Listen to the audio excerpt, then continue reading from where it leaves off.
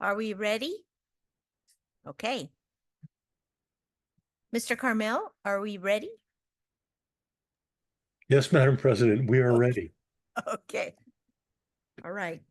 I'd like to call the board meeting for the Cambria Community Services District to order. Today is September 11th. Our flags are not at half-mast for September 11th, but I'd like to take a moment of silence for those who we lost on that day.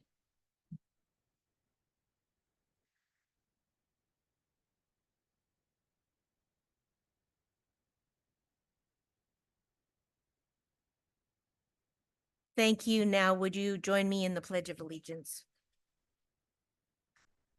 I pledge allegiance to the flag of the United States of America and to the republic for which it stands, one nation under God, indivisible, with liberty and justice for all. Is that what you were asking about? Oh, thought it was something else. Okay. We absolutely do have a quorum. All 5 directors are here today. And let's go ahead and have the report from closed session, Mr. Carmel. Thank you, Madam President. The board held a closed session at its August 14th, 2025 regular meeting for a performance evaluation of the general manager under Government Code Section 54957B. No action was taken. Thank you. Thank you very much. I do not have a president's report today. And I'd like to make a couple of changes to the agenda. So please bear with me and let me know if this is okay with all of you. I would like to reorder regular business. I would like to do 7B first, 7D second, 7C third, and 7A fourth. Is that something that is okay with all of you? Okay. Are there any board member communications? Okay. None. All right. Let's go to acknowledgements. Captain Berkey? Chief Berkey. Jeez.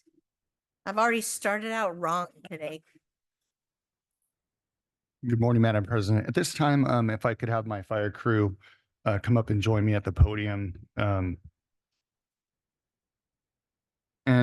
would also like the general manager to come up and stand with them at some point because he did serve in the fire service for quite some time. So I feel only appropriate for them to stand next to me. Just stand to the right there.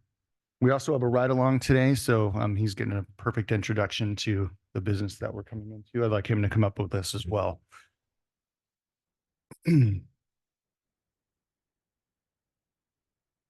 So as your fire chief, I'd like to take a moment to reflect on the day that today that forever changed our nation. This is September 11th, 2001. That's the day we're talking about. It's now been 24 years since that tragic morning. Nearly 3,000 innocent lives were lost in New York City, Washington, D.C., and Pennsylvania. Among them were hundreds of firefighters, law enforcement officers, paramedics, and civilians who responded with courage and selflessness. Many made the ultimate sacrifice so that others could live. To fully honor their memory, it's important to recall the sequence of events that morning. At 8:46 a.m. Eastern Time, American Airlines Flight 11 struck the North Tower of the World Trade Center. At 9:03 a.m., United Airlines Flight 175 hit the South Tower. At 9:37 a.m., American Airlines Flight 77 crashed into the Pentagon. At 9:59 a.m., the South Tower collapsed. At 10:03 a.m., United Airlines Flight 93 went down into a field near Shanksville, Pennsylvania, after passengers bravely fought back against the hijackers. Excuse me. At 10:28 a.m., the North Tower collapsed, taking with it thousands of lives and the hopes of many waiting for loved ones to return. By the end of that day, our nation had changed forever. But what remains constant, what has never changed, is the quiet presence of those who serve, the firefighters, paramedics, and emergency personnel who are often in the shadows, unseen in daily life. Yet in every tragedy, in every natural disaster, through pandemics, and even in everyday emergencies that strike without warning, we are here. We answer the call just as those brave men and women did on 9/11. That's the legacy of service we carry forward. The memory of that day is not only about loss, it's about our resilience. In the hours and days that followed, we saw unity across our nation in a way few of us had ever experienced. Communities came together, strangers helped strangers. Service, compassion, and courage defined who we were in that moment and who we continue to strive to be. Here in Cambria, while we may be far removed from those cities, we are not untouched. Every fire department, every community, and every family felt the weight of 9/11. For us in public safety, it underscored the importance of readiness, training, and above all, service to others. Today, as we sit together as a board, as staff, as neighbors, let us remember not only those who were lost, but also the lessons they left us. To live with unity, care for one another, and to serve with purpose. At this time, I know we already did one, but I'd like to take another moment of silence if we can. Honoring the lives that are lost, the families that changed forever, and the bravery of those who answered the call.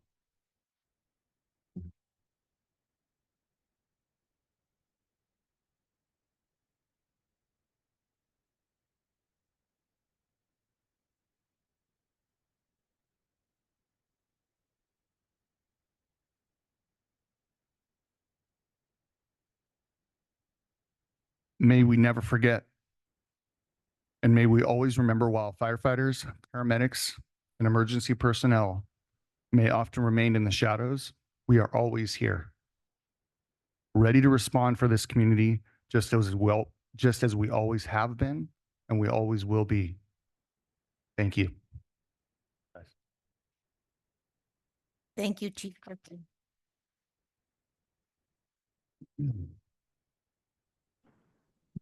Thank you.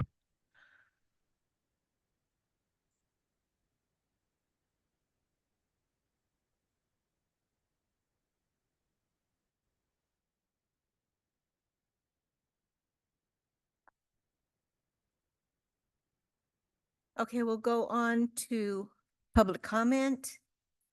And just want to remind everyone that this is a time for the public to speak on things that are within the jurisdiction of the CCSD. If you are speaking to a specific agenda item, please wait until that specific agenda item to give your feedback or to give your public comment. Thank you. The first public comment person that I have is Richard Hawley. And you get 3 minutes, and this is this little timer here, so welcome. Thank you. I'm speaking on behalf of Christine Heydrichs, but I also agree with her statement. At the August 14th meeting, 8 of us read a resolution resisting ICE raids into the public record and asked the board to put it on a future agenda for consideration. Despite vocal advocacy from Cambrians at the August meeting and hundreds of Cambrians demonstrating in the streets, the board ignored the request to discuss the resolution opposing the gangster enforcement of these ICE raids, one of the most pressing issues facing Cambria and our country. These raids by masked, unidentified thugs acting under government authority will be permanent stain on our country. You've seen this, and you hold positions of responsibility. ICE's operations in Los Angeles and around California mark a troubling escalation. Workplace raids, coupled with the arrest of community members exercising their First Amendment rights to observe and protest. These tactics, along with the federal activation of California National Guard and the deployment of U.S. Marines, weaponize fear to terrorize not just undocumented residents, but anyone who would stand with their neighbors or participate in democratic discourse.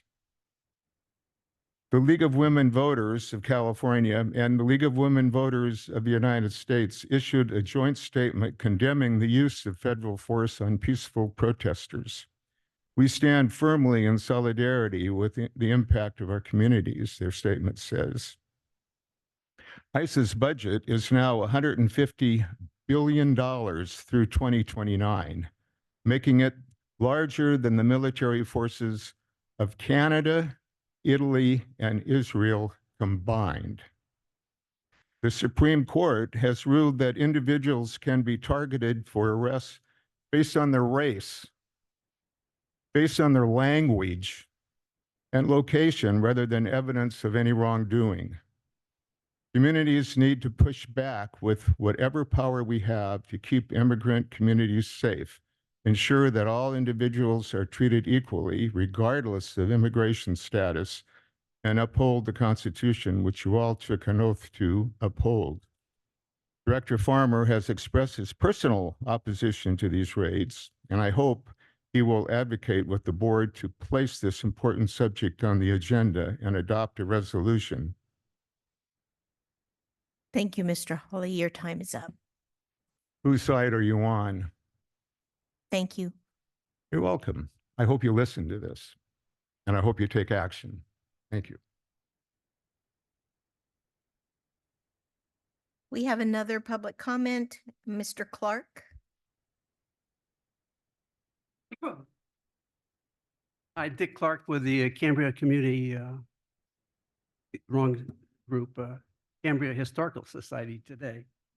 I'd like to update the district on our collaboration of the old Santa Rosa Schoolhouse located on the district property. Yesterday, the county signed off on the final inspection, but we're in good shape. And these were basically the environmental requirements that they had, so we're good to go. And I'd just like to thank the district for everything that you have done to make this happen. We started 7 years ago. We have a 50-year lease on the property. I got 3 minutes. I would like to also address the item of the sanctuary city. I would caution my friends about becoming a sanctuary city. I think one of the things it does, it puts a bullseye on the community that we have the undocumented people here. They're not here. We're doing a lot of things in our nonprofit community. And to advertise that we are a sanctuary city may invite some enforcement that we would not otherwise have. And thank you for it. Thank you, Mr. Clark.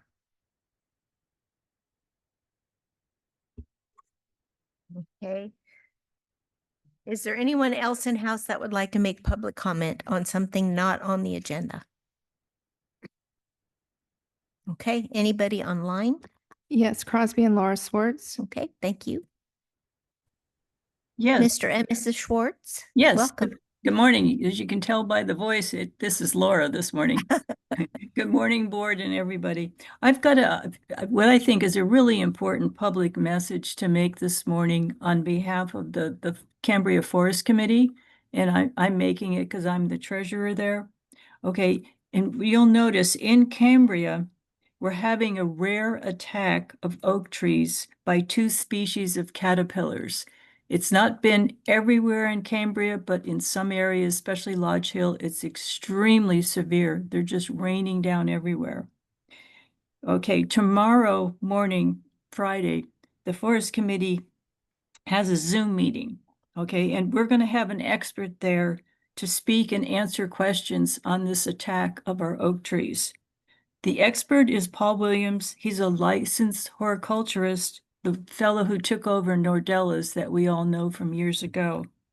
The most important thing to remember this morning, and this is really important, our oak trees that have been attacked and totally denuded, they are not dead.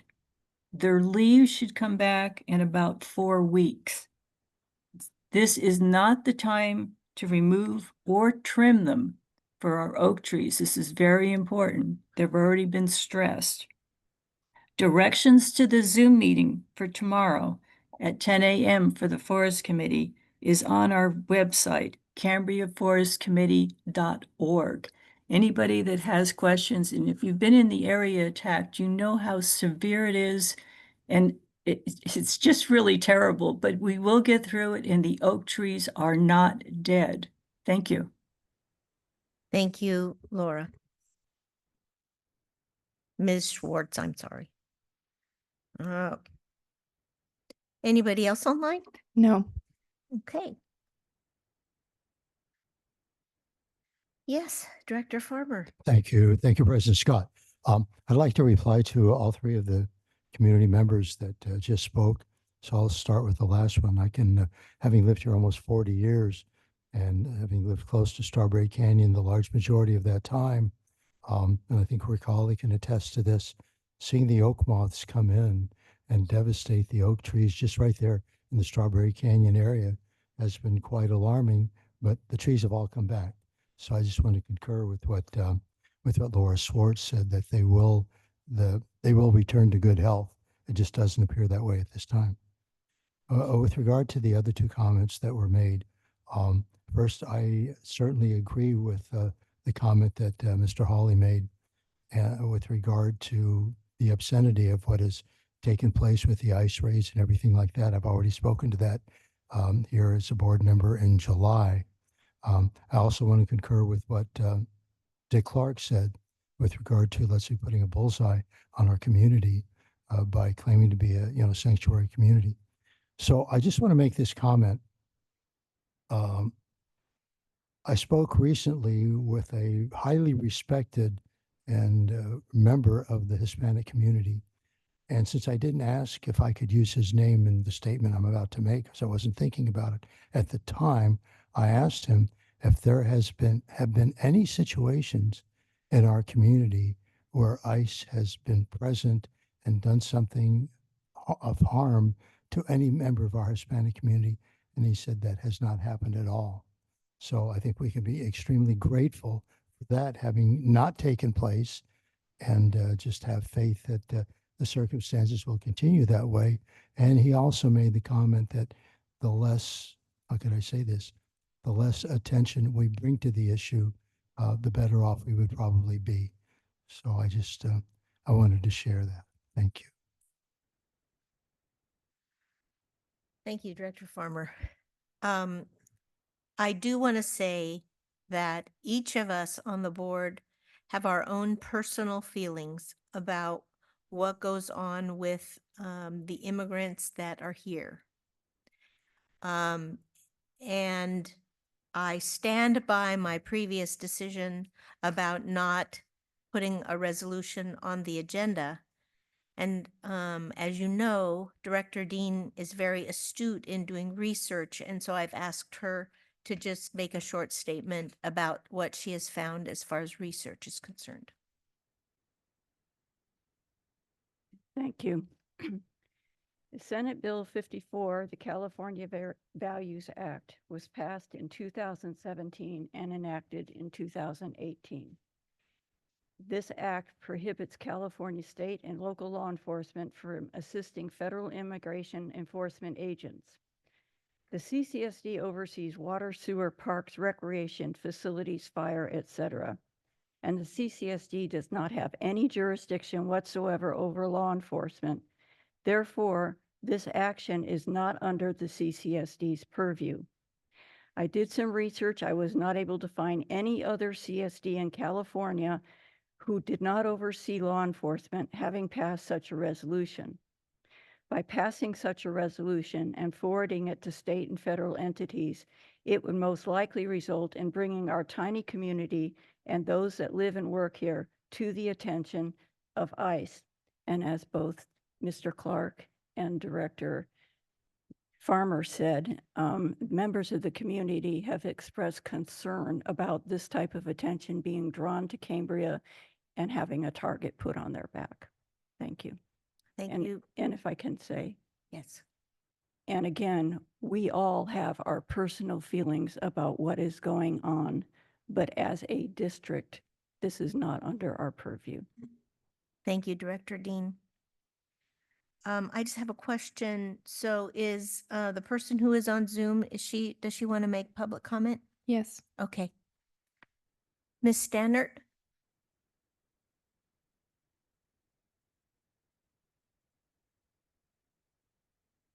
Oh, hello, this is Julia Stannard of Cambria. I spoke on August 14th as part of the group reciting segments of the resolution.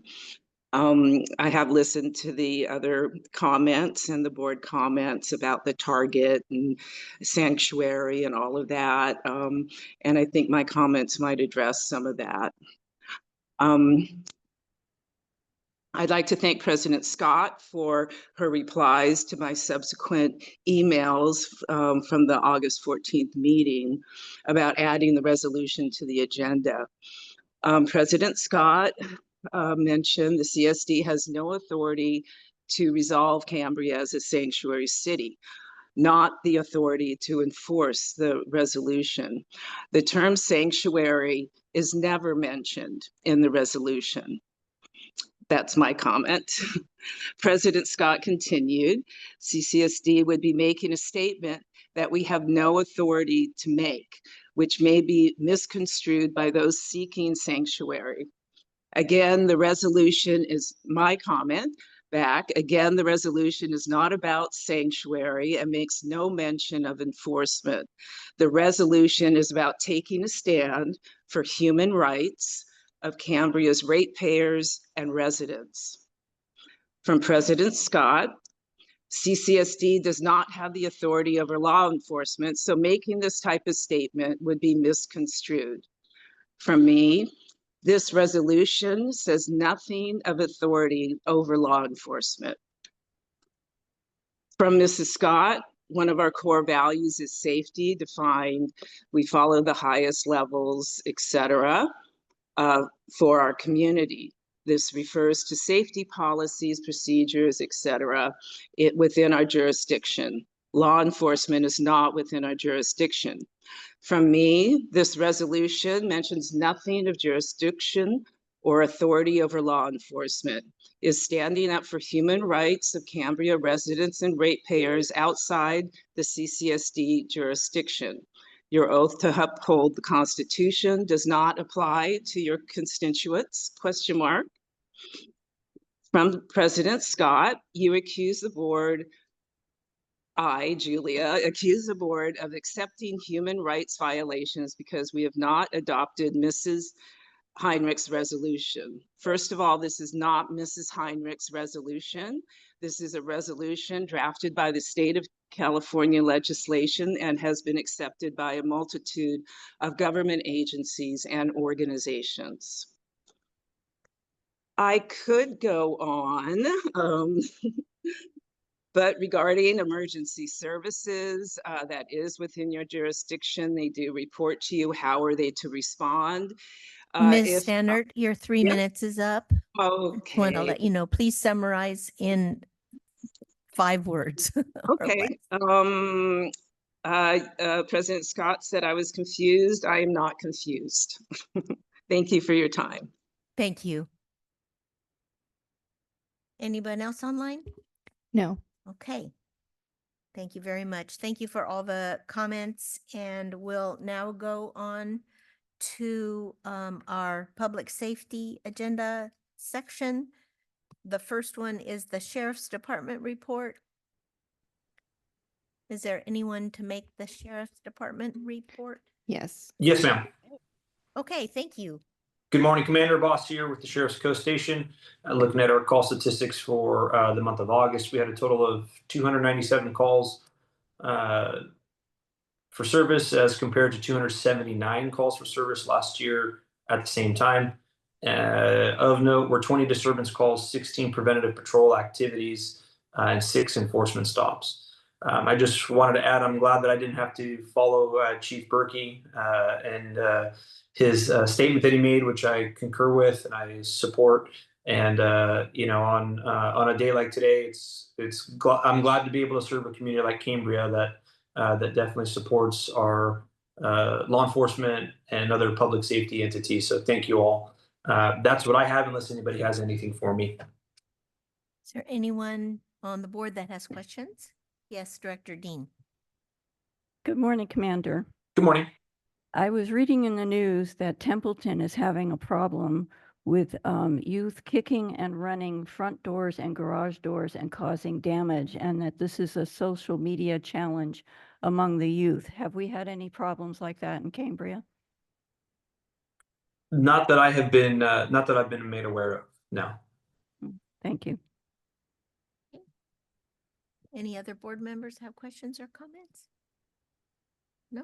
Okay. How about in-house? Do we have any public comment on this agenda item? Yeah, how about online? No. All right. Thank you very much. Thank you all. Okay. Oh, thank you very much, Commander. I appreciate your being here. Thank you. All right. The California Highway Patrol report. Do we have anyone? Yes, great. Hi, good afternoon. Lieutenant Darren Januso, the commander of Templeton CHP. I'm online. Can you see me okay? Yes. Great.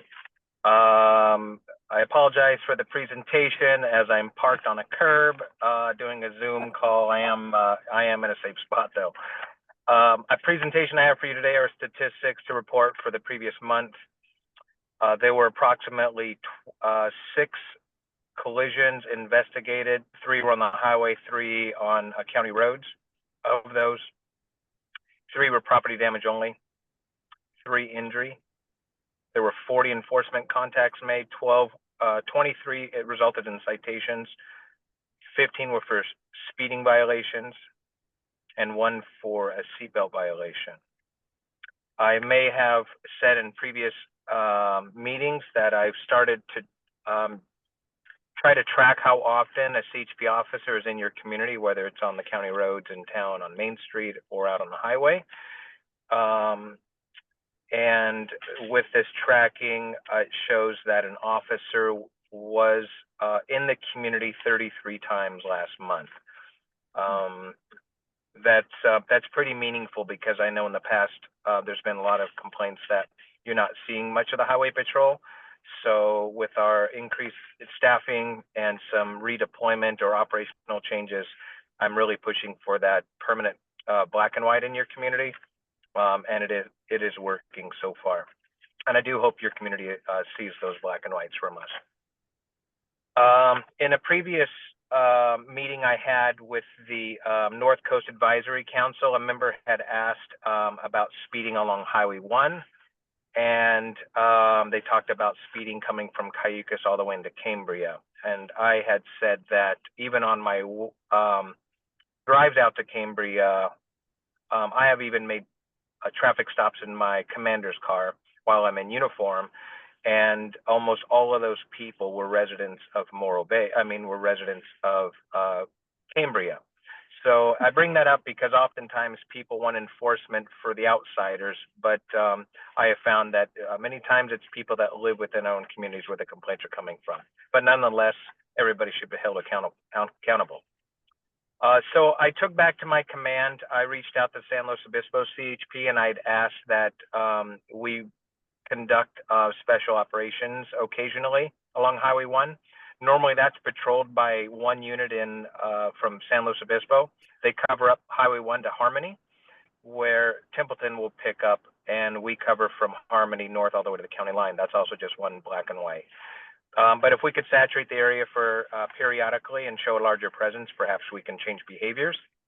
So on September 9th, Templeton CHP joined San Luis CHP And for a period of just 2 hours, there were 18 enforcement contacts made, where 14 citations were issued, and those were for collision causing factors, and that could be speeding, driving over double yellow lines, unsafe passing. So I wanted to share that with your district as well. Like Commander Habas said, I'm sorry I didn't start off with that.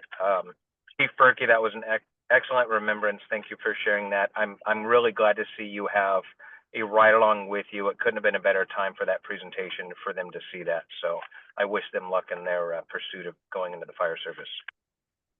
That is all I have for presentation. I'm open for any comments or questions. Thank you, Commander. Anything from the board members? No? Okay. Anybody in house have a public comment on this report? Anybody online? No. Okay. Thank you very much, Commander. We appreciate your being here. Oh, I didn't, I'm sorry, it's my fault. I late pushing the button. Oh. I just want to thank Commander Janus for being available from the road and not even appearing to be in an official capacity, and yet taking the time to check in with us this morning. So thanks. yes. Yes, Director Dean.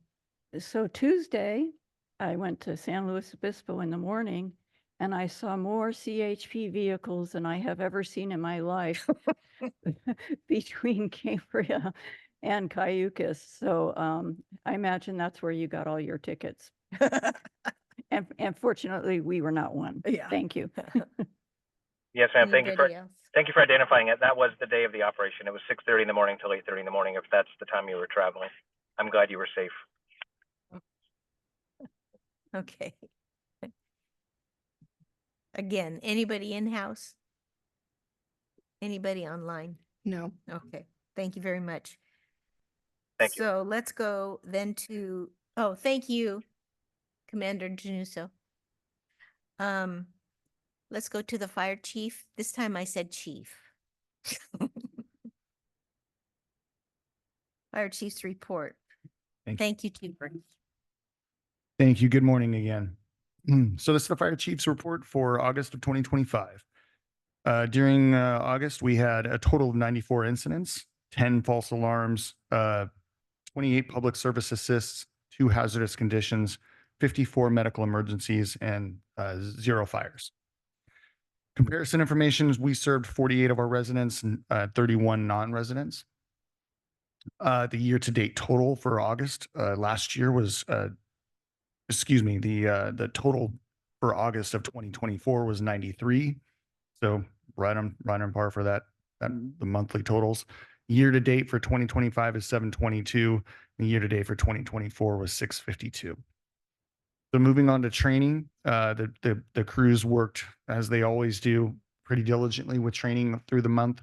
They focused quite a bit on horizontal and vertical ventilations, ladder operations, command and control for hotel fires, amongst other things. Those are kind of the main topics, but they also did a lot of other training as well. So we had a public interaction. I wanted to kind of mention this a little bit. So the DPAC is and I put DPAC and Gifford Fire in there because I was pretty heavily involved with that process throughout the county, and as we usually are. So one thing that people kind of tend to forget is that we are involved. Cambria is involved with all of the other operations in the county. Typically, even if there's a fire that doesn't really affect us, we're still involved with that. We're always in the know. We're kind of just involved in that process at some point. So DPAC is the disaster planning for the county. That's put on by the OES, and it's a meeting that we have every month. It's just, again, it's another involvement that Cambria has. So I just wanted to kind of point that out. The crews also were involved in a training down in San Luis Obispo, which was open to all the agencies. So it was called the Stanford Structure Fire Burn. It's an actual fire, a home that was donated or that was going to be torn down and that they actually use for live fire command scenarios and training. So that's a really great opportunity for our fire department to be involved with. We haven't always had the staffing to be able to do that. So we were very fortunate to be able to send them down there and get them involved with that. It's priceless and invaluable experience for them to be able to go down and actually be involved with live fire training. As you know, we had Pine Dorado. Pine Dorado was what I noticed. I was talking to Director Farmer earlier, I'm sorry, Director Thomas earlier, Vice President Thomas earlier, about the weather that we had in Cambria, and it was extremely hot that day. So I did not expect to come away that weekend with a sunburn, but it was definitely a sign of the times. So, but I thought it was a great turnout. We had a lot of people in town. I don't know what the actual numbers were, but we definitely had quite a few people in our town that day, and it was very impressive. Parade was great as always, and I think everybody's participation was amazing. So, moving on to public service. So we had 6 business inspections, defensible space and residential inspections. We had 9, and then we had 4 smoke detector changes. That concludes my report. I'm open to any questions. Thank you, Chief Berkey. Anybody, as far as the director's concerned, have comments or questions? Yes, Director Farmer. I was just like to thank Chief Berkey for the comments that he made regarding 9/11. It was as heartfelt and as eloquent as I could possibly have imagined it being. And if I needed another reason to be grateful that Chief Berkey is serving the community of Cambria, that was it. So thank you, Michael. Thank you very much for that. Yes, Director Gray.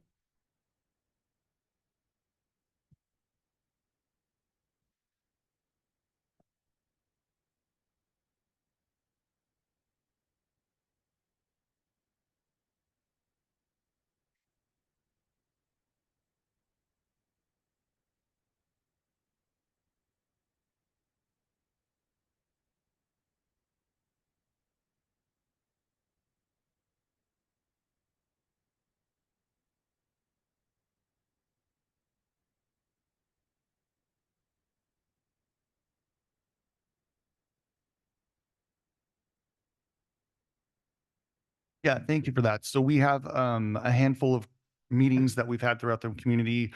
The main target areas that we've already hit were down in Marine Terrace, Lodge Hill, Top of the World, Seacliff Estates, and Park Hill. So we wanted to kind of split them up to see how they're going. We wanted to be able to come back and evaluate the meetings and, take the good with the bad and kind of improve them as we move forward. So right now, every area that I didn't mention we haven't had a meeting yet. We do have a meeting scheduled, I believe it's at the end of this month, for the community liaisons, 29th here at the Vets Hall at 4 p.m. And so that's a great way for people to come down if they wanted to get involved in the neighborhood liaisons, come down to sign up for that. It's not necessarily for the entire community. It's more or less the if you want to get involved in the community the liaison program, the neighborhood liaison program. So that's a great time. Also, please reach out to me specifically. You can send me an email or contact me anyway, and I can help you get signed up for that for sure. So once we have that meeting on the 29th, we're going to be talking to the liaisons and scheduling the other neighborhoods respectively from that meeting. Any other comments from the board members? How about in-house? Any public comment from in-house? How about on Zoom? No. Okay. Thank you, Chief Berkey. Thank you. Ms. Dodson, could you tell us who is on Zoom, joining us on Zoom? BBG, Crosby and Laura Swartz, DB, Diane, Elizabeth Benhausen, guest, iPhone 23, Julia Stannert, KC, Rochelle Benjamin, Tom Gray, Tony Safford, and Ute. Okay, thank you very much. All right. So let's go to our consent agenda. Is there anything that any of the directors want to pull off the consent agenda? Are there questions about the consent agenda? Yes, Director Farmer. Oh, not necessarily. Well, I guess questions, maybe 3 or 4 items off of the expenditure report. So first on page 7, let me scroll back to page 7 under, excuse me, Andrew Thompson, the first item there, water distribution SCADA ignition upgrade, just under $28,000. So if we could just have a brief explanation on that, please. Yes. Thank you, Director Farmer, and I can turn it over to Mr. Reaper if I don't summarize it well enough.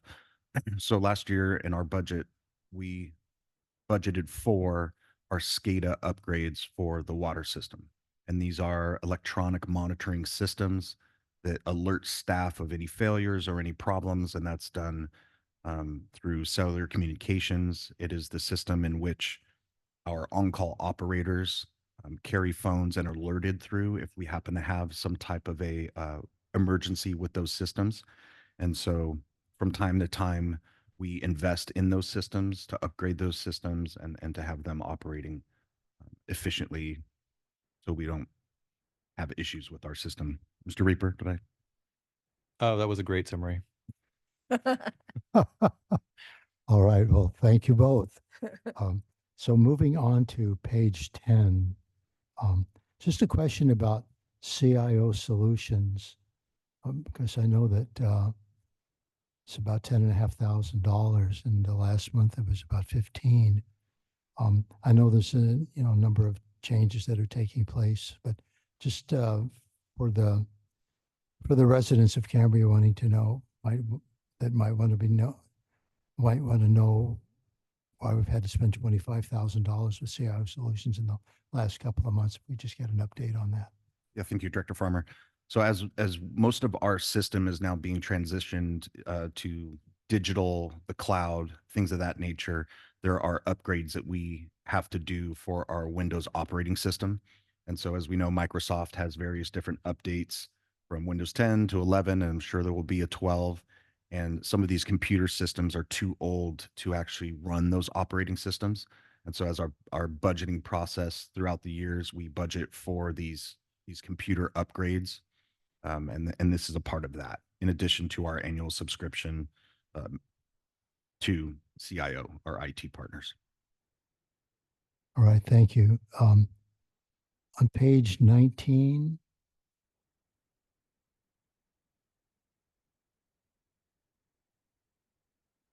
excuse me, for under a SLO County Fire and CAL FIRE, a bill for $70,000.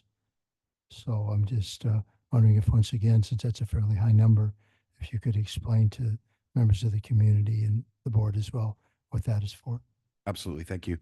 Our district, for the better part of 2 decades, has contracted with SLO County Fire for dispatching services. So for smaller agencies like ourselves, 5 Cities Fire, we don't have the capability or the staffing to have our own dispatch center. So when 911 is called, it's routed through SLO County Fire, and they dispatch our engines and our fire department to those medical aids. And so that is something that we pay every single year for dispatching services. Right, thank you. That's annual. Annually.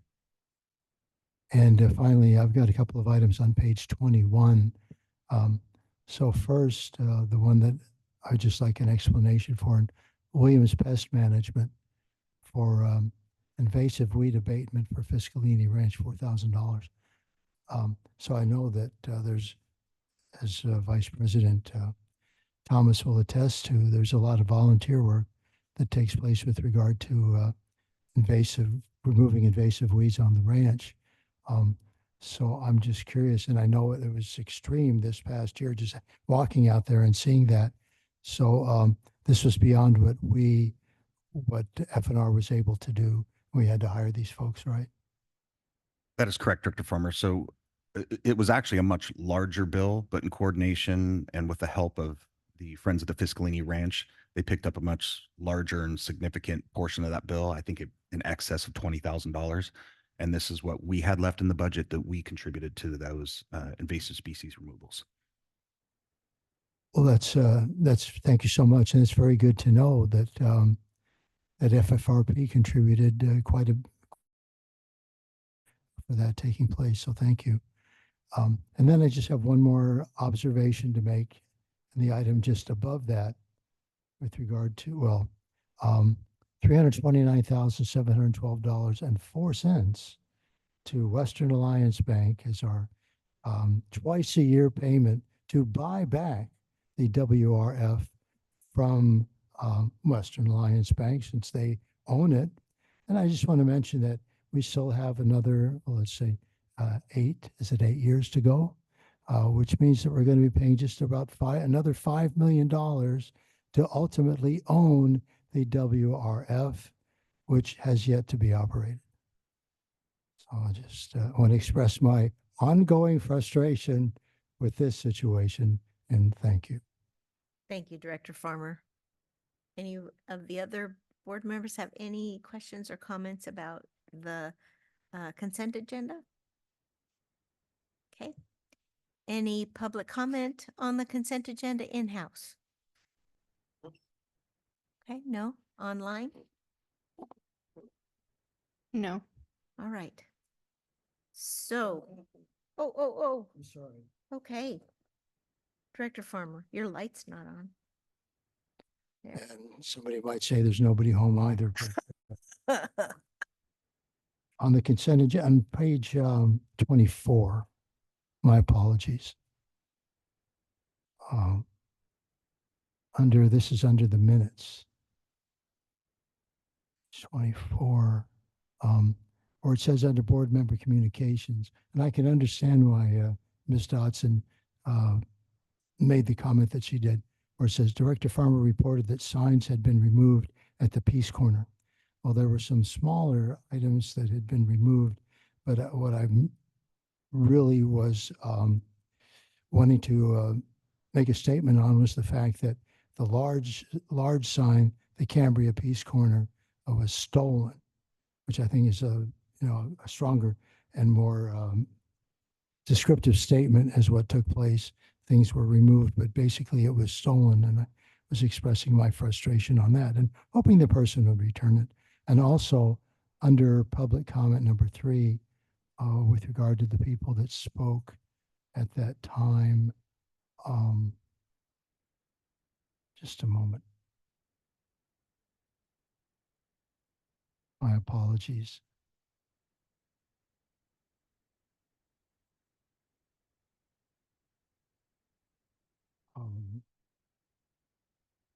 I'm sorry, this is on page 29. And I'm sorry, I'm taking so long to No, point this out. okay. Okay. Under where President Scott opened the public hearing, Kat McConnell, she's one of the folks, I think like the 6th one down. Her and her husband reside in Santa Barbara, not Cambria. Just wanted to point that. Thanks. Anything else under the consent agenda? All right. Do I have a motion?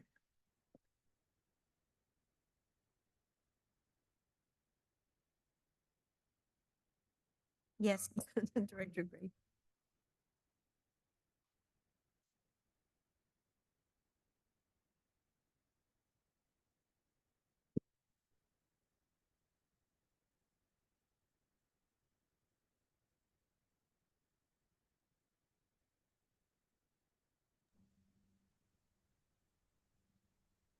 No, stolen isn't there. Oh, yeah. Yeah, if that's possible, Allegedly? no, not allegedly. Let me. I hesitate to take more time up on this on this item, but I believe what I stated was there were a number of smaller signs that were about this high off the ground that were shaped like a heart and had peace symbols on them, and there was about a dozen of those, and those were, I used the word removed at that point. But then there's a much larger sign that is much more visible that said Cambria Peace Corner. So it was making a word statement, and that sign was stolen. And so I felt like it was important to make that clarification.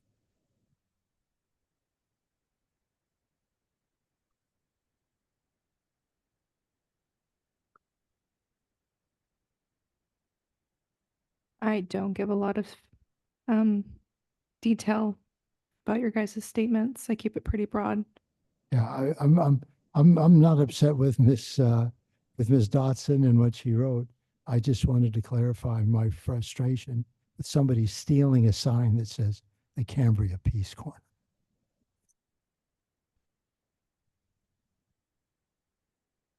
As far as the minutes go, say something, are you reporting on the signs being missing? Because I don't, we don't know exactly which happened to which signs. So I don't know how to exactly revise that. I would revise I'll leave it up to the rest of the board if anyone has any ideas on that. Well, I'll tell you what, we'll just leave it as it is.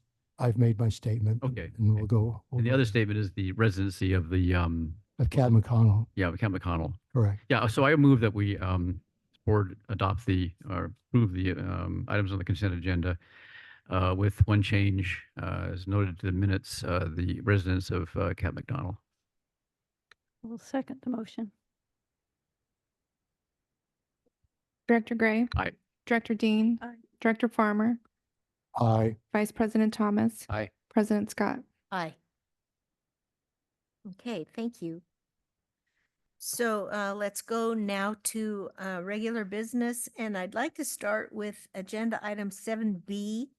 This is the discussion and consideration for the fire engine. And Mr. McElhaney, will you please present this agenda item? Thank you, Madam President.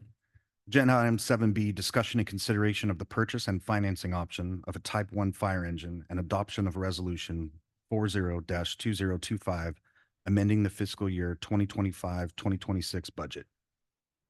So the fiscal impact will vary depending on the board's decision today of purchasing this Type 1 fire engine. With a purchase of $218.63 for the engine, or an option for a prepayment of cash from this budget adjustment straight from general fund reserves, would give us a savings of about $128,000 and bring that to $1,095,437.38. And again, the purchasing price will change depending on the board's decision on whether or not they would like to purchase the engine and how they would like to purchase it in terms of financing. There's a lead time of anywhere between 3 to 5 years for the engine upon purchase. And so we're trying to get ahead of that a little bit. So some of the background, you have the financial details in front of you, but currently our 2 Type 1 fire engines, our 2007 Pierce engine is currently serving as our secondary engine for backup, and that is approaching its end of life. And so per the NFPA, the National Fire Protection Association, they set guidelines on how often we should start preparing to replace our engines. And that is right around the 15-year mark. And so we have hit that mark. And by the time the new engine arrives, we'll have significantly exceeded that. And as you can see, our 2017 Pierce engine, that is our frontline engine, is nearing its end of life service as well, considering those lead times. And so we are looking for that replacement process. A little, and I'll be a little long-winded about this. A lot of our issues within Cambria when it comes to fire protection are interconnected. So, we have our Stewart Street tanks replacement that is occurring right now, and that's our 1.75 million gallons of domestic water that feeds our hydrant systems. We've heard concerns from the community about our hydrants and how well they're maintained. Well, the hydrants are there so the fire engine can hook up and fight a potential fire. Do we have a lot of structure fires in Cambria? No, they're low frequency, but at a high cost, right? In terms of loss of property. When we take a look at what occurred in Templeton with the feed and grain store, that was a historic building that was lost, and it had several fire engines from across the county that had to battle that fire. And with these Type 1 engines, they're meant to produce a significant amount of water at a high volume in order to fight these large fires that contain a lot of fuel load. And so it's important that our district has a properly operating fire engine. If we remember last year, both of our Type 1 engines went down with mechanical issues, and we had to borrow an engine from Paso Robles. And these are the things that we will have ahead of us. Our engines not only fight structure fires, but they carry rescue equipment for structural collapse, for vehicle accidents, or hydraulic tools. They also have the ability to fight wildland fires. And so I know we just received our Type 5 that was purchased before I got here, and that is a little more mobile attack, small engine that can get into tight spaces with a much smaller pump with less water that is able to get in those tight spaces and fight some of these wildland fires. But when we talk about our Type 1 engines, they play a large role in that too. So if we have a wildland fire within our district, these engines will hook up to our hydrants and or use their existing water supply and do what we call progressive hose lays. So our firefighters in the back of the room there will have hose packs on their back, and they will progressively attach hose after hose after hose as they chase and what we call hook these fires to prevent them from getting larger. When we talk about Cambria in terms of our ability to get engines to us, we're in a remote area. So it's important, again, that we have a properly operating fire engine to get this initial tack underway, whether it be a structure fire or a wildland fire. Our closest next engine is Station 10, which is CAL FIRE. They were gone 3 days last week. They weren't even in the district for 72 hours. So our engines were that first initial attack. When we take a look at the next available engine, that's Cayucas, 14 to 15 minutes away. If we take a look at the next engine after that, that's Los Osos at 27 to 30 minutes away. Moving on, you have a Atascadero, 30 to 45 minutes away. And Napomo, in terms of CAL FIRE, is an hour plus away. So we have a lag time in terms of support when we are talking about a fire breaking out in this district. And I know there will be questions about why a small district with a low call volume would need to make such a purchase. But again, we want to be prepared for that fire. We want to be prepared and able to knock it down so it doesn't get worse in the district. So with that, I'll turn it over to the board for any questions. Board members, questions, comments? Yes, Vice President Thomas. Thank you, President Scott. And yeah, great discussion. Thank you. And you make me think of, okay, we would have if there's a serious fire, numerous fire engines hook up. And maybe talk just a wee bit about the flow capacity. You'd have, an engine hooked up here, the next hydrant down, or maybe the same one, you'd have multiple engines hooked up. And what's the flow capacity? How many engines can we flow? On our current water system?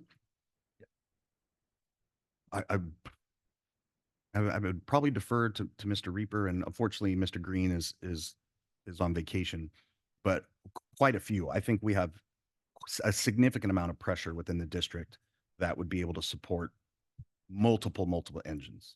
Quite a few is a totally sufficient answer. Yes, that's what I was. quite a few. Is it one? I'm not worried about. Is it quite a few? Yeah, got it. And additionally, when we talk about the engines, they hook up to our hydrants that maybe have anywhere between 50 to 100 psi head pressure. The engines are meant for that water to go into the pumps, and then we magnify that. So it isn't necessarily a flow issue from the hydrants. It's our engine's ability to then ramp up those gallons per minute and put the water where it needs to go. Mr. Reaper, did you want to say anything else? I would have to look up to see what the fire flow analysis is for that, but I believe it also depends on what part of town we're in. If you're on a major transmission main, you can have a little more water volume and pressure available, where if you're farther away, it might be a little less. Yes, Director Gray. Yeah, thank you, President Scott. Yeah, just to amplify that, it's important for the public to know that the pressure of the water that comes out of the hose and at the fire is not dependent on the normal, the pressure in the hydrant, because that's the pressure you get at your house. It's basically 50 to 100 psi. You amplify that by 10 times on those fire engines. It's like 1,500 gallons per minute. Yeah, depending on the size of the hose, depending on what you're trying to do.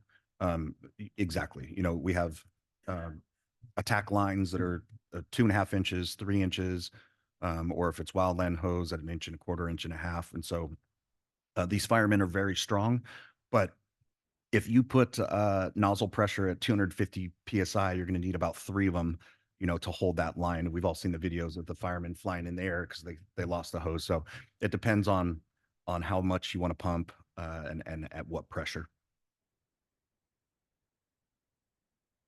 Anything else from the board? Yes, Director Gray. Thank you, President Scott. Well, I wanted to kind of extend, go to the next step of this discussion about what the pros and cons are of financing versus prepayment, because obviously the prepayment, if we pull the money out of our reserves, be $1,095,000. It's obviously less than waiting till we get delivery in 3 to 5 years or 3 years or so. I did want to ask. We did get two proposals for financing, and the one that's stated in the staff report itself has a 5-year financing at 4.49%, which is not a bad rate in terms of going rates. I want to maybe ask staff, after Mr. McElhenney, to explain in more detail why the staff is recommending the prepay option, even if it reduces the general fund reserves by more than $1 million. Thank you, Director Gray. Ms. Fritz and I have discussed it and feel comfortable with that drawdown in reserves. And honestly, I'd like the $128,000 savings on the overall purchase of the vehicle, of the engine, that is. But as the board probably will discuss, we're also comfortable with the financing piece if the board was uncomfortable with dropping our reserves. So our unaudited reserves are around 3.5, 3.6. This would draw it down approximately $1 million or so and put us at around 2.5. Our investments have been doing really well. They've stayed fairly consistent, so there could be some discussion about leaving those reserves where they are, continue to invest them, and draw those investment returns that would offset the interest that we would be paying on the engine. But there is what I consider a significant amount of savings with the prepayment option that would save us about $128,000 right off the top, not talking about the interest that we would be paying on the loan. And so between Ms. Fritz and myself, and I'll let Ms. Fritz chime in if she has more to say, we feel comfortable with either option, but we were leaning towards paying cash for that savings.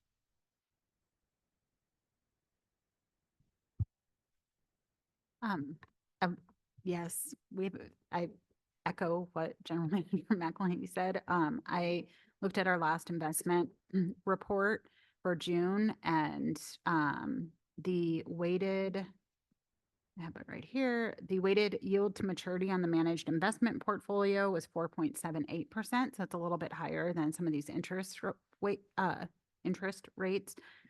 So we could leave the money in there and maybe earn a little bit more, but that's the weighted yield to maturity. And, we have investments that are maturing over 5 years. So I would say the ones that are less, like 0 to 2 years, their interest rate is a lot less. So I feel comfortable with either decision.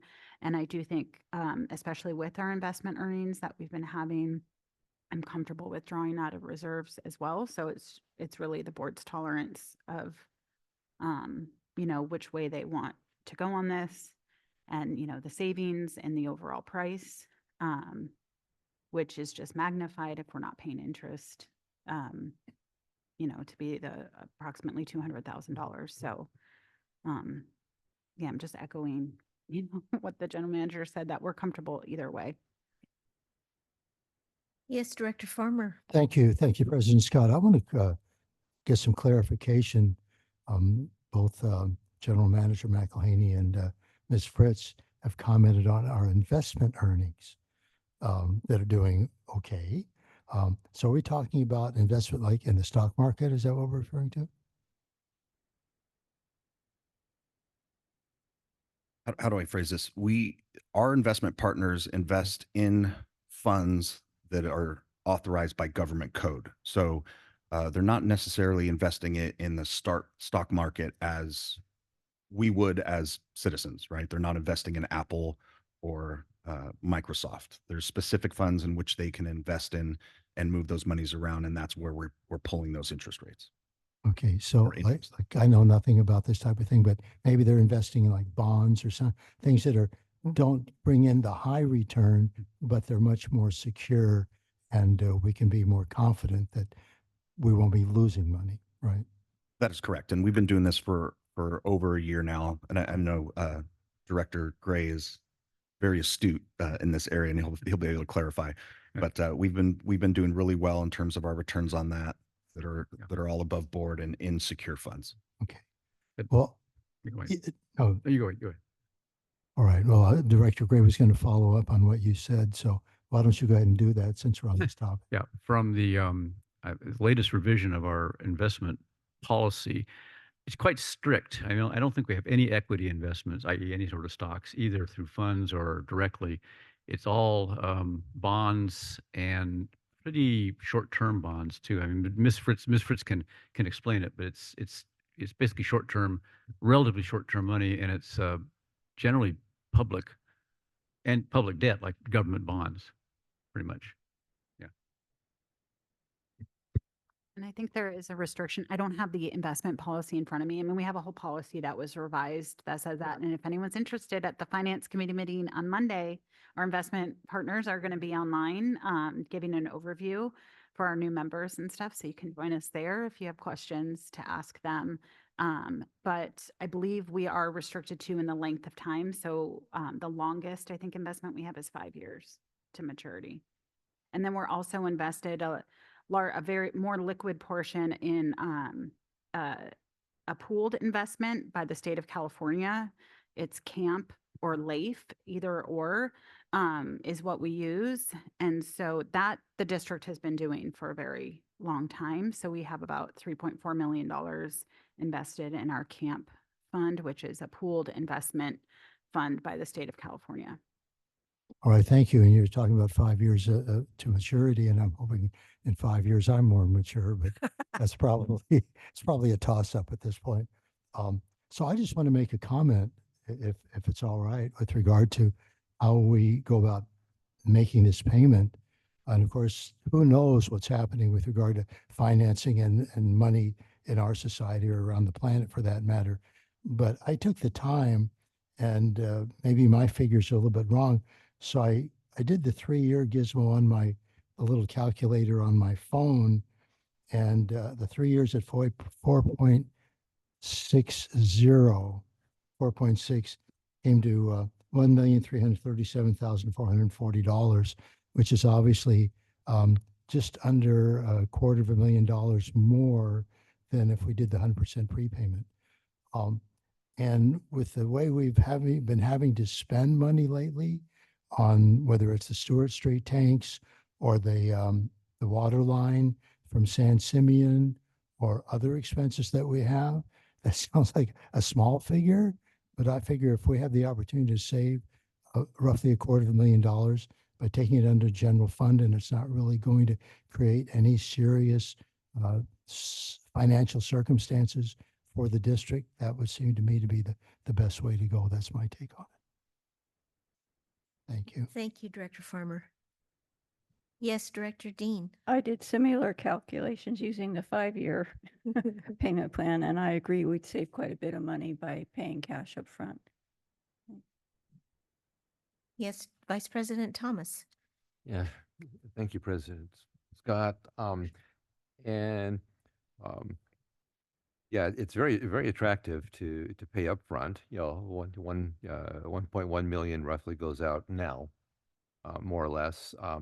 If we pay over time, then those funds remain in the general fund reserves. And given as Director Farmer pointed out, given the weighted average yield to maturity, 4.78%,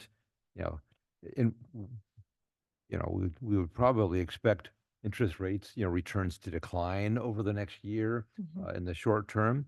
If we, but even if we take a slightly lower yield to maturity, um, uh, in over 3 years or 5 years, we would, we would yield, 1.25, $1.35 million dollars.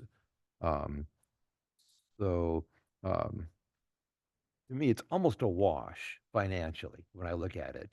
Should we buy now? Should we finance? Given the yield, fabulous yield that you've earned from us by proactively getting us connected with the optimized investment partners, we're getting a better yield. And it's almost a wash, but there's always option value. When we have those funds in general reserves, if things happen, and things occasionally do, then we have those funds available. So that leans me towards saying, well, um, as Director Gray pointed out, yeah, the 5-year term at 4.49%, we can, you know, we can meet or almost beat that. So why wouldn't we keep the funds in the bank? Hopefully we don't need to use them, let them earn, but if all shucks breaks loose, then we have those funds available. So to me, that leans towards one of the leasing options. Any other comments from the board members? I do have a, something that hasn't really been, mentioned so far is our debt burden.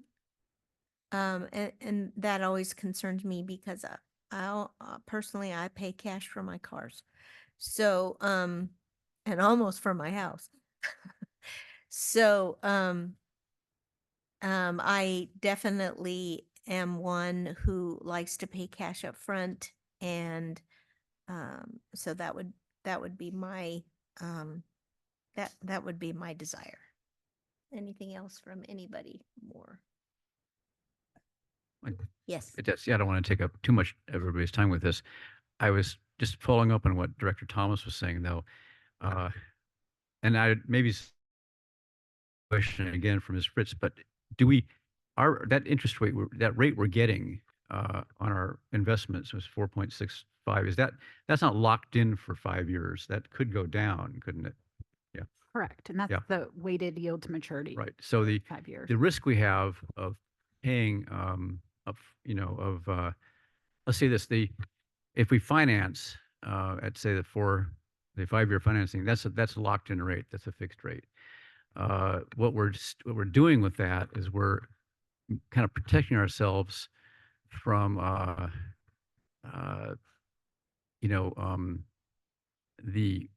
we're basically making a bet that that's going to be more advantageous than spending it up front and keeping a smaller general fund balance in hand and having that earning the interest, the 4.6 interest.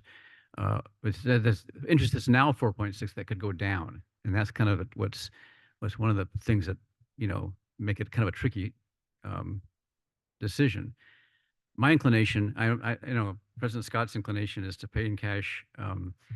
My instincts tell me that all things being considered, a larger general fund balance is a little better than a smaller one, given what could happen.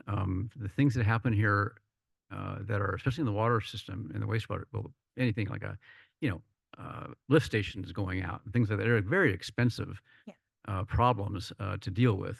And the general fund reserve is, I was speaking of things in the water department and the wastewater department. The general fund reserves do function also as a bank. Money can be lent out of those reserves to the enterprise funds for emergencies. So it's a very valuable stock of funds to have in reserve for all sorts of things that are happening here. So my instincts tell me to go for the financing side, but it is a very close call. And tell me, at this point, what is our debt burden? How much do we owe? And I know it's probably in our paperwork. Okay, I have to pull it up. I don't have that right in front of me, but in the general fund, it's very small. Our debt burden. I think all we owe is on the chief's vehicle, so I'd have to look and see how much we have left on that.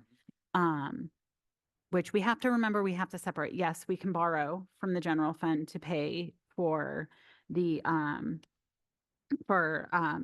any utility extraordinary expenses, but really those are separate. And when we look at debt burden, we would look at them separately. So the only debt burden we have on the general fund side is the chief's vehicle, which I believe is about $50,000. So our debt to service, they call it debt to service income ratio is very, very small. So we definitely meet that on the general fund side. Except I always look at it as CCSD's debt burden, not, yeah. I can pull it up. I don't have it in front of me.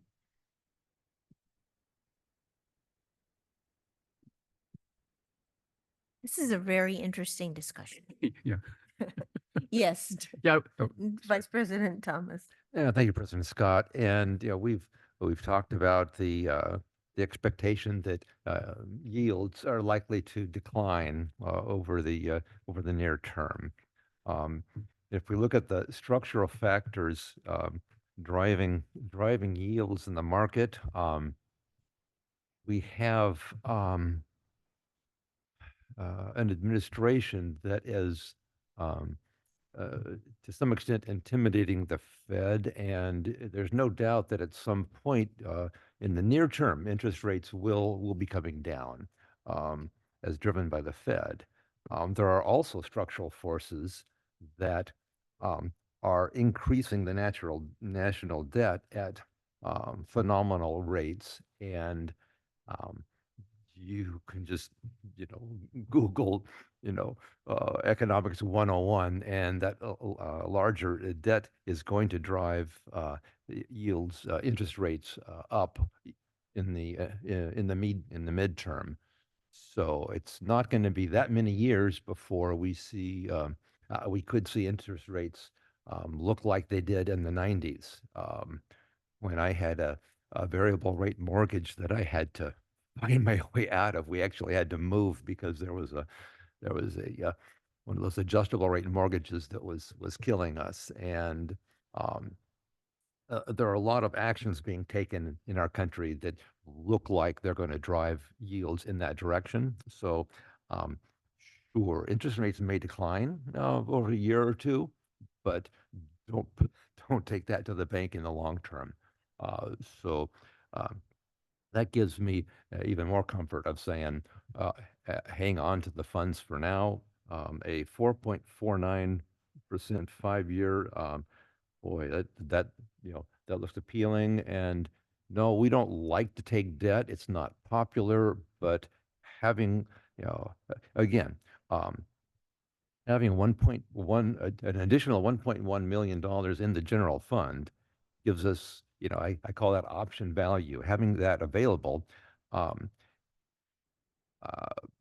there's a 3-year delivery time, roughly, to get the fire engine. There are a lot of things that can happen here that have a much shorter lead time, where we may have to take action on an emergency basis and then return those funds over a longer period of time. So yeah, I lean towards that flexibility. Any other? President Scott, I just want to answer your question real quick. Sure. We have about $17.6 million worth of debt Okay, district-wide. thank you. Okay, anything else from the board members? Right, anything in-house? Yes.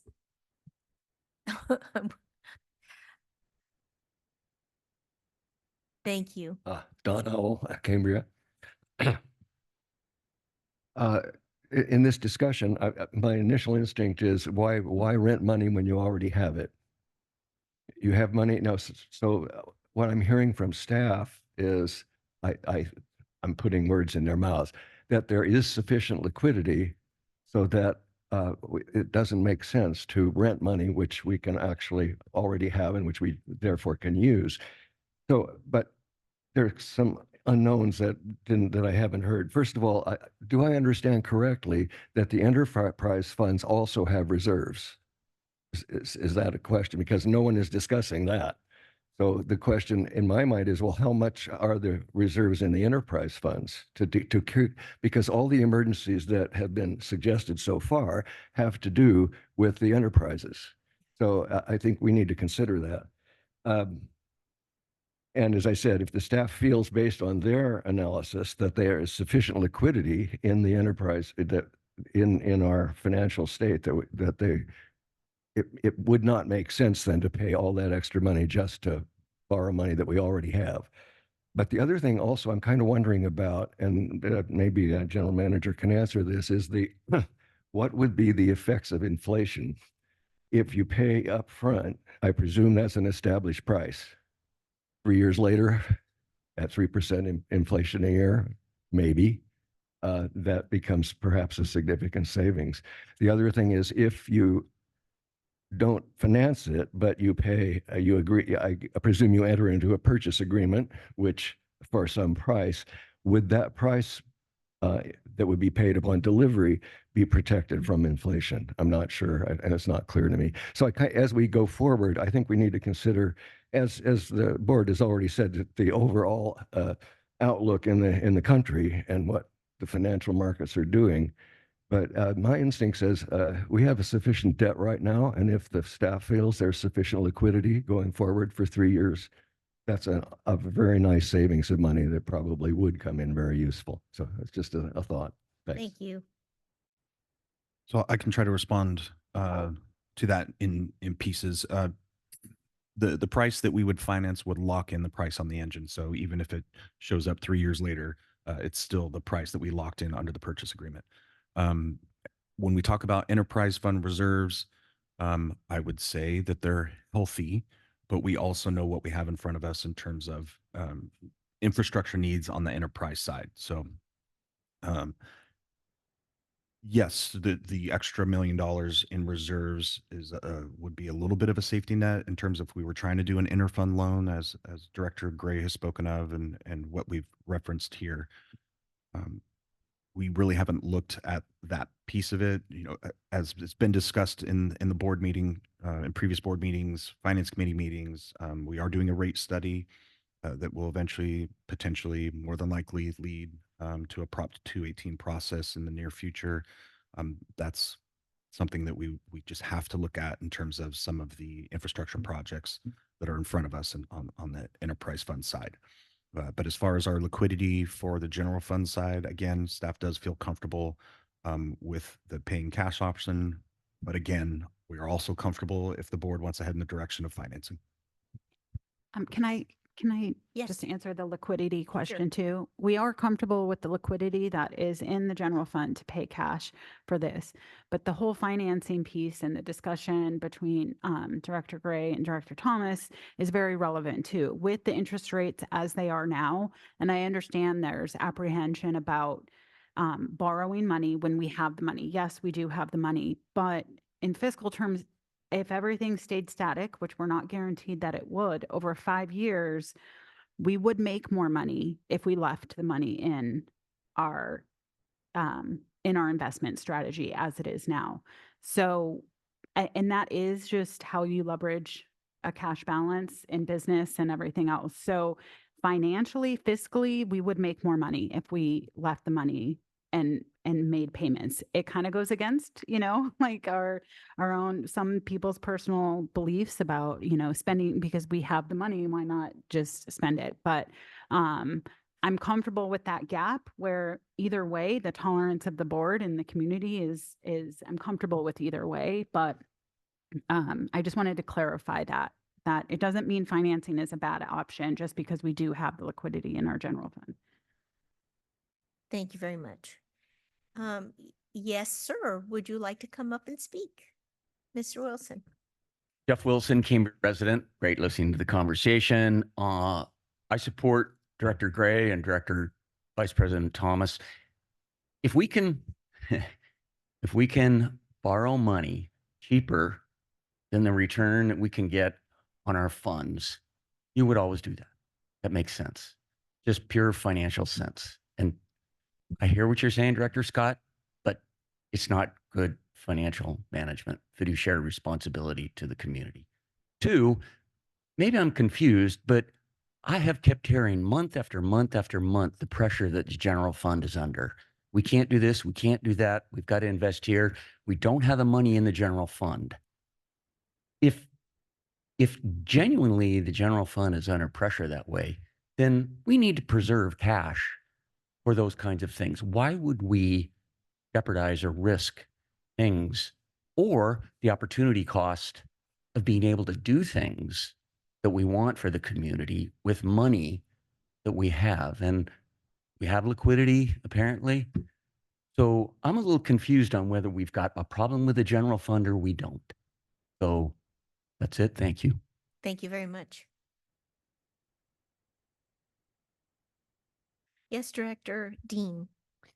Okay, so we get a report every month on our investments, but we don't see how much of the money that's invested is in the general fund or how much of it comes from enterprise funds. Can you tell me what percentage of what we've invested is from general fund?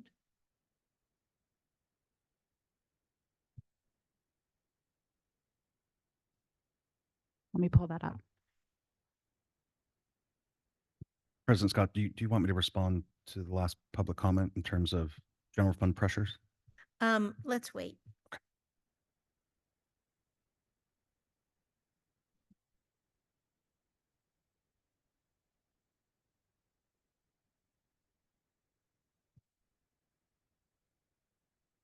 And how accessible is that money that's invested from the general fund if we had an emergency? It's all accessible. Okay. It's all, some is more accessible than the others. Like in the managed fund in camp, I mean, I make transfers from it often to manage cash flow. From the other funds, we can get it out at any moment. It might take a couple more days, but okay.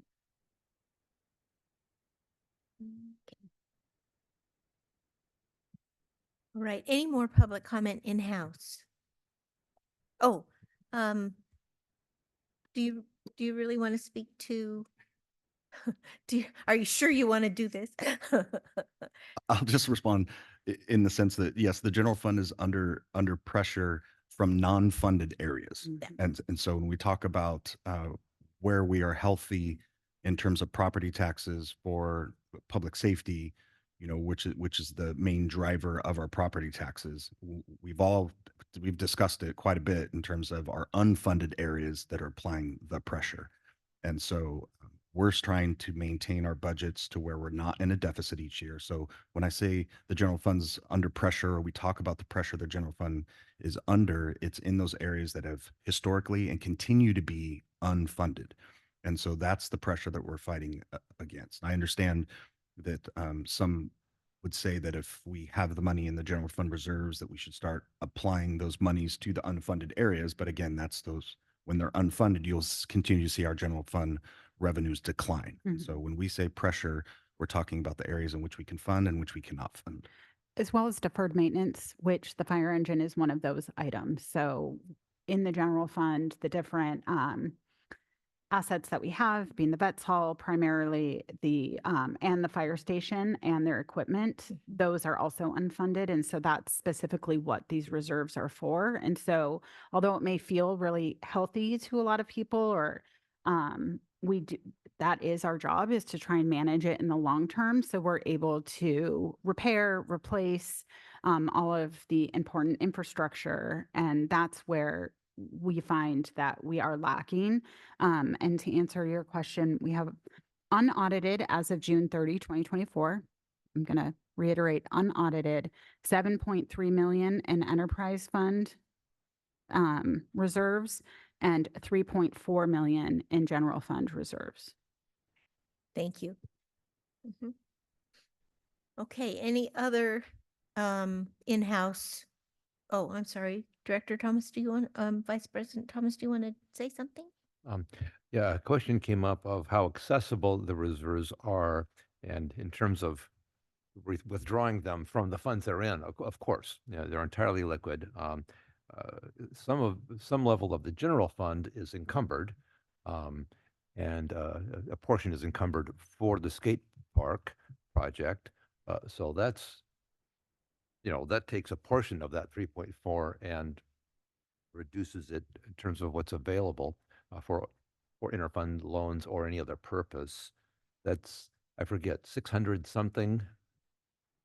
695,000. Okay, so roughly 700 grand, and I don't think there are many other encumbrances. No. Okay.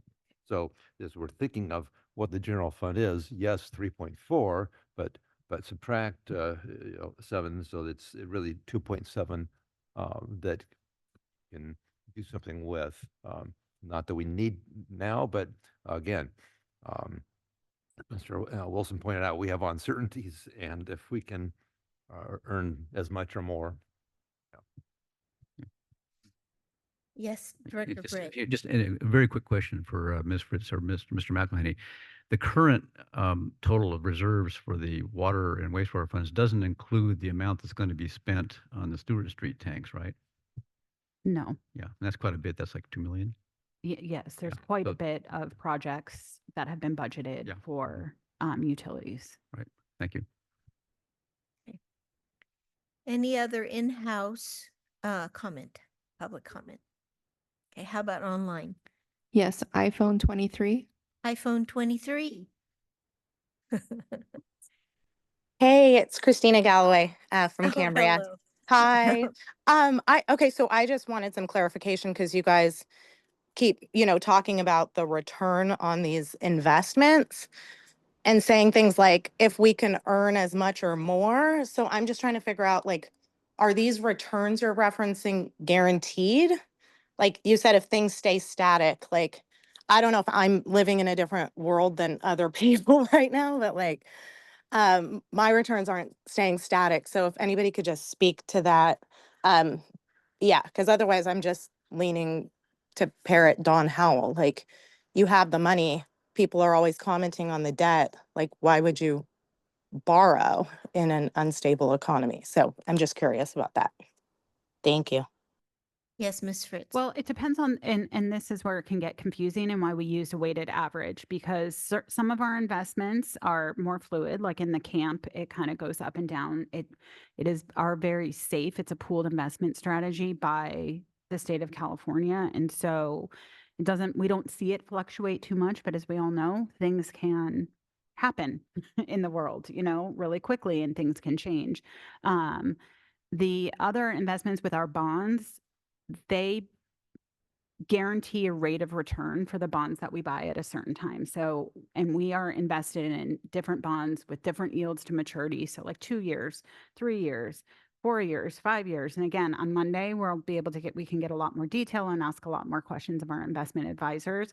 But those rates of return are different per bond issuance or what we're investing in, what we've bought. But those are fixed for those specific ones. And so that weighted average is the 4.78 as of a certain time. So, they are static in some ways, but then not in others. So there's a little bit of wiggle room, but because of the code and the laws that we have to follow with our investment strategy, everything we're invested in is very safe and meant to provide stability for the government and for districts who invest in this way. Very slow. Yes. Do you have an average return from camp? I'd have to, let me look and see if that's on here. Yeah, it's going to be lower.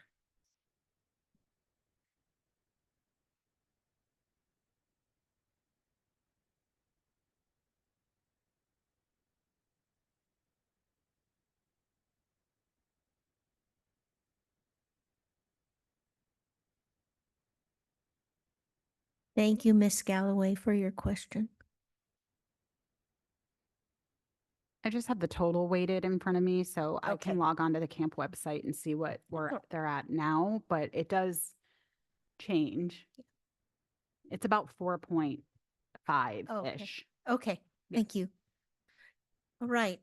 Anybody else online? No. All right.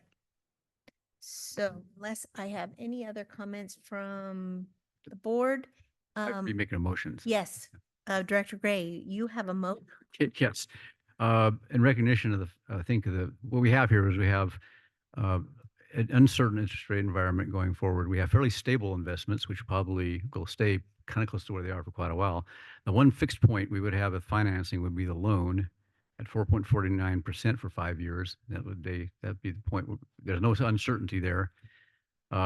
Given the potential pressures on our general fund reserves in the next few years, I would move that we direct staff to pursue the 5-year financing plan at 4.49% with the price on delivery at the end of $1.223,218.63 million for the Type 1 fire engine, and to adopt a resolution 40-2025 amending the fiscal year 2025-2026 budget if necessary. I don't know if it is in this case. I'll second that motion. Okay. Discussion? Okay. Okay, I'll just want to make this comment. So there's been two comments made from members of the audience who I tremendously respect, that both voiced differing opinions on what we should do. First, Mr. Wilson, who is a really sharp guy, said, "No, you'll actually save more money if you make payments." And then, of course, Mr. Howell said, "No, you should take the money right now and buy it outright, and then you're good to go."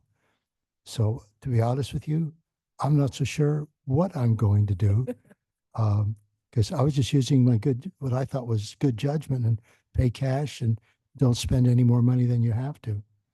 So I just want to point that out. Thank you. Thank you. Okay, so we have a motion and a second. Director Gray, Aye. Vice President Thomas, Aye.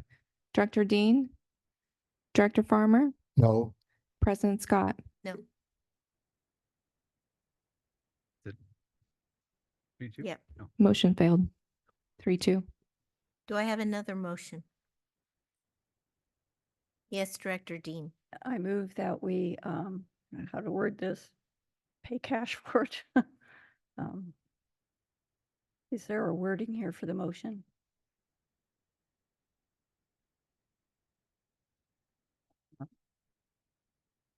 I move we adopt do I do the resolution, or do I just move to purchase it with cash?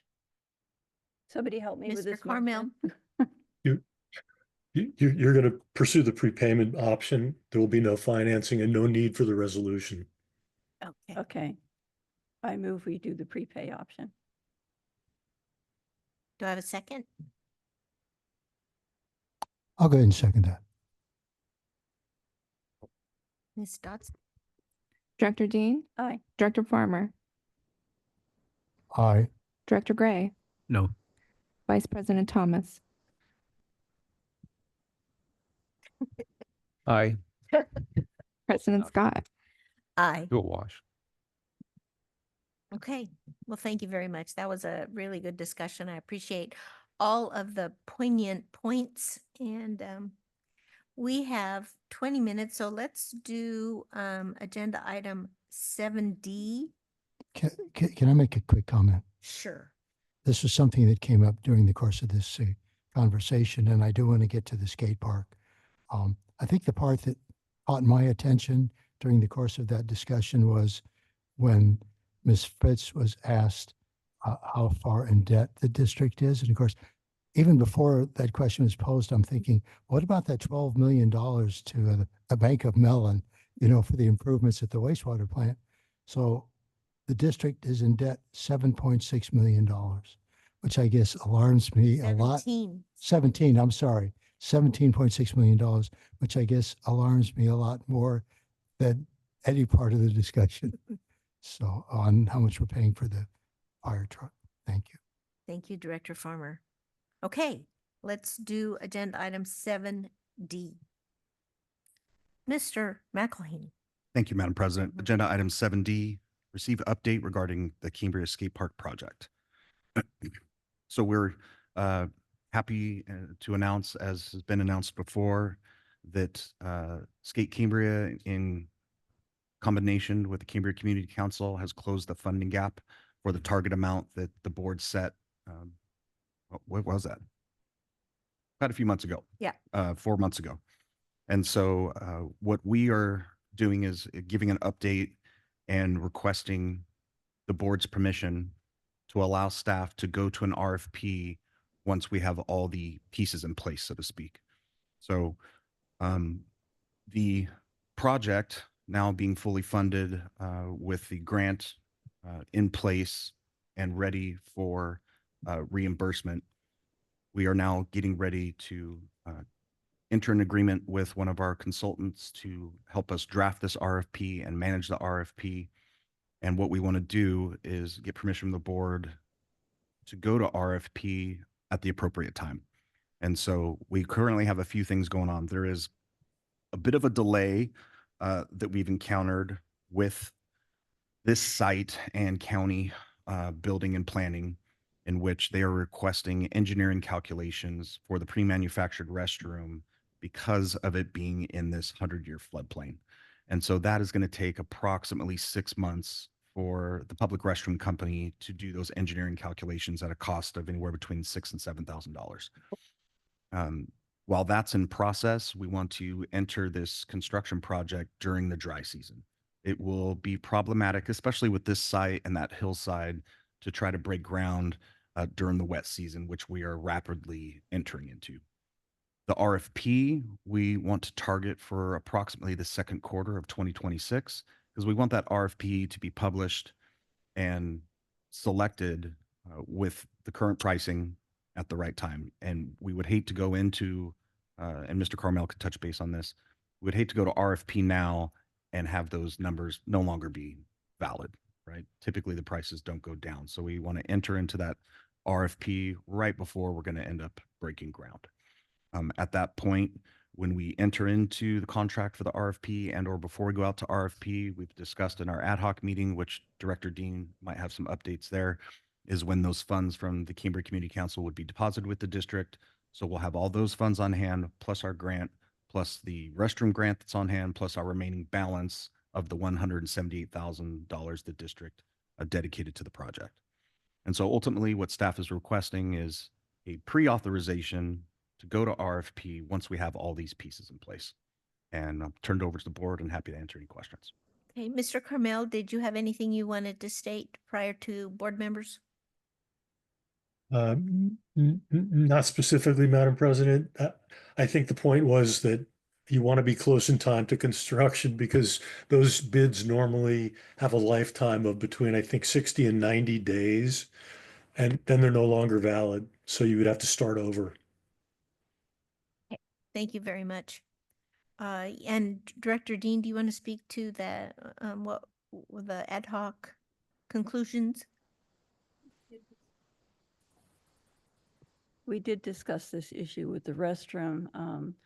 I think FEMA was concerned that this site was in the floodplain and they want to make sure that restroom's not going to float down Main Street in a rainstorm. And our civil engineering consultant did make an attempt to get them to let him do the engineering for it, but they insisted it be the manufacturer. So unfortunately, we have that delay. I believe we're also waiting for some construction drawings for the skate park itself from Mr. Spahn. We had made an arrangement with him for that earlier, and that's going to take a little bit of time. See, there was one other thing. I can't remember what the other thing was, but anyway, yeah, but my hope is that I don't know when dry season's going to end, but as early as possible in dry season after the beginning of the year. But I know there's several pieces that we have to have in place. Unfortunately, that's going to cause a delay, and you can thank FEMA. Yeah. And I'll add to what Director Dean was saying, the pre-manufactured restroom has a lead time. So I know there's going to be some concerns about when the park would open. And so staff has consulted with our civil design engineer. And so what we're hoping is if we enter into the construction phase in that second quarter timeframe, approximately 6-month construction time, the restroom being fully completed will more than likely be delayed until 2027, early 27, depending how things go with the project. And so what we would target is a temporary occupancy permit to allow for the park to be open with honey huts, porta potties, as we say. And so there's still an opportunity to break ground and get the park completed while we're waiting for some of these other pieces. I do want to caution the public and the board as well that there's a lot of unknowns when we go into these projects and construction. There's always something that seems to pop up. I mean, if Mr. Green was here, he would tell you all the stories of the different things that we've had put in front of us from county planning and the things that change in permitting. So we're trying to take this with a smooth, calm approach and a clean process and hope that we can resolve some of these delays with county. But it's really not a delay on the staff side of this process. These are just things that were bound by the county in the permitting process. And the design and resubmittal of these plans, because there's been some feature changes to the skate park with Mr. Spahn, and he's working with Mr. Soto on those things. But because we're waiting to get to do this into the dry season, I don't anticipate those causing delays, if that makes sense. Thank you. Anything, questions, comments from the board members? Nope.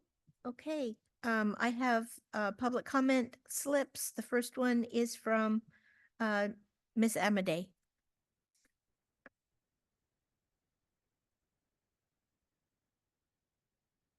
Good morning. Good morning. Well, 5.5 years, here we are. It's a big day. I just want to say thank you to the board and staff for your continued efforts and commitment to the project. Thank you for acknowledging the funding because we've worked tremendously hard. And I know the community and tourists and the Central Coast is looking very forward to this park breaking ground. 26 is what we're out saying to the public. We understand there are some things out of our control, within our control, but we're here to work as respectfully and collaboratively as possible and to get this across the finish line. We were super proud to be part of Pine Dorado and of course, got first place in our category. So thank you for all that came out and joined us that day as well. But we're very excited and we're ready to get started. And we do understand that we are working with staff and our designer. We're also excited with the designer to possibly make some very tiny changes that many have requested early on. And so those can be done and accommodated with the process of what we have in time to work with. So again, thank you on behalf of all of us at Skate Cambria and to all the donors, sponsors, vendors who got this gap closed. We cannot thank you enough. Thank you, Ms. Amadei.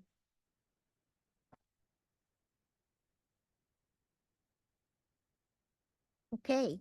Our next slip is from Mr. Wilson. Right.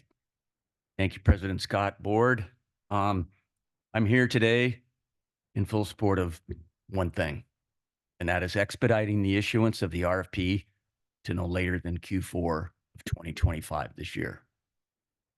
My understanding is that in advance of a construction permit being issued, which appears to be the obstruction causing the delay, and proposed 2Q 2026 issuance, maybe there's other factors, that an occupancy permit can be issued and will suffice for RFP issuance. And this occupancy permit is apparently being worked on at present.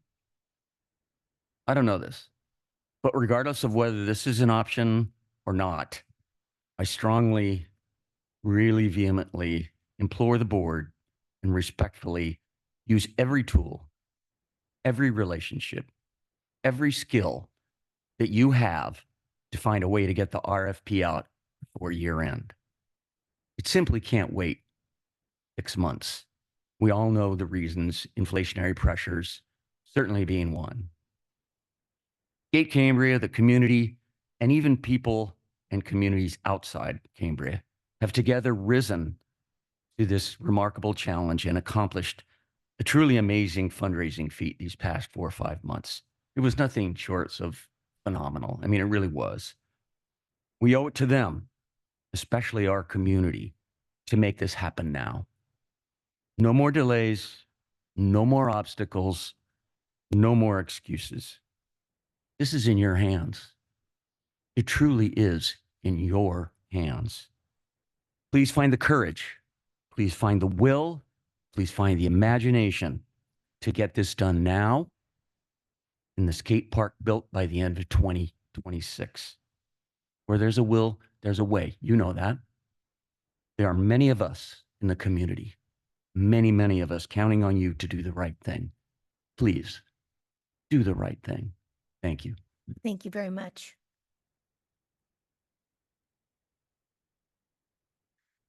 Okay, our next public comment is from Crystal Howard. Hello, Miss Howard.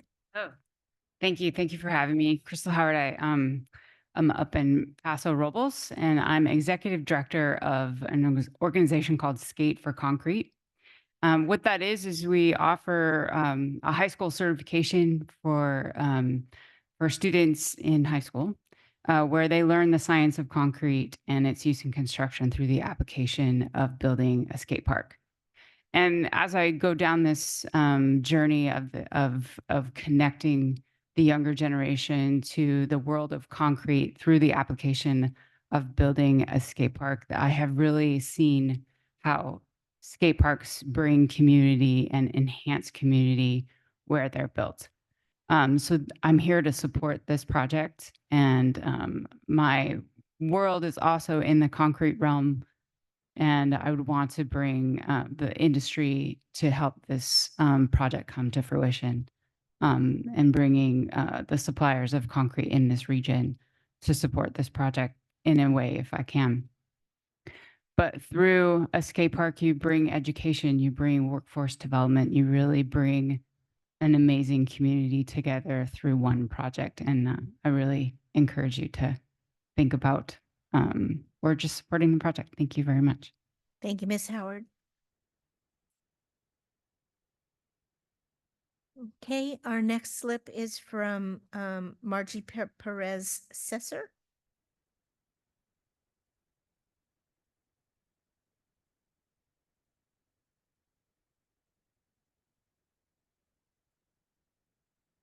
Hi, good morning. Welcome.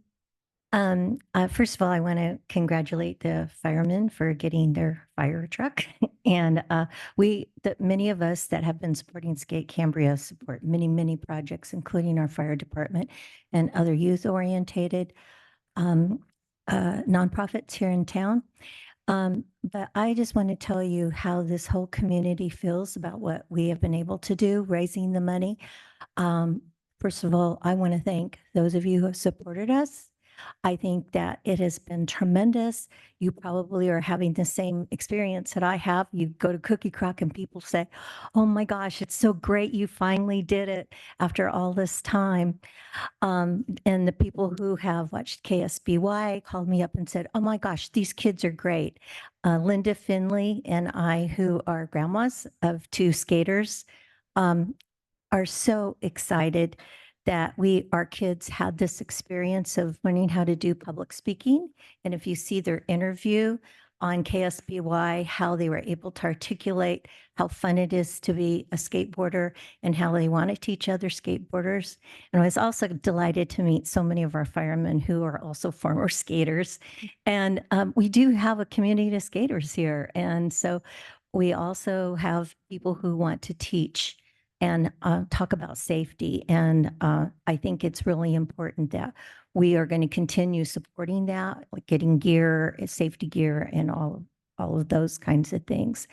The delay, there's some things we can't get around, but some things that we can. Many of us have a big political affiliations that we can also call upon to assist. And we're planning on doing that and doing whatever we can to assist you to make this happen, because you are going to be the heroes in this town. When Linda and I were on the parade route, and we were doing the Queen Wave at first, because we were so excited, but so many people just kept doing this. And so finally, we just started doing this back because people are excited about that this is finally going to happen. So thank you for your support. We also had support, like our previous speaker said, from outside the community. She was also, like, we were at the event in Anapomo 2 weeks ago, or last week, and a couple who lost their young son, who was a skater, donated all of their fundraiser to Skate Cambria, and we raised $10,000 in one day. So we are getting the cushion for maintenance, and we're there, and we're really, really happy, and we appreciate your support so much in making this happen. Thank you. Thank you very much. Okay, the next slip is from Chelsea Foster. Hi, guys. Forgive me, I just had a drive to get here. My son just started middle school this year, and he also reached honors. So that's a new world for us to get him to have, be able to not be in school because he really wanted to talk today. And then the agenda changed. So he's on his virtual class at this time. So for me, I wanted to say thank you to each of you for everything you've done. It's been a long journey, and I know we've got time still ahead, but each and every one of you has made a contribution, which, to heart for all the effort that's been put in, equally measured in gratitude to each member here. And with the handholding in terms of the partnership that we have, it's pretty exciting to know that after 5.5 years, we did meet the goal under the timestamp. But, the kids are very thrilled and excited about the positivity moving forward to go to RFP. If Champ was here today, what he wanted to talk about was that, and he'll have a chance another time, obviously. We didn't have time for him to write it out, but he wanted to talk about, because he's excited to learn more about what that means. His dad's a contractor, so he's no stranger to what it means to take a proposal and bid a job. But having a hands-on approach to this whole experience has been pivotal in his school. Actually, I mentioned his honors program. The extracurricular stuff that he's doing on this project alone has been very, very helpful in his learning. And to echo what Margie said, the kids are really, really, meeting what was asked of them as chairmen of the board and representatives for the project. So I know that we've been through a lot of heavy lifting, lots of events. I think the numbers still yet to be determined, but we have a way to go. So we're really grateful. I want to say thank you, and feeling positive about getting through that RFP part of this and moving forward. So I think that's about it, all I have to say. I wish I had something that Champ wanted to read, but thank you. Thank you. Is there anybody else in-house who would like to make a statement? Yes.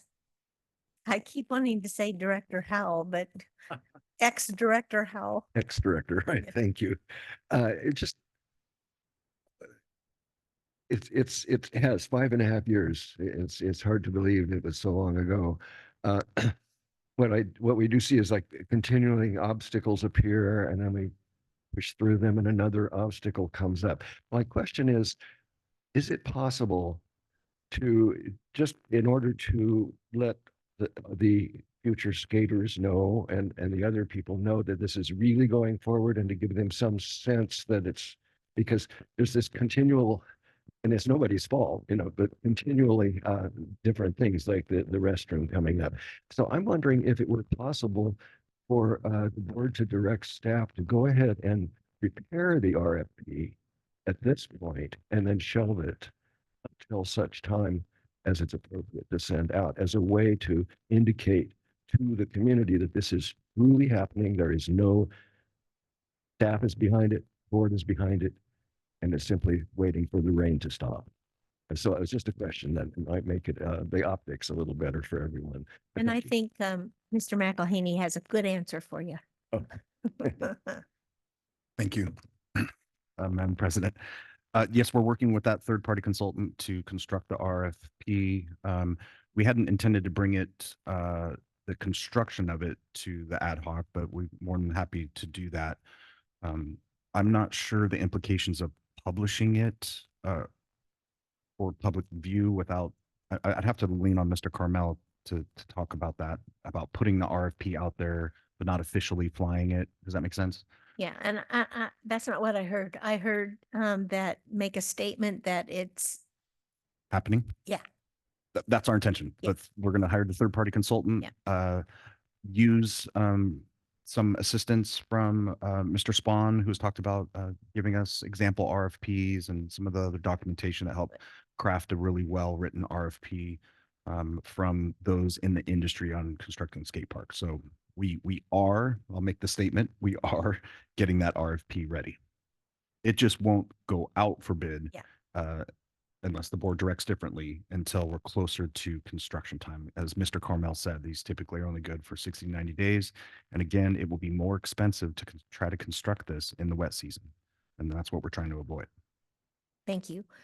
Anybody else in-house want to make a statement? Okay, how about online? No. All right, great. I would just like to say something before we go to a motion. The tenor of today's meeting and the people who are making public comment has been very refreshing, and I appreciate it. Okay, do I have a motion?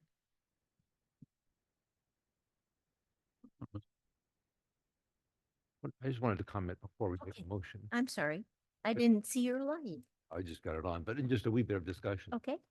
And the idea of going out to RFP before Christmas that came up just a few moments ago is really interesting. What a gift to the community that would be. I mean, and it's clear, and district council and general manager have made clear the reasons why to go out to RFP next week. It doesn't make sense for the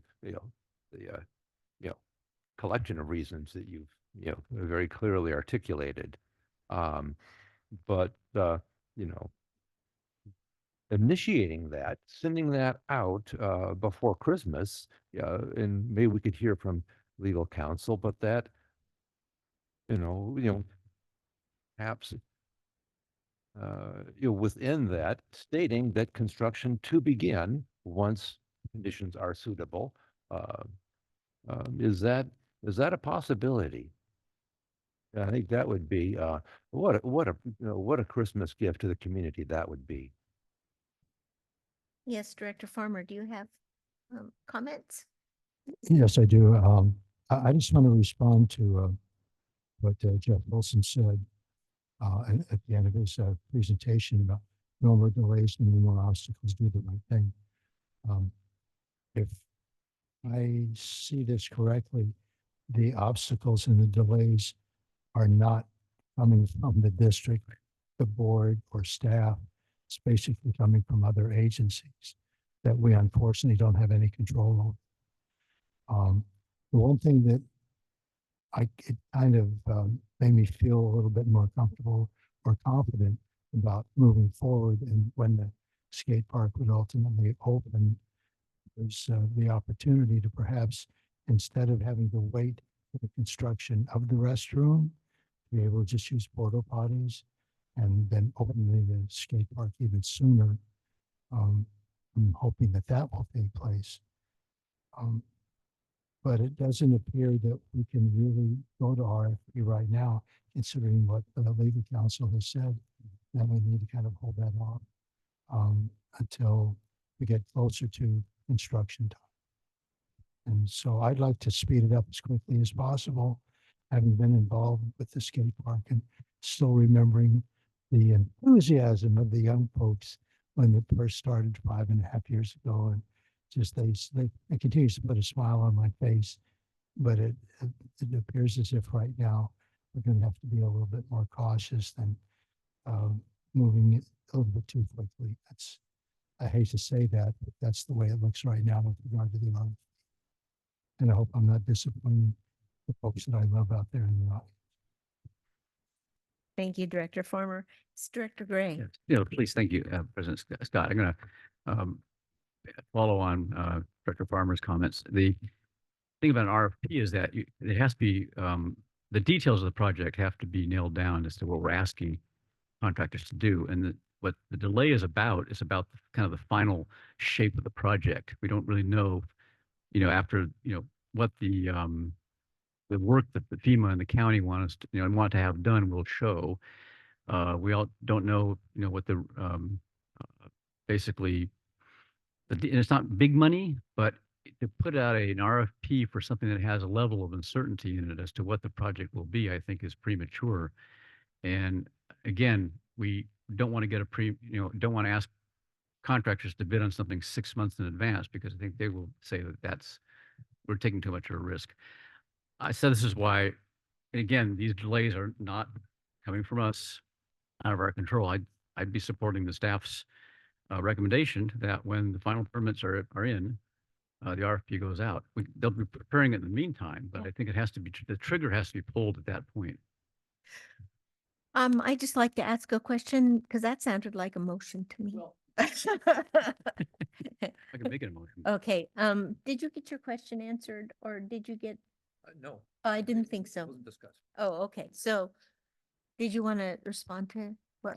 I'll lean on Mr. Carmel to maybe expand on, the RFP process, and they're typically only good from 60, 90 days. I think Director Gray made a great point about, we want to make sure we have all the information that they need to be able to bid on this project in good faith. And I worry that if we're directed to go to RFP earlier and we don't have that information, then there's a delay, and then the fingers will be pointing at me and staff that we messed up the RFP process. So I'll lean on.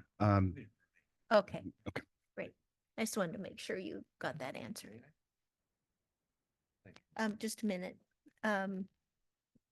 Director Dean, did you have a comment or question? First of all, I want to congratulate Skate Cambria for the awesome job they did raising the money in a lot shorter time than was expected. Thank you. And Amazing. I know they are continuing to fundraise. I want to know exactly what additional information you need in order to get an RFP written. Now, I know that there were some changes of the footprint of the skate park because of the drainage situation. So there's a little section of it that has to be redrawn. So those documents from Mr. Spahn are needed before you can have an RFP written, because that's part of the construction description.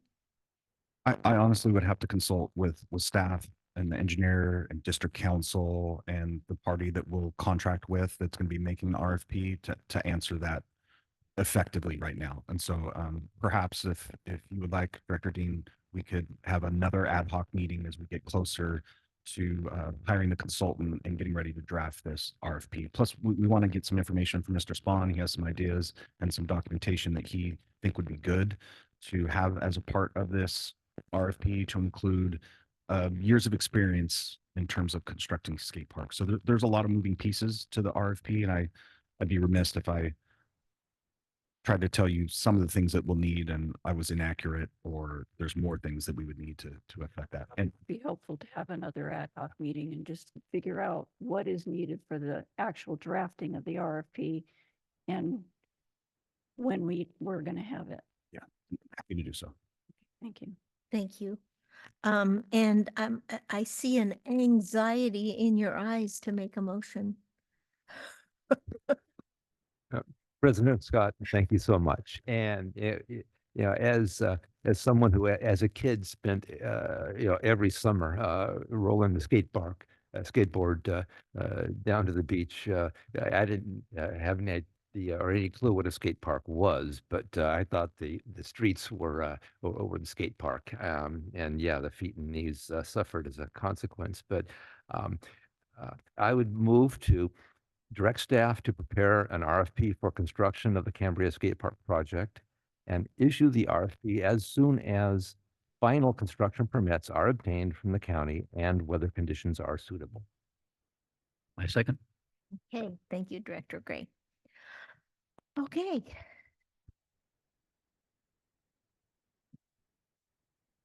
Vice President Thomas. Aye. Director Gray. Aye. Director Dean. Aye. Director Farmer. Aye. President Scott. Aye. Okay, thank you very much. And we're going to go ahead and take a half an hour break for lunch. We will be back at 12:42. Wow.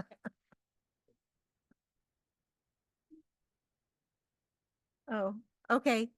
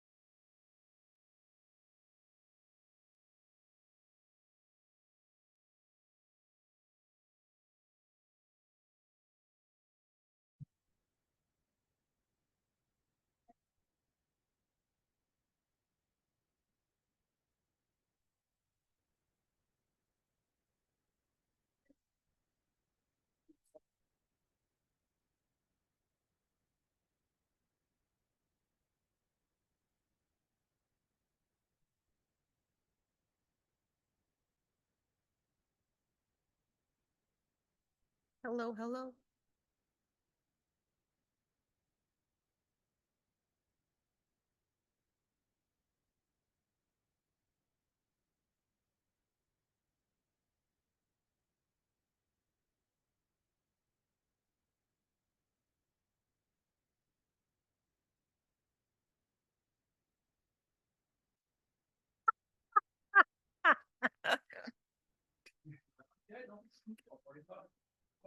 No. Oh, you have two different clocks on different times. Okay, that's. Oh, you're right. I'm not. You're right. Okay. Okay. That wasn't happening for a while, now it is. Yeah. What you see from the imagery, yeah. Okay, are we ready? Okay, good. Okay, we're bringing the board meeting back to order. And we are starting with agenda item 7C. Mr. McElhaney. Thank you, Madam President. Agenda item 7C, update and discussion regarding the East Ranch Community Park Phase 3 plan and direction to staff regarding next steps. So I was present at the pros meeting virtually, and we have been discussing some of the changes to the features in the skate park with the new plan that pros has designed. And some of those features, we were at one point, the board directed staff to have a pre-planning meeting with the county. So we began that process to set up that pre-planning meeting, and what it ended up turning into under their advice was a substantial conformance determination letter is what they would want us to pursue, because they believed that these features were in conformance with the original plan and intent of the CDP for the community park. And so they reviewed it. That is in as an attachment. And essentially all of those features are approved with some requirements for visual analysis, potential visual screening that needs to be applied to some of these features. Staff has not received any quotes yet. Awaiting direction from the board in terms of next steps, but there will be some costs associated with these studies. And honestly, staff, we don't know what it's going to cost. It could range anywhere between $5, $15, $20, $30,000. You know, we just don't know, and we can pursue those quotes. So ultimately, we're looking for direction from the board on where they want to take the next phase of this project. You know, is it establishing a relationship with the Cambria Community Council? Because I do believe they said they had some funds for the disc golf. Is it establishing an MOU similar to what we did with the skate park for maintenance? Again, the community park is unfunded. There's no budget for it. And so staff just isn't sure the direction that we're going to go with the community park. I know that and I'll turn this over to Vice President Thomas shortly, and he can add to it. I know there's a phased approach to this park in terms of what features can go in now and target some of these features later. But you know, as from a staff perspective, and I'll remain consistent, is that you know, we worry at the staff level on the budget. You know, there just isn't much room or wiggle room anywhere. And as you know, over the last 6 to 7 months, between the various different groups that you know are fund thirsty, whether it be for FFRP, you know, the request for more monies to help close the gap for the skate park, and now monies potentially for the community park. From a staff level, I don't have an answer for where those funds would come from, unless we're going to eventually decide to do a budget adjustment and pull some monies out of reserves to move this project forward.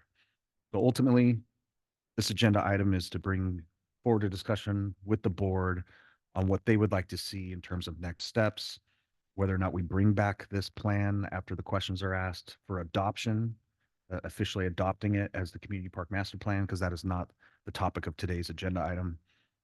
And with that, I'll turn it over to the board for discussion.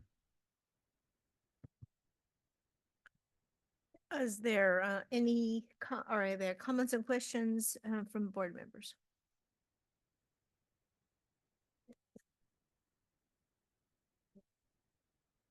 Okay, Vice President Thomas. And this is in terms of discussion. I mean, do you want discussion or, okay. Yeah.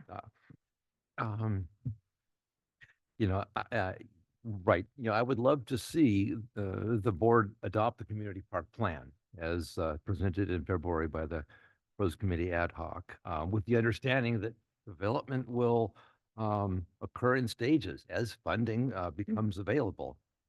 Now, how does that happen?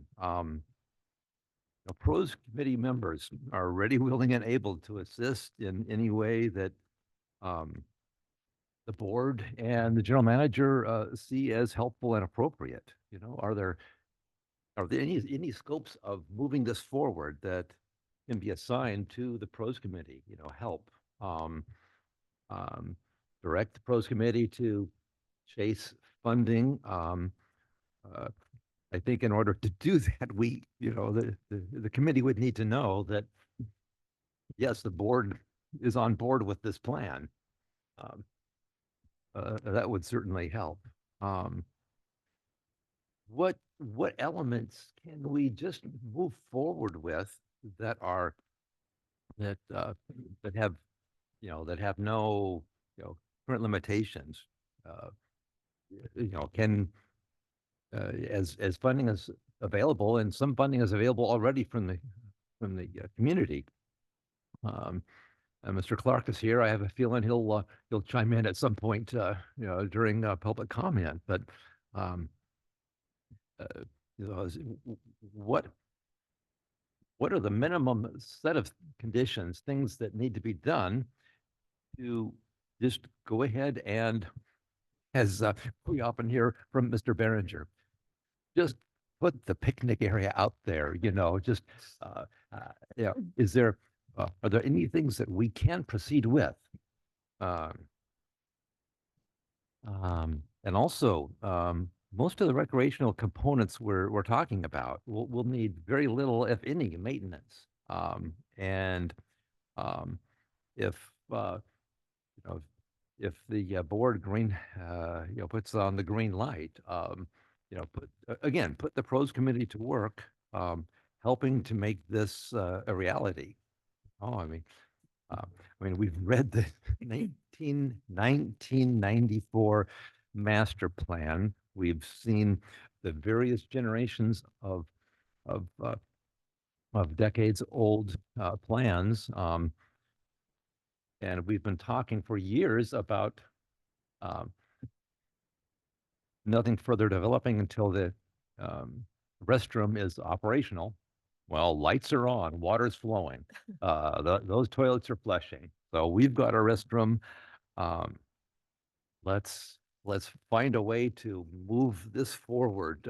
Community has been asking for this for decades, and let's create some momentum. Yeah, and perhaps commitment to fund the relatively modest effort needed to satisfy the conditions in the substantial conformance letter. Yeah, the visual assessment and things of that nature. As I size this up, this is going to be one of the more modest assessments that whatever consultant will have performed, but I know they're not free. So those are just my top of mind thoughts and asks. Open it up for discussion. Yes, Director Dean. Okay, so what you're asking for right now is the 3 items that are circled in red, the disc golf course, the horseshoe, and the cornhole. Is that the part of the plan you are asking us to go to discuss? Oh, that'd be great. Okay, and then according to this letter from the county, it looks like a visual impact assessment needs to be done for these items. So what are we looking at for a visual impact assessment? We probably would reach out to SWCA and have them get us a quote for what that would entail. Okay, so if they're looking at a visual impact assessment, they may be looking at visual screening for some of these features.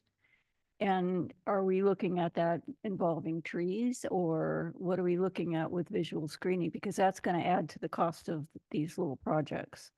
And thank you, Director Neen.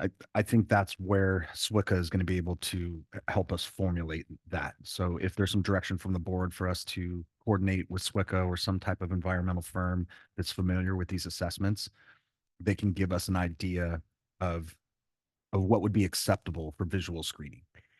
Okay, there's also a couple of things that were in the phase 2 development map and that are existing out there now that is not in this phase 3 map, and one of them being the emergency vehicle access road. So how does the emergency vehicle access road impact those areas that you have outlined in red?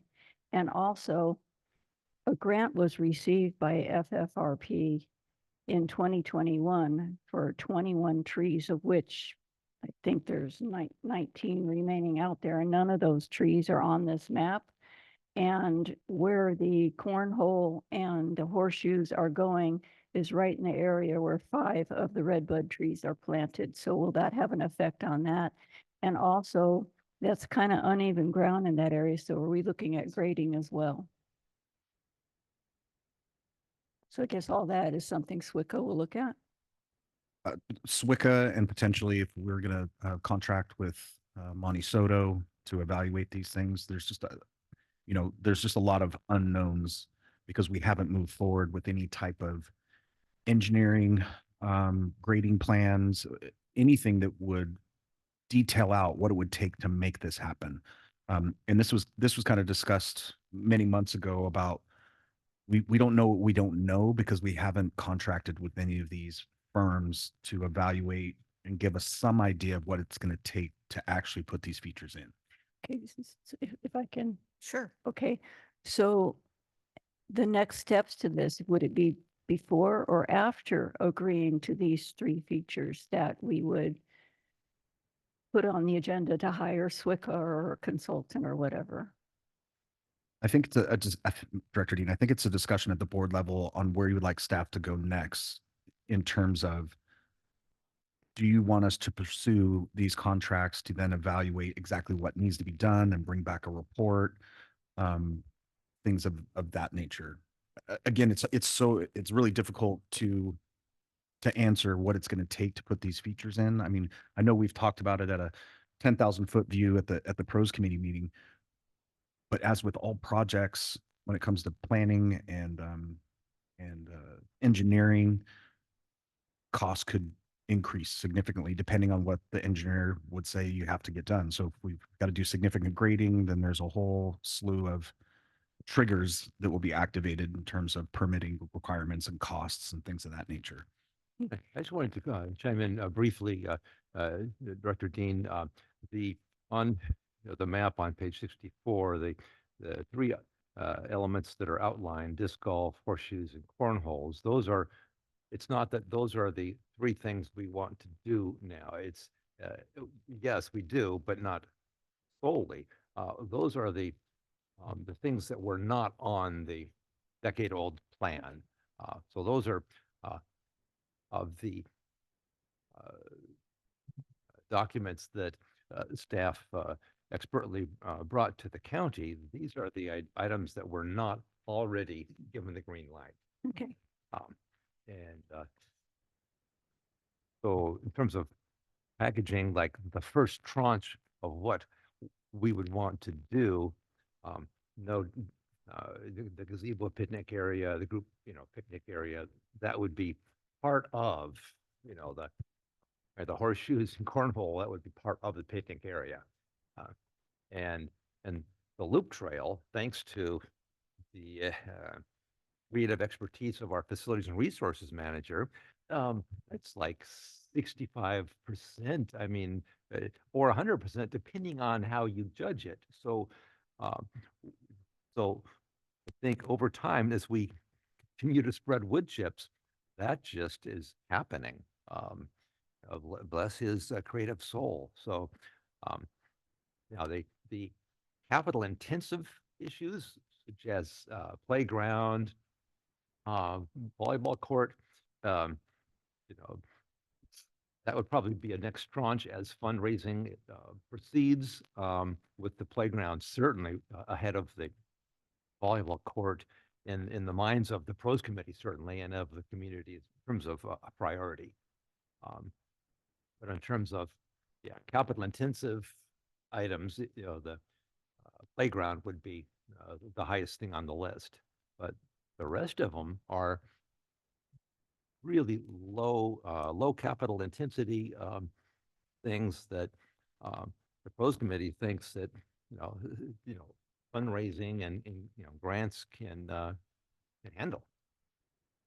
But we kind of would need a let's go. Okay, so I had one more question. Sure. So if we're looking at two more questions. If we're looking at hiring a consultant for these things, would they be looking at all of the items on this list, or initially just the 3 items and the group picnic area? And also, we had to put in I believe it's a 4-foot wide concrete ADA compliant walkway to the restroom. Will any of these other features require the same thing? Thank you, Director. My belief is that county planning will want ADA compliant sidewalks between the features.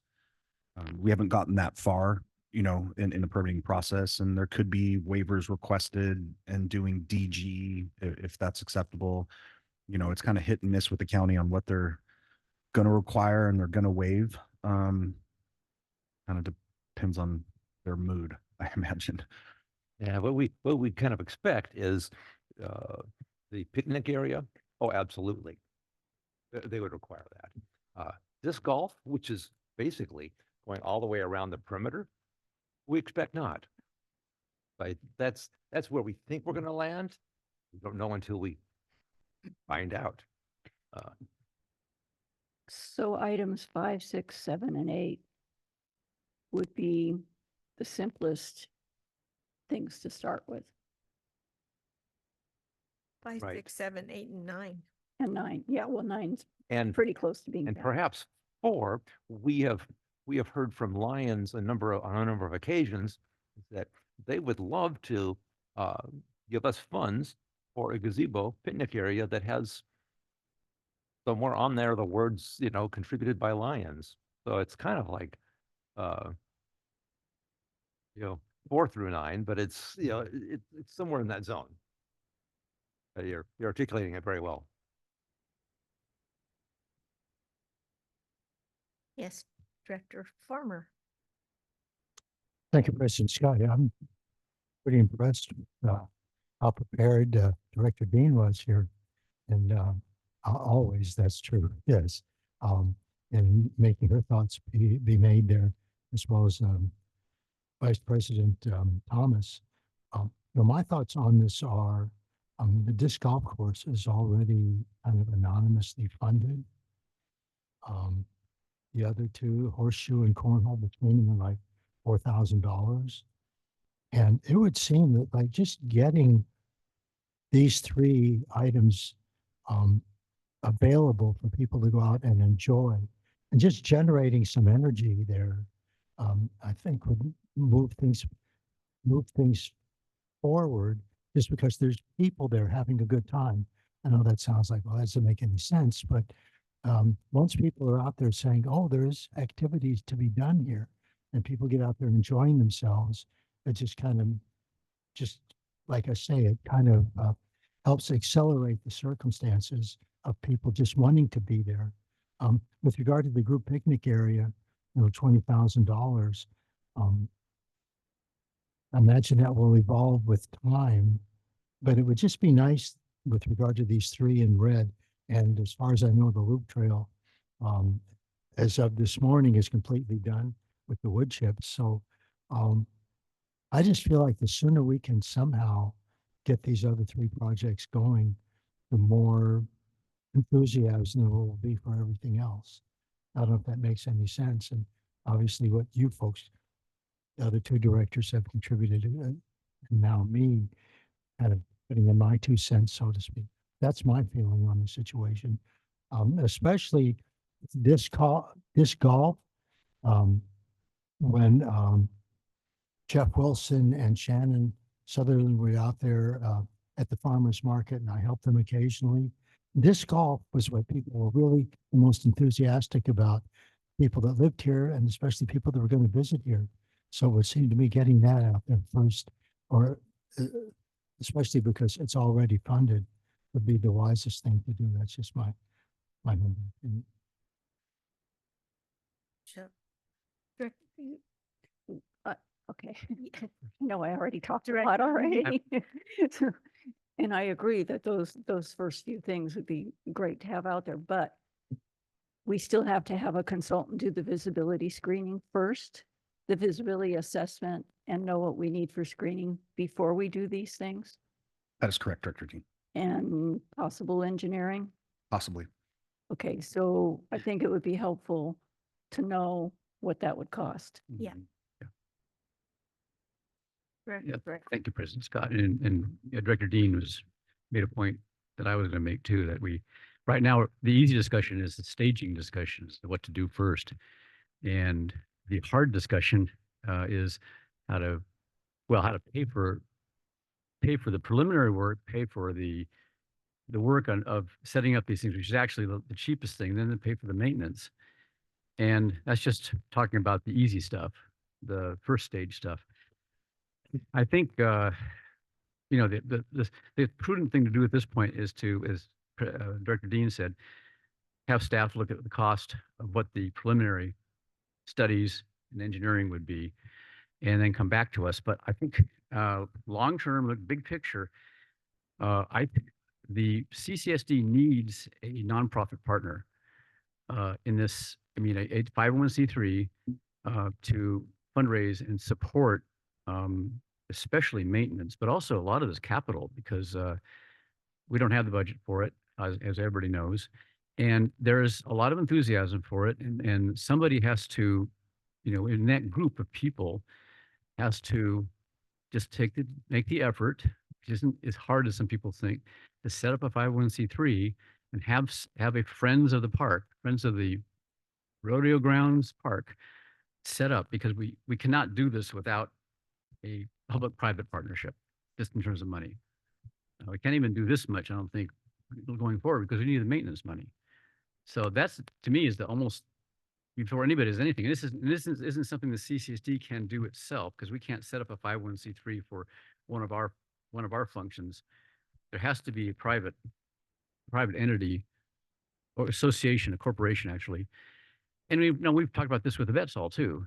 And there's, it's hard to get a light of fire under that one, but there seems to be more enthusiasm and more energy related to the park that could be tapped by the same people who are, say, on the pros committee and their friends, and just to set up a fundraising group that can take money and spend money and get grants. 501c3s can get grants. I think that, to me, the first order of business actually is to get that going. In the meantime, we find out what things cost that have to be done in preparation.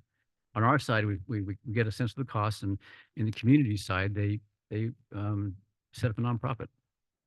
So I just wanted to mention, you mentioned an MOU with the community council. Can we ask if they're willing to do that? Absolutely, President Scott. It was one, whether it's with the community council or the 501c3 that Director Gray is speaking of, is the theme and the path that we've taken with, similar to the skate park, because of the same funding issues. So you would envision some sort of, direct pros committee to bring a plan to establish a Friends of the Park nonprofit. I don't know if you can actually know. It wouldn't be coming from the CCSD. Now, mentioning CCC, the Community Council, there are two models. One is the Skate Cambria model, where they are they're not a corporation, they're not a 501c3, but they have an account. They're a client, as it were, of the CCC, and they have an account there. And they're very successful, obviously, incredibly successful at fundraising. And the other one is the FFRP model, where you have an actual standalone organization, which does raise considerable money for maintenance and enhancement of Right. of the Fiscalini Ranch. So there are two models. They both work. They're both nonprofit. And this community council model, it's a 501c3. It's a umbrella 501c3. But either one of those, I think, has to happen. Something in that form. Yeah, I agree. Yeah. Could, I would just like for Mr. Clark to come up and let me know what your, how you stand on that. Because I'll.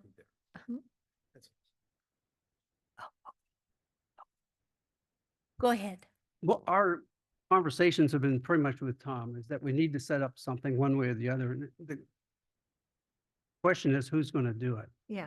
We need a leader. Nobody has stepped up with the aging problem that we have. There just has nobody stepped up as a leader. The council can hold the money. That's a good approach. We can set up maybe a large fundraising and do an endowment or something. Get the funds to, and then you can just do the park off the endowment. So the first part would be to have someone identify themselves as the Right. point person. Originally, back about 3 or 4 years ago, my vision was that I would take the skate park group. And then just, when they got done there, we'll bring them over, work on the vets hall and go into the East Ranch. Okay. But we're still a couple years away, but we need to find a prolific. Okay. Thank you. So I think there are several things that have been suggested, and we don't really need a motion because it's not it's update and discussion. So what do you hear us saying to you about what needs to happen? What I believe I'm hearing is I should probably get some quotes from SWCA or some sort of an environmental firm for the visual analysis and get an idea of what that will entail. And then connecting with someone like Mr. Soto and have him take a look at this plan and ask, and if the board does identify the features, which I think I've heard is essentially 4 through 9. Yep.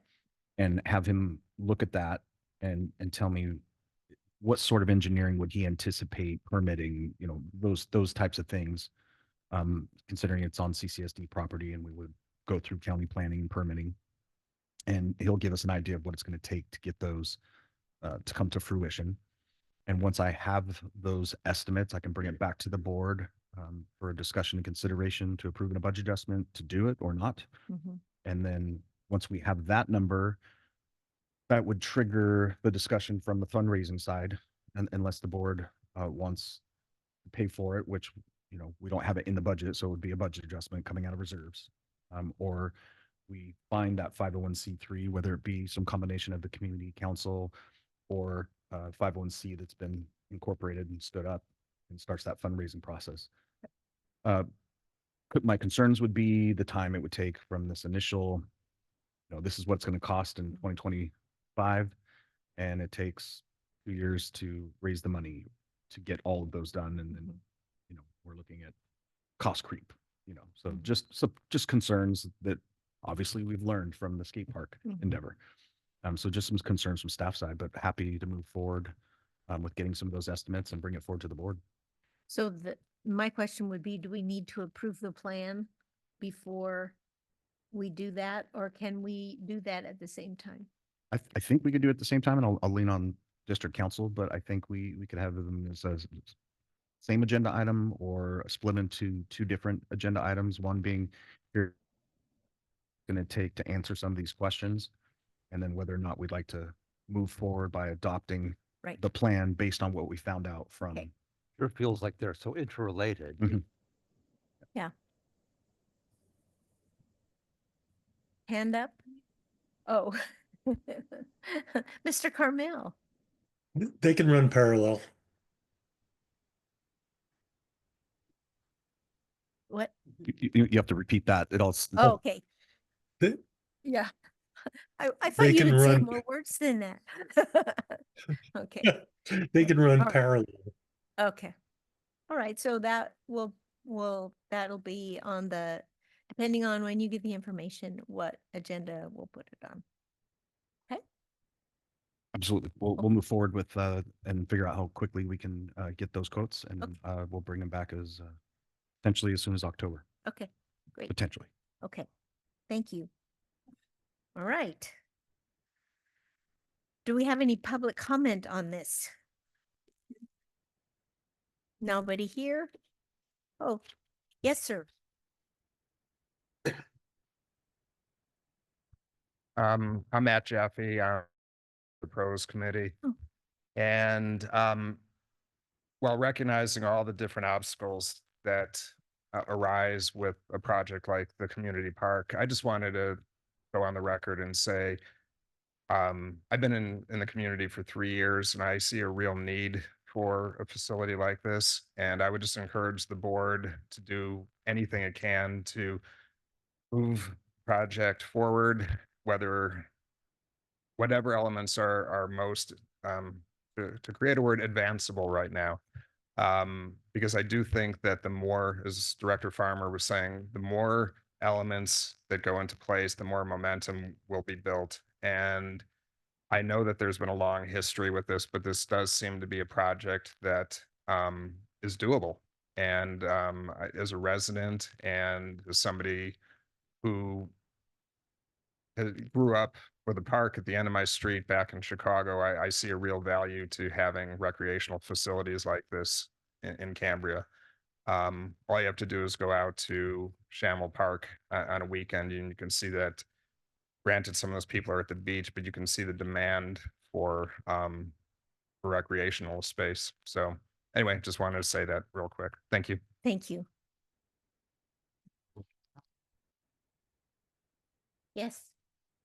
I've got a question on kind of guidance, protocol.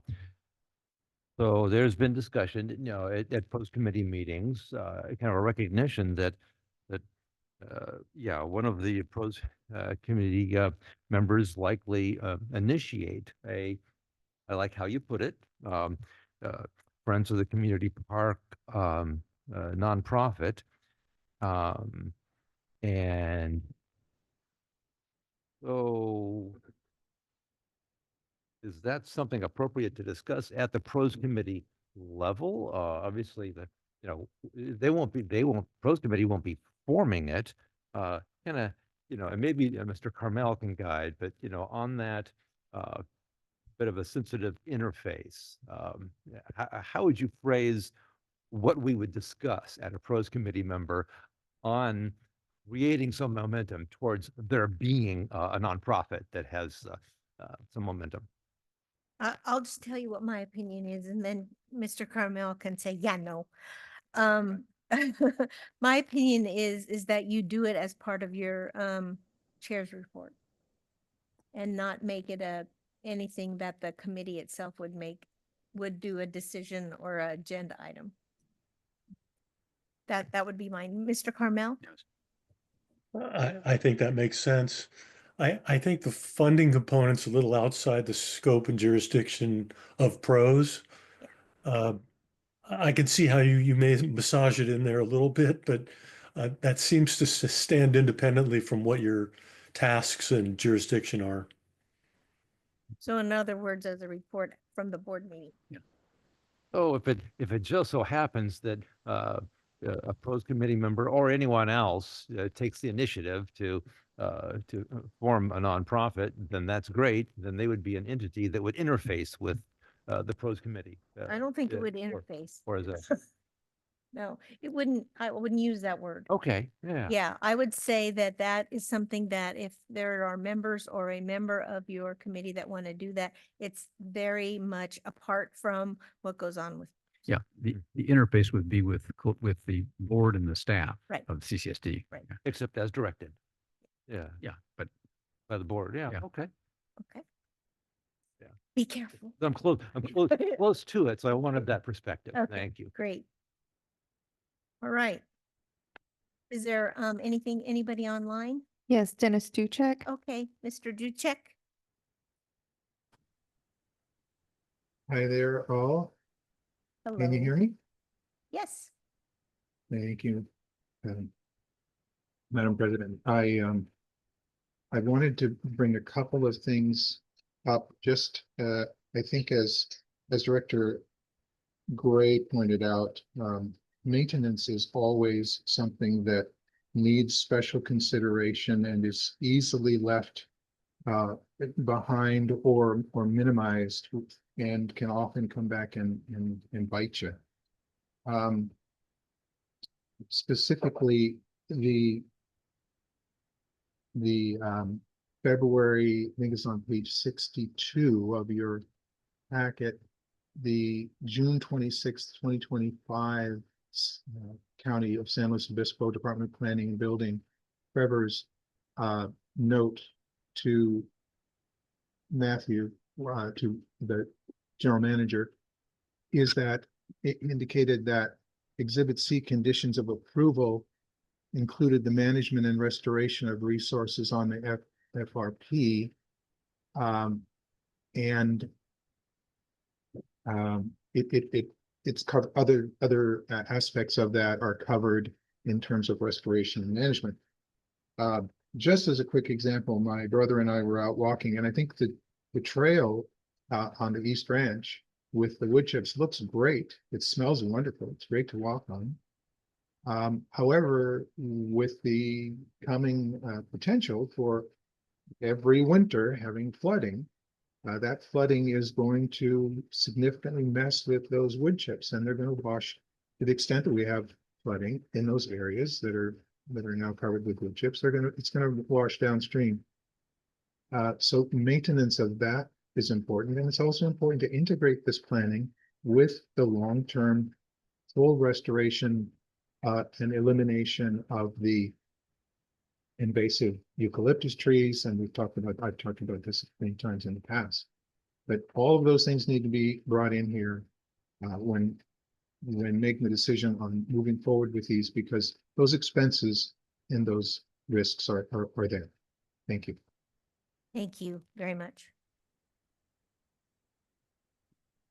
Any other online? No. Okay, thank you. And no more in-house. Right. So there is no motion for this, but you have your marching orders. Okay. All right. Let's go to agenda item 7A then. This is the discussion and consideration of strategic plan update. Thank you, Madam President. Agenda item 7A, discussion and consideration of the strategic plan update. No fiscal impact on this item. On March 3rd, 2025, the Board of Directors held a day-long special meeting workshop for the strategic plan update, facilitated by Mr. Clark, which community members were able to attend and participate in. The Board of Directors adjourned to a special meeting workshop on March 4th, 2025, and updated the district's mission statement, core values, core areas, 5-year goals and objectives, status report. With that, we have some updates. And would you like me just to go through each area? Yeah. Okay. So core area, water services, general. Implement and execute the advanced metering infrastructure upgrade. We have marked that complete, and that will be removed from the strategic plan on our next visit. Complete the Stewart Street tanks. As we know, the board approved an agreement with MKN and Associates to include a project manager to begin the construction of the new Stewart Street tanks. Demolition has already occurred on one of the tanks, and that is on its way, updated for third quarter 2026 for completion. And again, we're doing approximately one tank this year and then one tank next year. The implementation for Stewart Street plan, the implementation plan before the board on May 8th, or not on May 8th, around that time anyways, that is completed, that will be removed. And the funding plan will be removed as well because we pulled those monies from general fund reserves. Permanent replacement of the San Simeon water line and effluent line, new target update, first quarter 2027. And as we know, this is going to be a very expensive project, and we currently do not have the funds in reserves to complete it. The design drawings, I think, are at somewhere between the 90% range, Mr. Reaper. I think they're working on the 65% right now. Thank you. They still need the geotechnical to get to that level. Thank you. Stand corrected. We're working with encroachment permits and right-of-ways with Caltrans because of the direction that we're taking that affluent line. So again, updated completion date, first quarter 2027. Engineering and RFP, we kind of touched base on that for that affluent line. We're anticipating that in the fourth quarter 2026. And the funding plan, again, we've talked about not only our rate study and a potential Prop 218, but we're also looking at opportunities with the county and San Simeon and other funding mechanisms that might contribute to the funding of this project. So we'll keep the board updated on that. Research long-term water supply and storage solutions. The ad hoc committee and staff are continuing to evaluate all options for long-term water supply storage solutions, and that's ongoing. Moving down to gain approval of coastal development permit for the water reclamation facility. As of now, we have submitted all of our information hold responses to the county. That was on August 18th. I followed up a few days ago with county planner, Mr. Jeremy Freund, and I haven't heard back yet, but I'm hoping to hear back on if they have any follow-up questions to that. Additionally, to keep the board informed, we did a budget adjustment for the water reclamation facility for this permitting process. The county asked for another $10,000 because they already spent the 15. And so now we wired them another $10,000 to continue to review this coastal development permit. And we hope to have a response shortly. And I'll keep the board and the community updated as far as that goes. Resolve the brine waste disposal issue. As you will note later on in this agenda, that we will be discussing the approval of going forward with the pilot project for the zero liquid discharge. And our hope is with board approval that that pilot project will begin in or around August 6th, 2025. October, excuse me. And Mr. Clark Easter should be here for that agenda item to answer questions. And so we still have that targeted for fourth quarter 2025. Going on, investigate and complete study for new cost-effective options and technologies for the disposal of brine. Still working on the pilot project. Mr. Easter will touch base on that later. And the same goes for the pilot project. We'll be discussing that today. Submit the addendum to the SEIR and additional scope. That is completed. That will be removed from the strategic plan on our next go around. Moving on to wastewater services. Define the extent of repairs needed to reduce the inflow and infiltration. That target update is fourth quarter 2026. We currently have or going to have an RFP for consultant services with an engineering firm to evaluate the current wastewater distribution collection system. That is fourth quarter 2026. Fire protection services. Adopt our weed abatement ordinance that was completed May 10th, 2025. That will be removed from our strategic plan on our next go around. Provide budget and funding alternatives for the ordinance. Still working through that, fourth quarter 26. Training resources need to meet state and federal mandates for emergency personnel. That's ongoing, fourth quarter 2026. Fiscal impact funding sources needed to meet state and federal mandates for emergency personnel, fourth quarter 2026. Moving on to facilities and resources. Define future use and funding for the Veterans Hall. Seeking non-CCSD funding sources for maintenance and operations. We have fourth quarter 2025. I will be at the tourism board meeting on October 7th. We submitted a grant to the tourism board for the Vets Hall, for flooring and painting of the Vets Hall. And hopefully I can come back in October's board meeting with some good news. But we've targeted that for fourth quarter 2025. Reviewing rental rates. Now that we've contracted with Waterworth, they are doing not only our rate study, but we're going to have them working on updating our CCSD fee schedule. And that target will remain at fourth quarter 2025. Cambria Skate Park project, we discussed that in depth today. When I say full project completion delayed till 2027, that's speaking of the pre-manufactured restroom. for it to be fully completed 2027. But again, we're hoping to get that temporary occupancy permit once the skate park construction is complete in terms of the skate features themselves, and hopefully have that open for use prior to the close of the fourth quarter 2026. Present final construction estimate to the board for consideration and status of funding to determine whether the project can proceed. That'll probably be second quarter 2026 because that's when we'll get the RFPs in and we'll actually have the number for what it's going to cost to complete the skate park.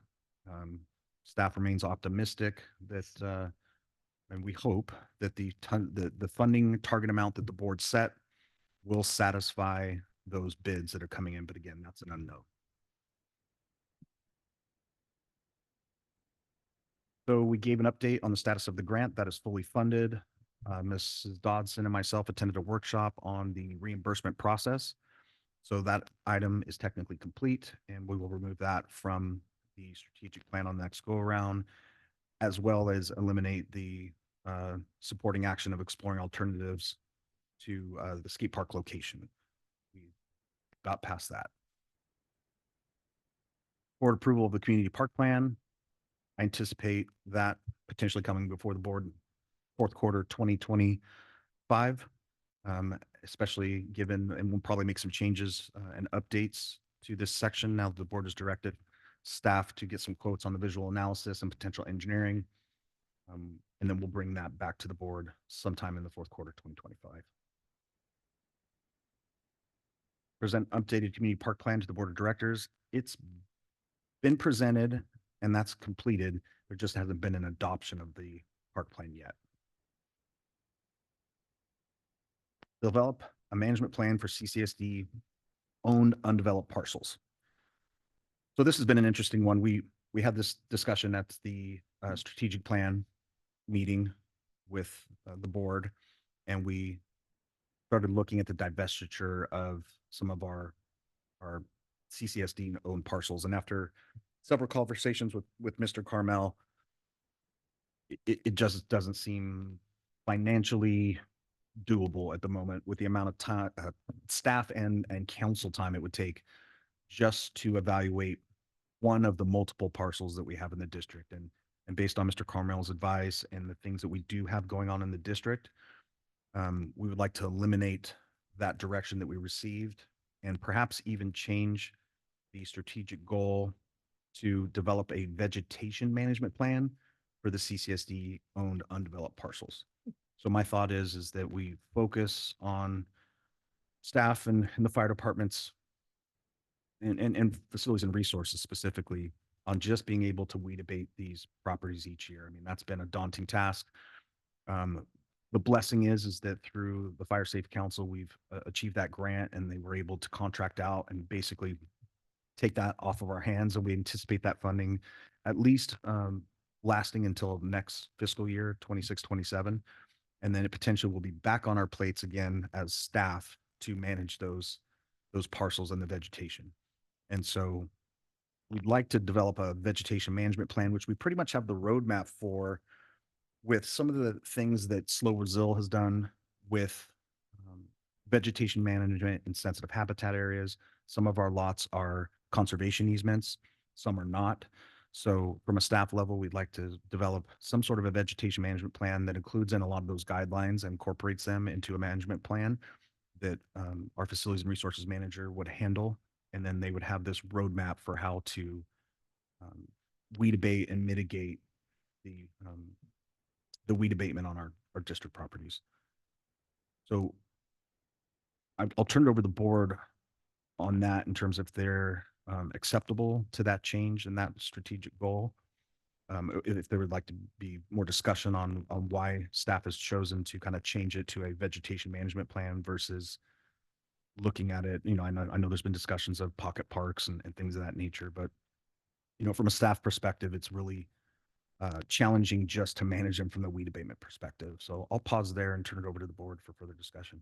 Why don't you just finish? Okay, happy. Relocation of the Rotary Grounds facilities, fourth quarter 2027. That's a big, expensive move. And so we've, depending on the district's financial capabilities and future planning, we've really just kind of pushed that to fourth quarter 2027 to continue to evaluate how feasible that is. We'll start looking in the third quarter of 2026 for engineering estimates along with funding. Public restrooms. I've been working with Mr. Aguirre, and this is another issue that we have with those restrooms in the community. I've spoken with Mr. Aguirre, and we'll probably keep going back to the tourism board to see if there can be some funding from the tourism board for that remodel piece. And perhaps Vice President Thomas can touch base on it, because I believe there was some statements made by the county tourism board member about some of the mission of the tourism board is to help support infrastructure in our tourist serving facilities. So the impact that tourism has on our district infrastructure, one of the missions of the tourism board is to help alleviate some of that. And I believe we would have a good argument for the restrooms to say, you know, there's a heavy impact on our restrooms over the years due to tourism. And so we're going to target next year in 2026 to start applying for monies from the tourism board to see if we can help fund some of those remodels. Moving on to administration and finance. Under this strategic goal of explore opportunities related to the dissolution of San Simeon CSD, under contact the county of SLO and appropriate agencies. That's ongoing. We've had several meetings with the county to include state parks, San Simeon, County of San Luis Obispo, their district council, and the Coastal Commission. And that's ongoing, and we're still exploring those different opportunities. Investigate the revenue model of the general fund. Ms. Fritz and I are still working on that and have that targeted for fourth quarter 2025, along with the supporting action of bringing agenda items to discuss these alternatives fourth quarter 2025. Explore ways to retain staff. We're working through that in terms of negotiations with our union staff. You know, a lot of staff retention, plain and simple, has to do with salaries and benefits, you know, which is difficult with a revenue, a strained revenue stream for the district, whether it be the enterprise funds or the general fund. But we're working on that specifically. We're working on we're working with the fire department right now. Their contract is up the end of this year. So we're in negotiations with the fire department and their current MOU. We know that some of our salaries at the lower end of the firefighter ranks haven't been all that competitive. And so we do see turnover as these young men and women move on to other departments. And so the chief and I are working on that through the negotiation process. Develop a framework for long-term financial planning, fourth quarter 2025. Again, a lot of that is with our consultant Waterworth, who is doing our rate analysis, looking at our general fund, and things of that nature that could help us for our future financial planning. Explore how to incorporate management principles into district operations. We started with hiring a project manager for the Stewart Street tanks. That was a part of that budget adjustment for the Stewart Street tanks, in which we hired a project manager, construction manager, who also had licenses and certifications that were needed in order to complete this project. And so it was kind of a 2-for-1 in terms of not only are they the project and construction manager, but they're also certified to sign off on some of the project's needs for planning and building. And that typically, if he or she was not certified in those areas, we would have to outsource that. So that's one aspect in which we are incorporating project management. And then we will look at some of our other projects moving forward on whether or not to incorporate a contracted project manager, or we bring perhaps someone qualified in project management on staff. So we're continuing to evaluate that. And that is ongoing. And I believe that's the end. I'm happy to answer any questions. Okay. Thank you. Board members? Yes. Thank you, Director President Gray. Scott. Yeah. Yeah, going back to the the one item that you wanted changed, the management plan for CCSD on undeveloped parcels. I can see changing the, you know, the main heading to develop a vegetation management plan, making it specific. What would be the short-term objective or the objective under that? How would that be worded? It's a good question, Director Gray. Develop a vegetation management plan for the mitigation of the weed abatement process, something Fire about, risk or yeah. mitigation of fire risk. In other words, specifically, that gives it a specific focus on fire then. Okay. On that topic, Yeah. Is that, yeah, I certainly support the general manager's recommendation to reframe this as vegetation management plan, given the focus on what's essential. And just one idea for a supporting action that would be a near-term step.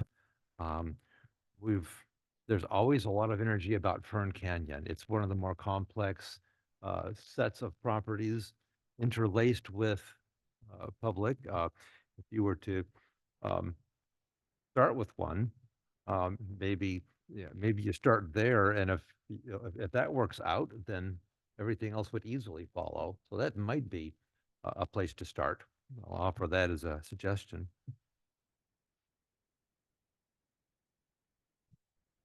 How would you word it?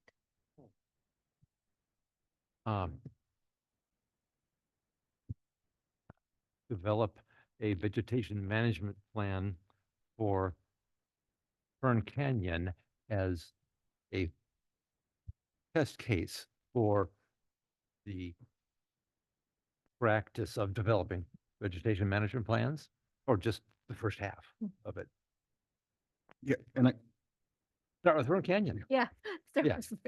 And I think that would be, and I think some of that is in place given some of the conservation easement and preserve guidelines. Yeah, you're closer to it. We're closer to it, and it would help apply to other parcels that are on conservation easements that have different vegetation management, very similar to Fern Canyon. And then there's those that don't, where it's just a regular weed abatement, 4 inches, you know, on the grass, ladder fuels up to 6 feet, things of that nature. Okay, thank you. Yes, Miss Director Farmer. Yes, thank you, President Scott. I have a feeling, and I was going to say this even before Fern Canyon was brought up, that the Forest Committee would probably have this under their discussion at their possibly at their next meeting, which is tomorrow, with regard to undeveloped parcels becoming a vegetative management plan. And maybe I'm wrong here, but considering how much they've been involved, the Forest Committee, I'd like to get some feedback from them on this as well. That's just my feeling. Finished? Anything else from the board? Okay. Thank you, President Scott. On page 37, on complete the skate park project, the supporting action of receive update on status of grant, and the comment that the grant has been funded, completed. I'll suggest that we perhaps reframe the supporting action, but however we word it, wouldn't be complete until the money is received, the funds from that grant are received by the CCSD. And maybe it's a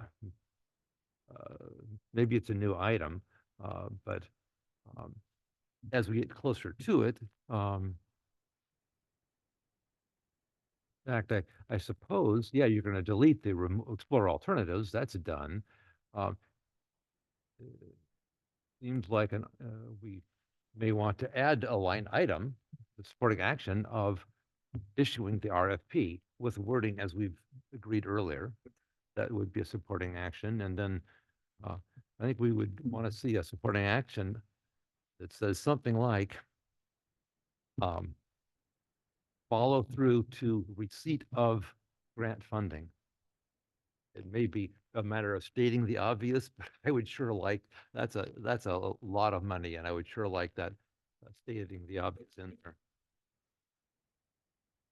There are other items, but I think we should talk about that before I go on. Okay.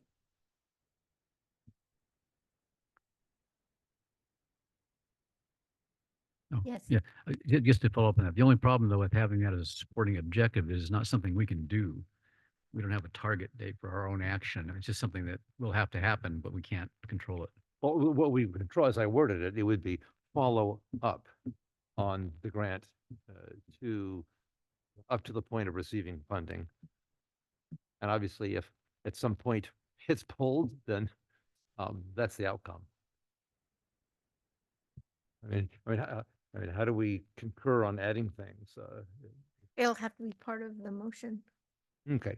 Yeah. So are you getting all this down, Ms. Dodson? Okay. I'm doing my best, but obviously I go back and review the recording after. I also wanted to comment on the last page under administration and finance, the last line of explore how to incorporate project management principles. I know in the strategic planning workshop, I advocated for this. I just want to compliment the general manager on what I see as a very practical and creative solution for accomplishing that. And as much as we may want in-house expertise, it's not a, project management, it's not a simple science, especially in these public works projects. So outsourcing this, and you obviously selected some highly qualified engineering firms. So just way to go. Okay. Anything else from board members, comments, questions? Okay. So do we have any public comment in-house? How about online? Yes, Dennis Duchek. Okay, Mr. Duchek. Thank you again. In regards to the vegetation management plan recommendation, I think it's a very good one in general. I think with all the respect to Vice President Thomas, I think the urgent action that's needed for vegetation management needs to be focused on those areas that are the most significant fire hazards that relate to invasive plants, and B, the areas that are also flood risk areas that are exacerbated by the current vegetation and the lack of a current vegetation management plan. So specifically, that would be the area, if I were to recommend an area that needs to be looked at first for vegetation management, it would be the East Ranch along Highway 1, where the invasive plants have overgrown the Santa Rosa Creek drainage. And so you have both a flood risk and a fire risk that could be mitigated at the same time. That's it. Thanks. Thank you. So I'm wondering, would that be part of the objective? Or just as it was? As much as I would like to be able to address, and Mr. Duchek, and we've talked several times about this, the cost is so significant when we talk about the eucalyptus trees. I mean, there isn't the money in the budget to do it.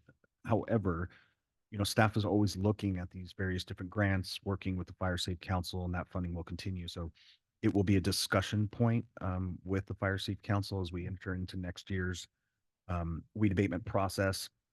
And hopefully some of the things that are being done on the ranch will be significant enough to where we're doing less next year that we might be able to tackle this. I would be cautious about putting it as a direct goal in the strategic plan, giving our just our financial constraints and in taking on such a massive project. But it is on our radar, and I do understand it. Okay, thank you. Any other board comments, questions on the strategic plan? Okay, anybody else online? Yes, Crosby and Laura Swartz. Okay. The Schwartzes? Yes, good afternoon. Now, you mentioned Fern Canyon, and of course, you got my attention. The thing is, make a vegetation plan for fire is great, but you also need to make a vegetation plan that includes the health of the forest. That means leaving the green stuff green and the healthy stuff healthy. So it's not just a fire plan, it's a forest health plan. So please include those words. Thank you.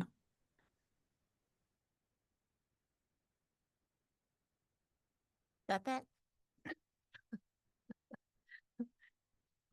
We'll figure it out. Okay. Anybody else online? No. Okay. Thank you. All right. Yes, Director. I'm Greg? gonna attempt a motion here. Okay.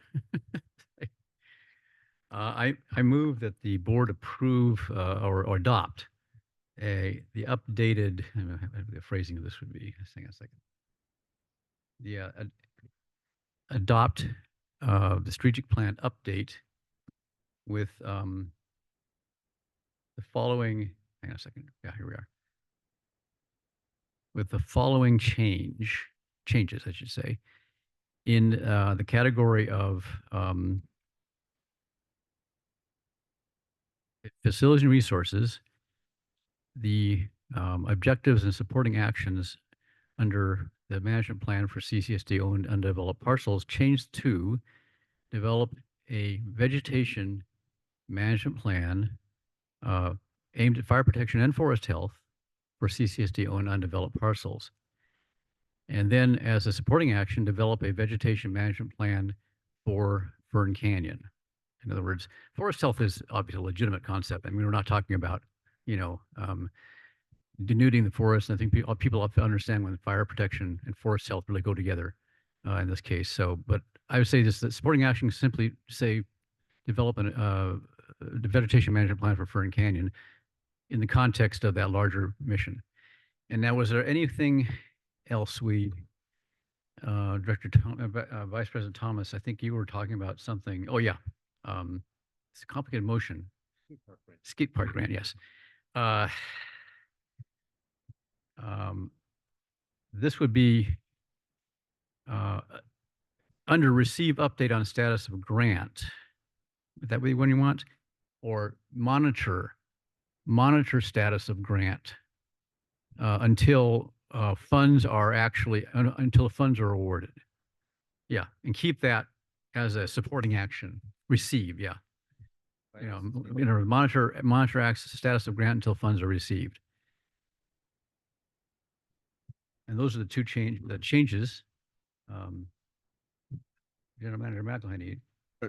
I'm thinking, so our approach from a staff perspective will be requesting reimbursements kind of as we go. Yeah. So all funds received. All funds received. Yeah. Final reimbursement, because you have that percentage that's held back till the end. Yeah.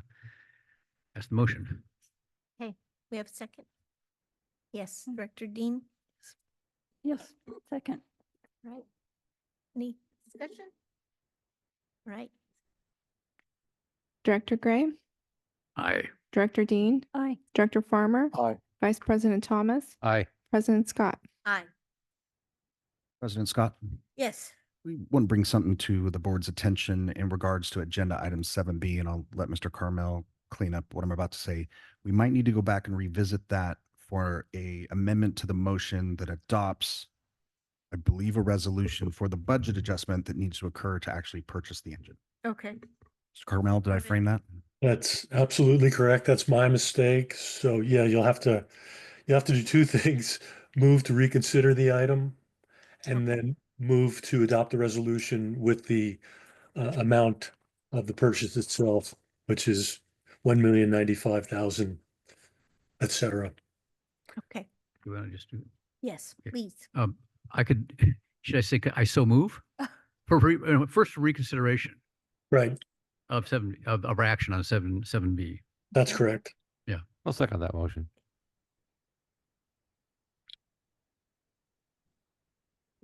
And now you can move forward with the adoption of the resolution specifying the amount of the payment, which I believe is $1,095,437.38. Except don't we need to vote? Do we need to vote separately on the reconsideration and the new motion? Yeah, I thought you did. Yeah, you do. Oh, wait, we haven't done the reconsideration yet. Yeah, go ahead. Okay, so for the move to reconsider the item, I have Director Gray making the motion and Vice President Thomas seconding the motion. So Director Gray? Aye. Vice President Thomas? Aye. Director Dean? Aye. Director Farmer? Aye. President Scott?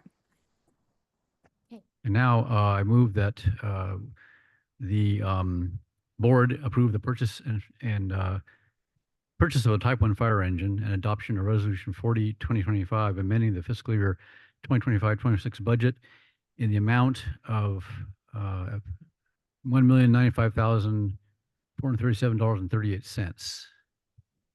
Does that make sense? That's right. Aye. Second. Director Gray? Aye. Vice President Thomas? Aye. Director Dean? Aye. Director Farmer? Aye. President Scott? Aye. Thank you. Yeah, and I think this gentleman is here for agenda item 7F. That's right. So let's do that first.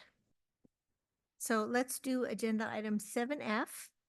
And this is the discussion and consideration of the pilot project for global water innovations. Thank you, Madam Mr. President. McElhaney. Agenda item 70. Not 70, I'm sorry, 7F. Yeah. My apologies. Discussion and consideration to authorize the general manager to execute an agreement with Global Water Innovations for zero liquid discharge pilot testing program for the water reclamation facility, subject to the review and approval of district council. Fiscal impact.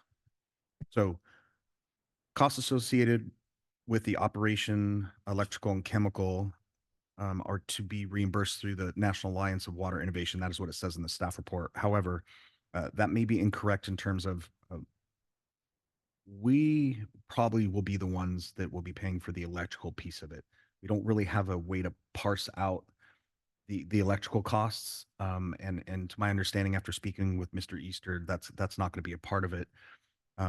However, the brine disposal piece, and I'll let him speak to it, but since we're talking about the fiscal impact, the researchers that are going to be analyzing it are going to pay for the hauling off of the brine, which initially we thought that would be about $6,000 to $7,000 that would be charged to the district. So there's a little bit of an update there, and I'll let Mr. Clark Easter speak to that. So just clarification that more than likely we will see an uptick in PG&E for the running of the pilot. But from staff's perspective and the strategic goal to resolve the brine waste disposal issue, in our opinion, it's a fairly small price to pay if we're able to resolve that. You have the staff report in front of you. We have talked about this quite a bit with the R&I committee and plenty of public comment on it. And so with your permission, I would like to turn over to Mr. Easter to ask the board's questions, as he is the content expert. Hello, Mr. Easter, welcome. Thank you. You go right ahead and tell us what you need to tell us. Okay. This project has been in planning mode for several years. It was actually, I moved here to Cambria 10 years ago. I think it was the first year that we almost ran out of water. And that was actually one of the things that inspired me in my retirement to figure out how to solve that problem, not only for Cambria, but for the state itself. I created a company, Global Water. We became a founding industry partner of the National Alliance for Water Innovation, which is a Department of Energy and California Department of Water Resources funded water research hub. We've been working with them constantly for many, many years now. And this is the first year where we're now bringing into commercial testing multiple technologies for dealing with brine. You know, Cambria is not alone in having extraordinarily high brine disposal costs. I have a site in in Slow that's the same way. I have sites in the Central Valley that are more. I have sites up in Napa Valley that are more. So, and the costs of brine, frankly, are so high that it makes it destroys the economics of almost every inland desalination project. And so we've been focused on how do you actually get rid of the brine. More precisely, how do you recover the water that's in it? Because the brine is actually the way desalination works. It takes the salts and the contaminants in 90% of your water and it concentrates them in 10%. That 10% then has very high salinity and has to be disposed of in an extremely environmentally responsible way because it can be very damaging to the environment otherwise. Our goal has been how do we recover the next 95% of the water from that brine itself? Basically, just leaving the salts behind. What has stopped the ability to recover the water from the brine are two factors. The first are what are called sparingly soluble salts, also known as hard minerals, calcium, magnesium sulfate, silica. And the second thing is osmotic pressures. As you concentrate brine up, you get a counterforce of osmotic pressure that starts to undo the benefit of the desalinization. So we focused on those two things. The technology that we're piloting right now, we're in the second pilot right now. The first pilot was for a water district, Pleasant Valley Water District, which wants to do, they're near Coalinga. They want to do a water bank there. And to do that, they need to be able to desalinate the water once they pull it back out of the ground. The project was unviable without a brine solution. And we have successfully demonstrated to them that we can get a very high recovery level there. The second project right now is for a brine pond and Slow. Then you all are next. And then we're going to be doing the largest greenhouse for tomatoes in California. Will be the next one, and probably a winery after that up in Napa Valley. The approach that we're taking, we're actually testing several technologies that have been under development for the last 5 years. Two of them are for softening the brine, meaning they take out the sparingly soluble salts that block that. These sparingly soluble salts, what happens is you concentrate the brine up, meaning you're recovering water from it. Those salts start to spontaneously drop out of solution and they become like cement. They cement over the little holes in the membranes and destroy your membranes in reverse osmosis. So our first approach is to take those salts out. We have two different technologies that we'll be testing. One of them uses what's called a switchable solvent. It's an organic molecule, which when we inject it as a gas into the brine, the salts literally grab onto it. I should say, excuse me, the water grabs onto the solvent. The salts drop out like snowflakes. And then we're able to recover that organic solvent and reuse it again. So that's one approach. The second approach is a electrical approach. We use direct current, basically like a DC battery, an anode and a cathode, which attract ions of the opposite charge. We pull them through a monovalent selective membrane, and again, separate them out with the same result, that the water becomes far less at risk of scaling. So once we've done that, we then use a third innovation, which is something called a pressurized forward osmosis membrane. It combines both hydraulic and osmotic forces and can achieve concentration levels far higher than anybody thought was possible in the past. Traditional seawater is desalination membranes are stopped at about 70,000 ppm because of osmotic forces. We're able, by using a combination of hydraulic and osmotic forces, to jump up to 200,000 ppm. So 3 times what a seawater desalination plant can do. Our intent here with this pilot is to show that we can recover somewhere between 90 to 95% of the water in your brine and at which point it becomes far more easy to get rid of, because the expense of brine is the weight of the water. So by recovering 90 to 95% of the water as pure water that you all can reuse, as opposed to hauling down to um, um, beyond Shell Beach, beyond Pismo, et cetera, you have a dramatically cut bill in terms of that. So that's what we're intending to pilot. This pilot is being underwritten fully by the California Department of Water Resources. Well, I should say fully. My company and my partner company, Trevi, are actually putting up 25% of the funding for it. The California Department of Water Resources is putting up the other remaining money, the 75%. I can tell you that the folks from California Department of Water Resources are extraordinarily interested in this. When we were doing the pilot, started the pilot in July at Pleasant Valley, all the top staff and executives from the California Department of Water Resources came down to see what we were doing, because this problem of brine is extraordinarily, it has really crimped the ability of the state to have water resiliency. Because basically we have tons of inland brine and nobody can use it because of the cost of it. So that's the bottom line of what we're doing. We believe we'll be here in Cambria for about 4 weeks, testing these different technologies. And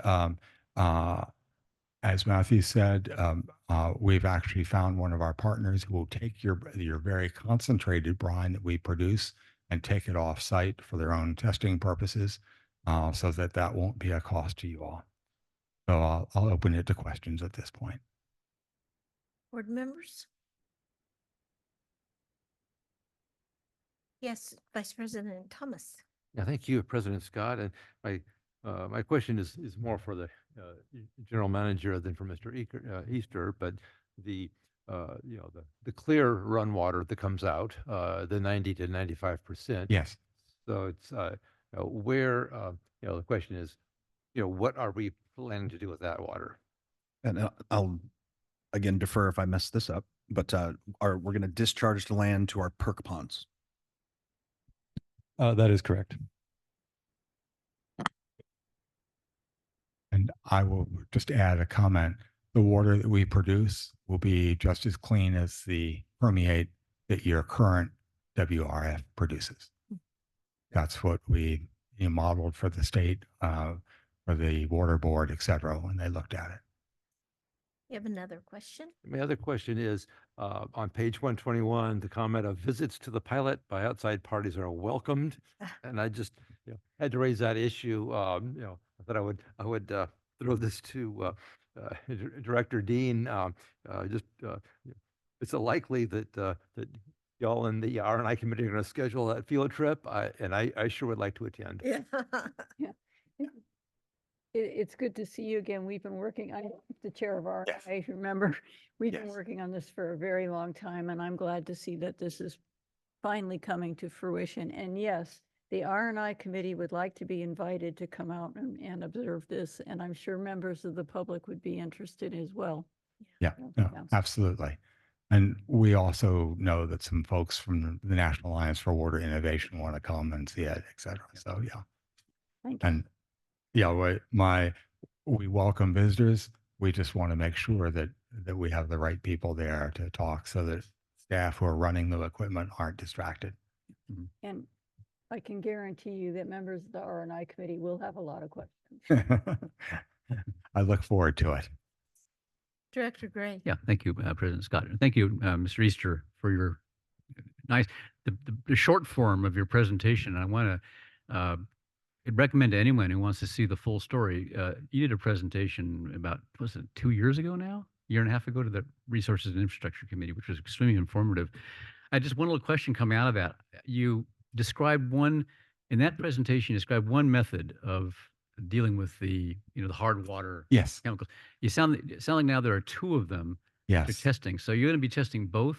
Yes. So what happened is, as we were developing the first approach, we came across a second approach that some of the researchers from the National Alliance for Water Innovation is truly amazing what's happened with it.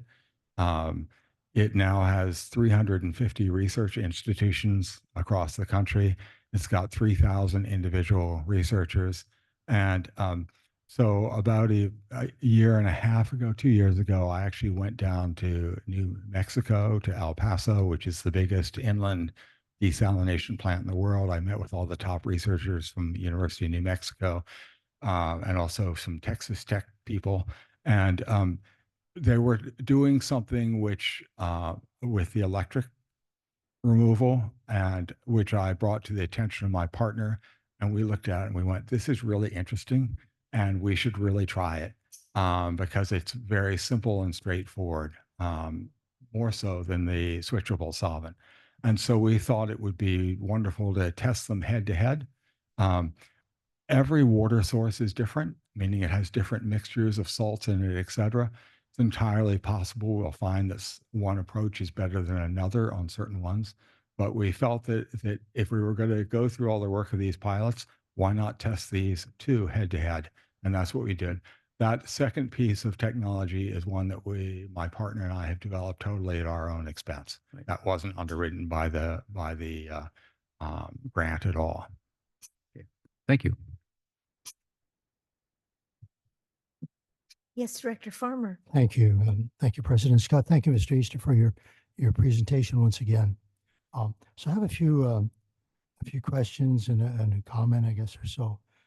So first, you mentioned that right now, and I know that utilities manager Green and other folks from the district went over to Coalinga, yes, where you did a presentation there with regard to what they're doing there at their district. And then you said also San Luis Obispo, a winery in Napa Valley. So this process itself is just kind of getting off the ground, so to speak. With so how many, how could I say it? How many other successful zero liquid discharge operations are there, either that your company or some other company has done? Yeah. So the answer to this is the zero liquid discharge has not been a good field at all, meaning nobody's been able to do it successfully.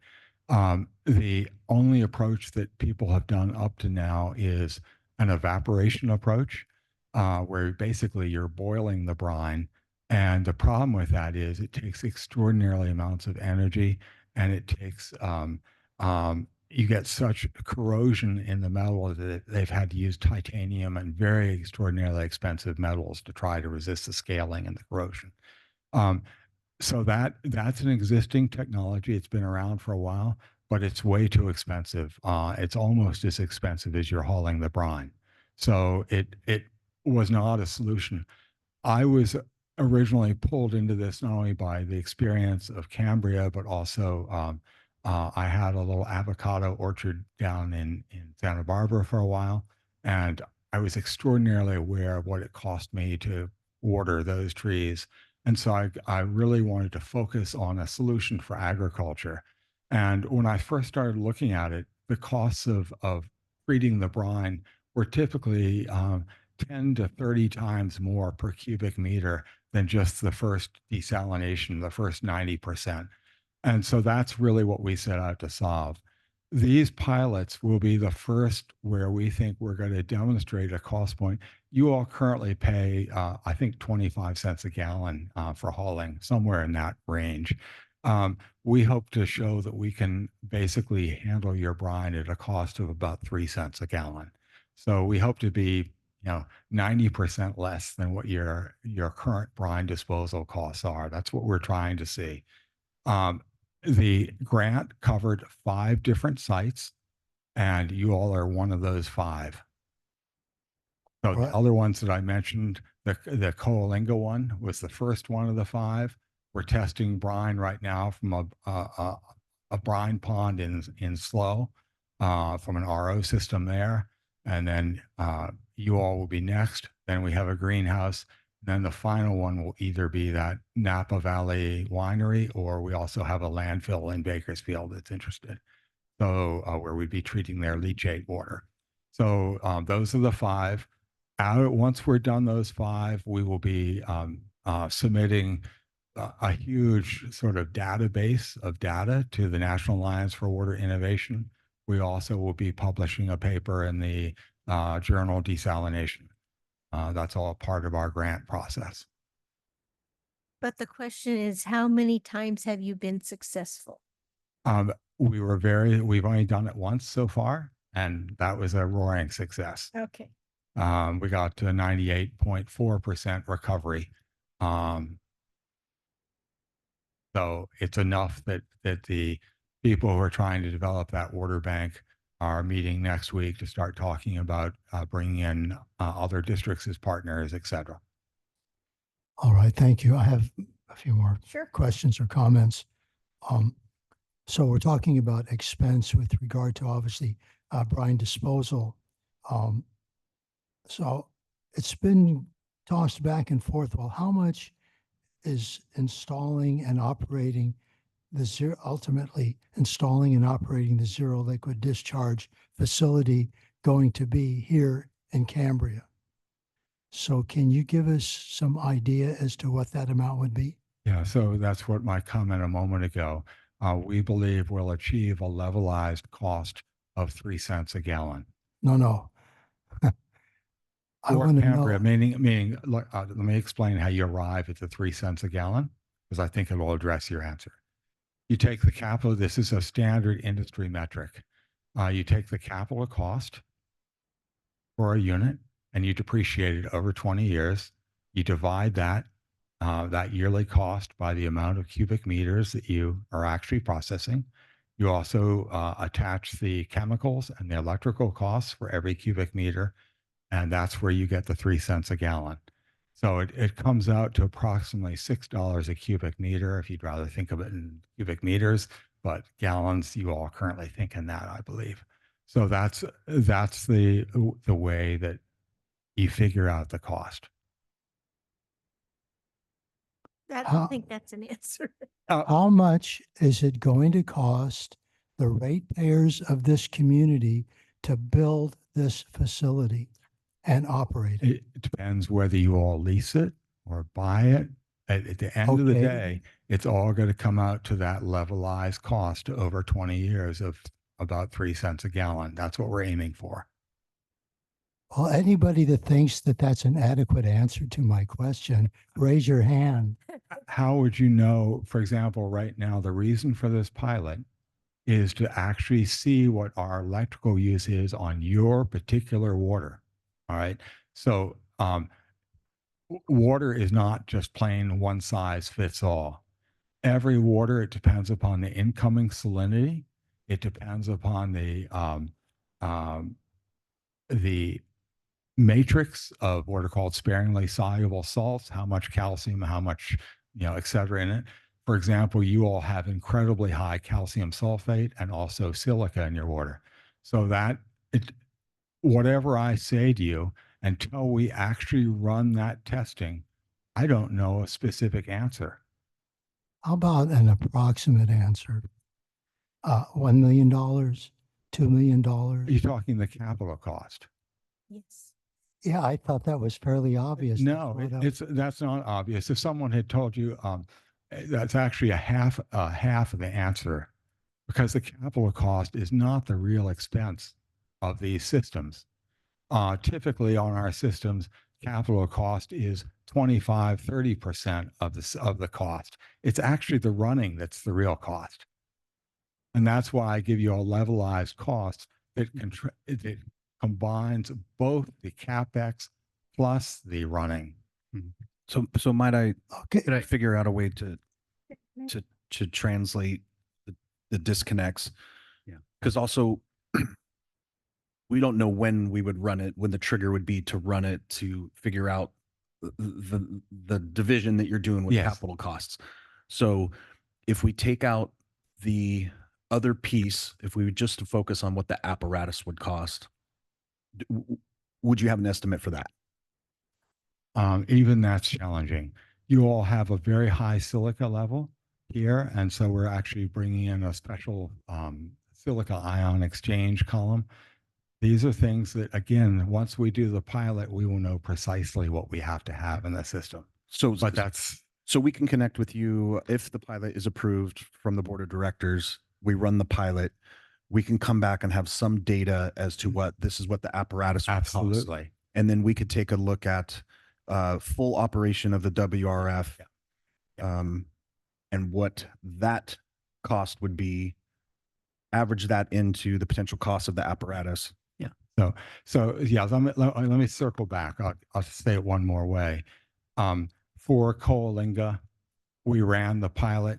Within 60 days of that pilot, I was able to meet with the project developers for the water bank and able to price out for them a 3,000 acre foot a year plant, tell them what the operating costs will be, chemical use, electrical use, et cetera. That all came out of the pilot because we knew at that point what we were dealing with. Okay, this is a question for staff going along with regard to, well, how often will this be operated? So this is on page 115, the second paragraph, fourth sentence, fourth and fifth sentence.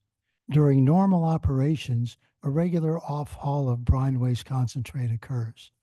Under normal operations, 4 to 6 trucks are needed daily. So what I would like to know is, what are we considering normal operations?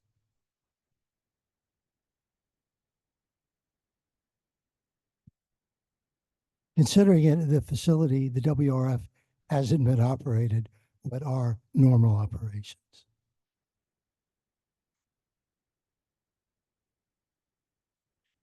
So it operates under stage 5-6 drought. Yeah. Well, I think, isn't the question based on the project description? It's a 9-hour a day, 9-hour a day operation is considered sort of the default operations, what I think we're talking about there. So like 9 hours a day, 5 days a week for 4 to 6 months. It's hard to answer that being normal operations because currently our operating permit is only in the specific drought stage. So whether or not we would operate it for 5 to 6 months is depending on what stage we're in terms of a drought. And whether or not the board says, turn it on. Correct. Okay. Right.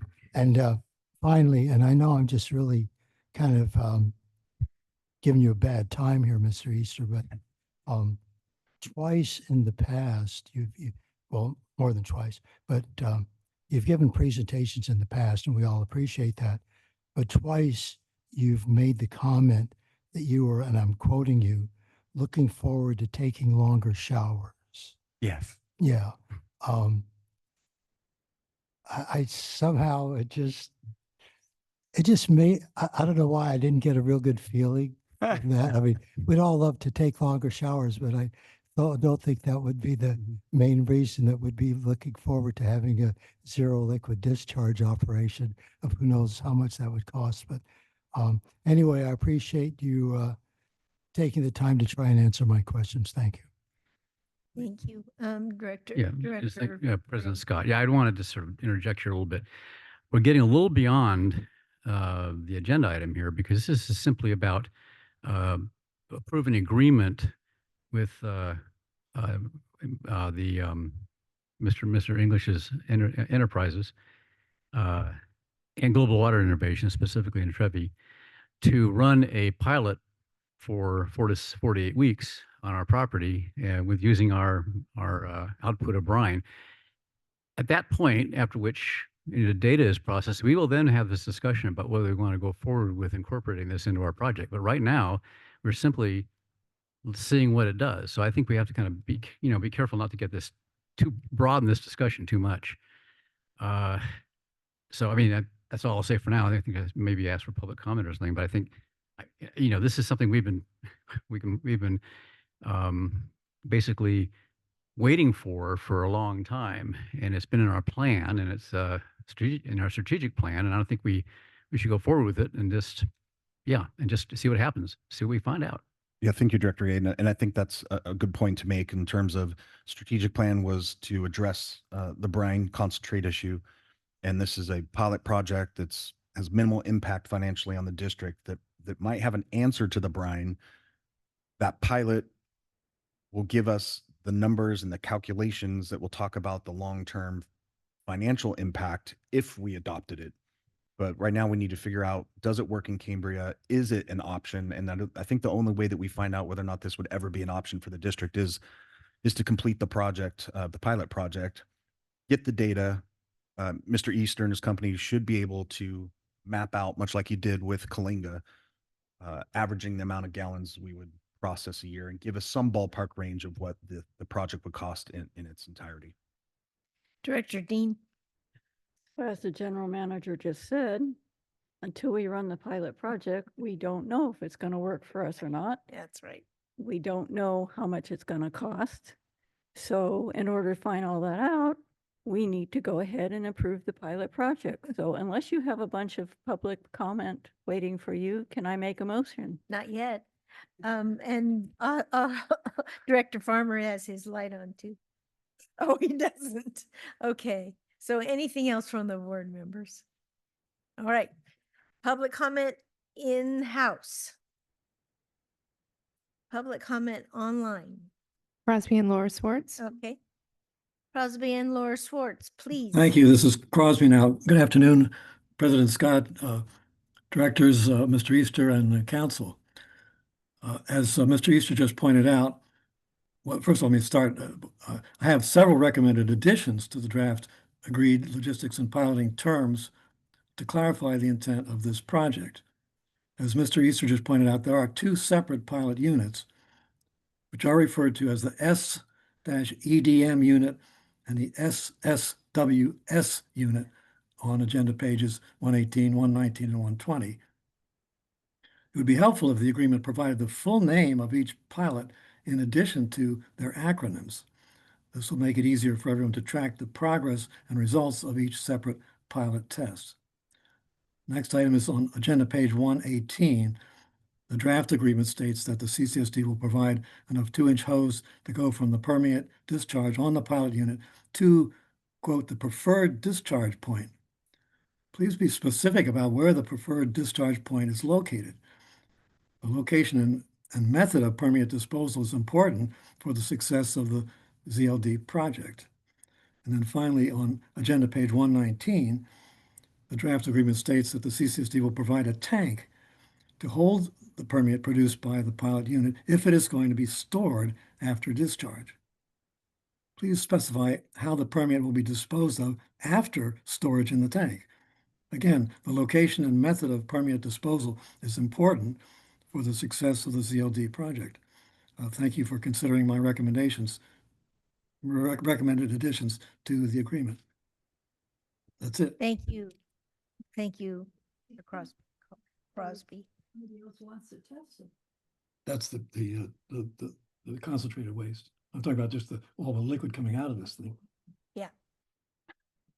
Answer that in like a very short couple sentences. Yeah. So the permeate, my understanding now is it's going to go back to the work pond. So there won't be a tank. It will go straight back.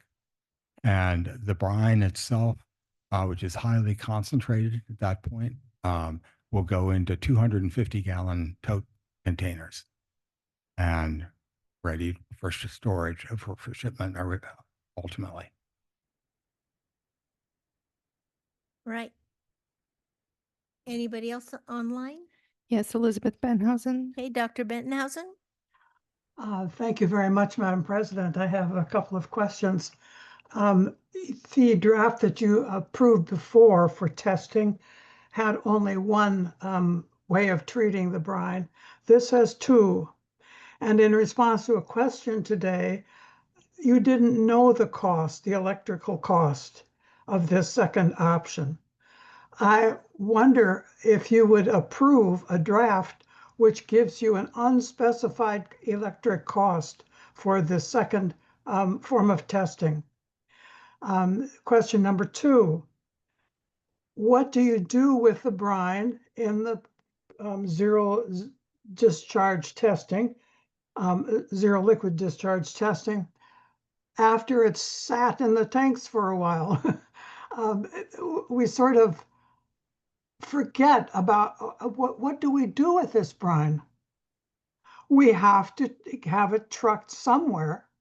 And the cost of that is unspecified in your draft. And therefore, I think is a second cost for the CCSD. We have, in other words, two costs, the electric cost unspecified and the brine cost unspecified. Number three, I am intrigued with the willingness of the board to approve anything so long as there's not too much money attached to it. But on the other hand, we don't know how much money. So in other words, where I'm going is perhaps you should have a more specific indication of where this draft is compared to the first draft, which you did approve, before going ahead and approving it. I request, actually, with all due humility, that you do precisely that and not approve this draft today, because it is getting more complicated by the minute and more expensive by the minute. And I would ask the final question about the very last comment that Mr. Easter made in his presentation, except that for the life of me, I can't remember it, but I think it had to do with the trucking away of the brine waste. Perhaps he would be so gracious as to repeat the final two sentences of his draft. Thank you. Thank you, Dr. Bettenhausen. Okay, I think that there are answers that have already been stated. Will you do those one more time? Correct. Global Water Innovations in partnership with the researchers that are researching and evaluating the brine are the ones paying for the hauling of the brine. For the pilot. For the pilot. For the electricity, that's an unknown because of the various different methods that they're going to be using to run the pilot test. So we will see an uptick in electricity. I don't even know how we as a district would parse out the electrical costs because it's not a separate. Go ahead. I just did a little bit of back of the envelope calculation on the electrical cost. Mr. Clark asked for 100 amps of service at 480 volts, works out to about just over 380 kilowatt hours per day of electricity consumption. I believe the charge for electricity is about 41 cents a kilowatt hour. I'll have to double check that. That works out to about $160 a day, or about $3,200 for the entire pilot run for electricity. Thank you. I'm not sure Mr. Reaper is real. I think he might be AI. I know, he's AI. Okay. All right, oh, Director Gray, did you have your light on? I was thinking in the agreement, since the couple of questions have been answered, especially, the hauling of the brine. Yeah. Could that be incorporated into the wording of the final agreement? Yeah. Yeah, I've spoken to Mr. Carmel and we're going to work that piece of it into the agreement. And the other one would be the piping, the disposal of the permeate into the brick ponds. Yeah. Is that, yeah, as long as those things are just incorporated. And I would recommend the other thing is that to actually spell out the names rather than the initials. In the agreement itself? Yeah. I'm sure we could do that, Mr. Carmel. Right. Anybody else online? No. Okay, thank you. Ready to make a motion? Yeah. Director Gray, I see your lights on. Ready to make a motion?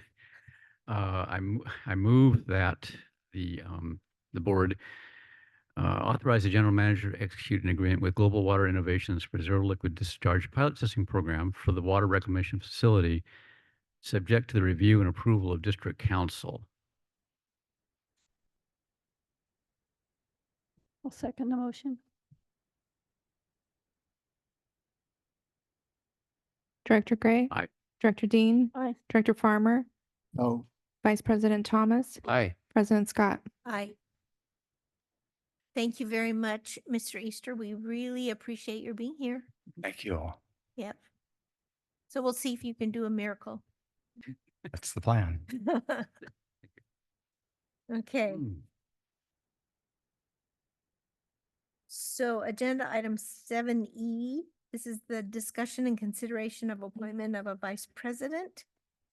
And I would like to say that we very much appreciate what Vice President Thomas has been able to give to the position of vice president, in that his expertise and tenacity has really given us a lot of information that we wouldn't have otherwise had. So thank you. Okay. Any discussion? Oh, I guess I can lead this agenda item, right? It's all you, President. Okay. Any discussion from the board members? Yes. Oh, Director I'm Dean. sorry. Everybody. I should comment. Okay, thank you. Vice President Thomas. And I just, wanted to comment also. Thank you, President Scott. It's been an honor to serve by your side, and it's with great thought that I've resigned from this, just to avoid any possible perception of conflict with my deep roles of volunteering with an organization with whom we've had some more conflict than we'd expected. So thank you for that. Thank you. Okay, anything else from the board members? Anything from the public in-house? How about online? No. Okay. Do I have a motion? Yes, Director Dean. Director Farmer is the longest serving director on this board. He is in his third term. Mm. He last served as vice president in 2019 and president in 2020. So it has been the longest since he has held either of those roles. So I would like to see if Director Farmer would like to take the position of vice president. I guess that question is being asked of me here. So it would appear that I have this challenge / opportunity ahead of me to be the next vice president, which would mean that roughly 3 to 4 months from now, I will be board president. Let me just say this. As I said, it's both a challenge and an opportunity. I'm not so sure that I can do this. I will not be doing the same job that Vice President Thomas has been doing. We bring different qualities of how we see life and what our life experiences have been. I look forward to doing the best job that I possibly can as board vice president, and I hope that I get at least 3 votes for this. Thank you. And I have a comment to make after the vote is taken. Anything else? Oh. Vice President Thomas? A second Okay. is in order, and I wholeheartedly second the motion with full confidence and valuing the differences in which we view things. Nonetheless, I have full confidence, Mr. Farmer. Hey. Mr. Farmer. Director Dean. Aye. Vice President Thomas. Aye. Director Gray. Aye. Director Farmer. Aye. President Scott. Aye. All right, I have one further comment. Oh, yes. So we had an election in 2024 nationally and elected a new vice president. So folks might be interested in knowing that the current vice president of the United States and yours truly share the exact same birthday, 40 years apart. So in 2024, I turned 80, and the current vice president of the United States turned 40. So I just thought I'd throw that out there in case you're wondering, gee, do I really want this guy as the vice president of the Cambria CSD? Well, you have another choice if you wish, but I just thought I'd put that out there. It's just my weird sense of humor, that's all. Thank you. Thank you. Okay. So do we want to take a break? Okay. Well. Sure, sure. Let's go ahead and let's do agenda item 8A. I'd like to open the public hearing on the adoption of the ordinance specified in the agenda item. President Scott, just for clarity, are there supposed to be moving seats? Or are we doing that next meeting? We can just do it at the break. That's why I wanted to take a break. Understood. Agenda item 8A, public hearing and consideration of adoption of ordinance 02-2025, adding chapter 4.30 to the Cambria Community Service Municipal Code, establishing cross-connection regulations and adopting by reference the State Water Resources Control Board's cross-connection policy handbook. Fiscal impact, adopting the ordinance, establishing this cross-connection regulation, and adopting by reference the State Water Resources Control Board's cross-connection policy handbook will not have an immediate fiscal impact. Ordinance 02-2025 was unanimously introduced to the board on August 14th, 2025. Adoption of the ordinance will add that chapter 4.30 to the CCSD municipal code, which will establish regulations to prevent the contamination of drinking water by ensuring that potentially harmful substances cannot flow backward into the public water supply. With that, I'll turn it over to you, President Scott. Okay. Any comments or questions from the board members? No. Any public comment in-house? Any public comment online? No. Okay. Any other discussion? Do I have a motion?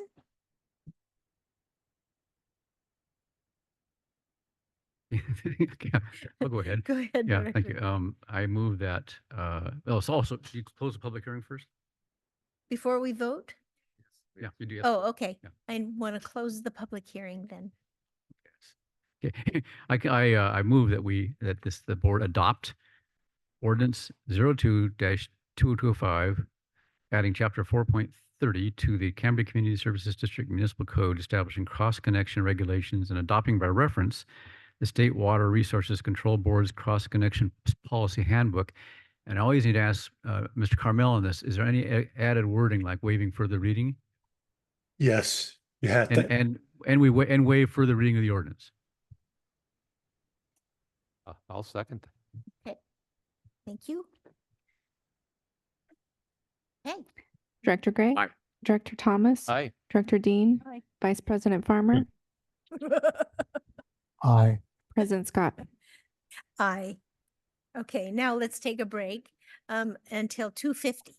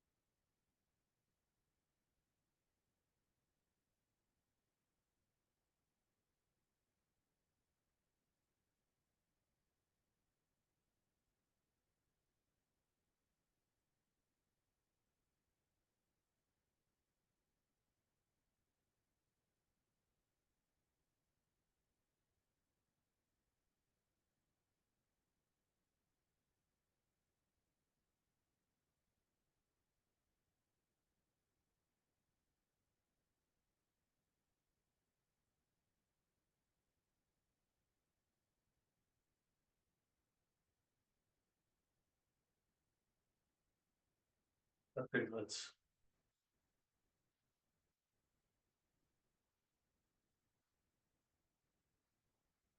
You wanna go out? You too, you wanna go out?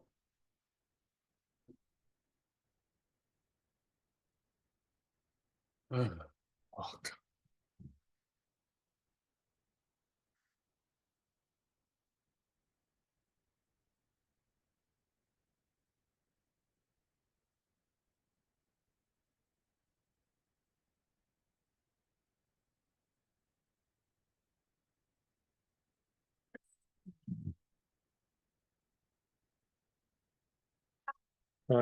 Is there any reason I shouldn't let him out at least a little bit? No, I just didn't want him to bug you if you didn't want him to. Okay. And we're on a break, so I'm let him out for a little while. All right. All right, love you. Let me too, bye.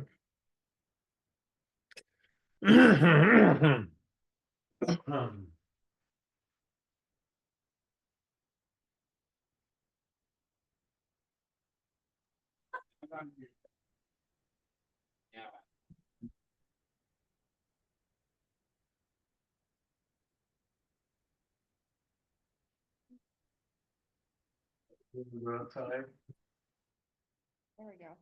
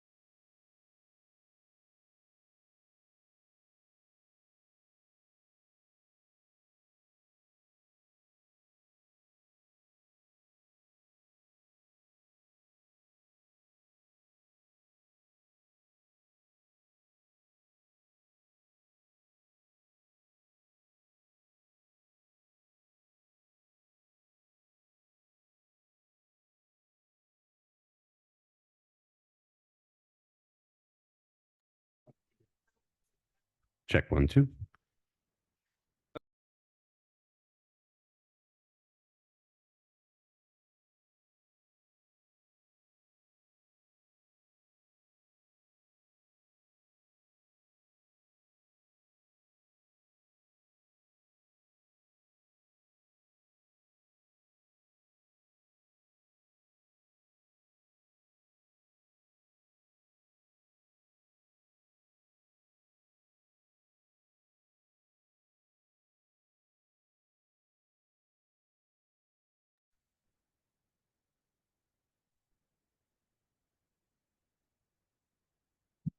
Are we ready?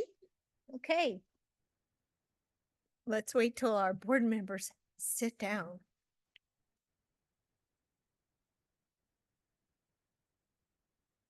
I know. You know what his priorities are? It's the cookies. What are the new perks? I could show up late. Yes. Okay. So let's come back into session and we'll start with the manager reports. Mr. McElroy. Thank you, Madam President. My general manager's report, some of it we've kind of already discussed today.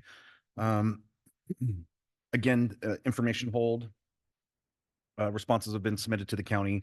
They're listed here in in my manager's report. Again, I followed up with the county, Mr. Freund, on the status of those responses to the information hold.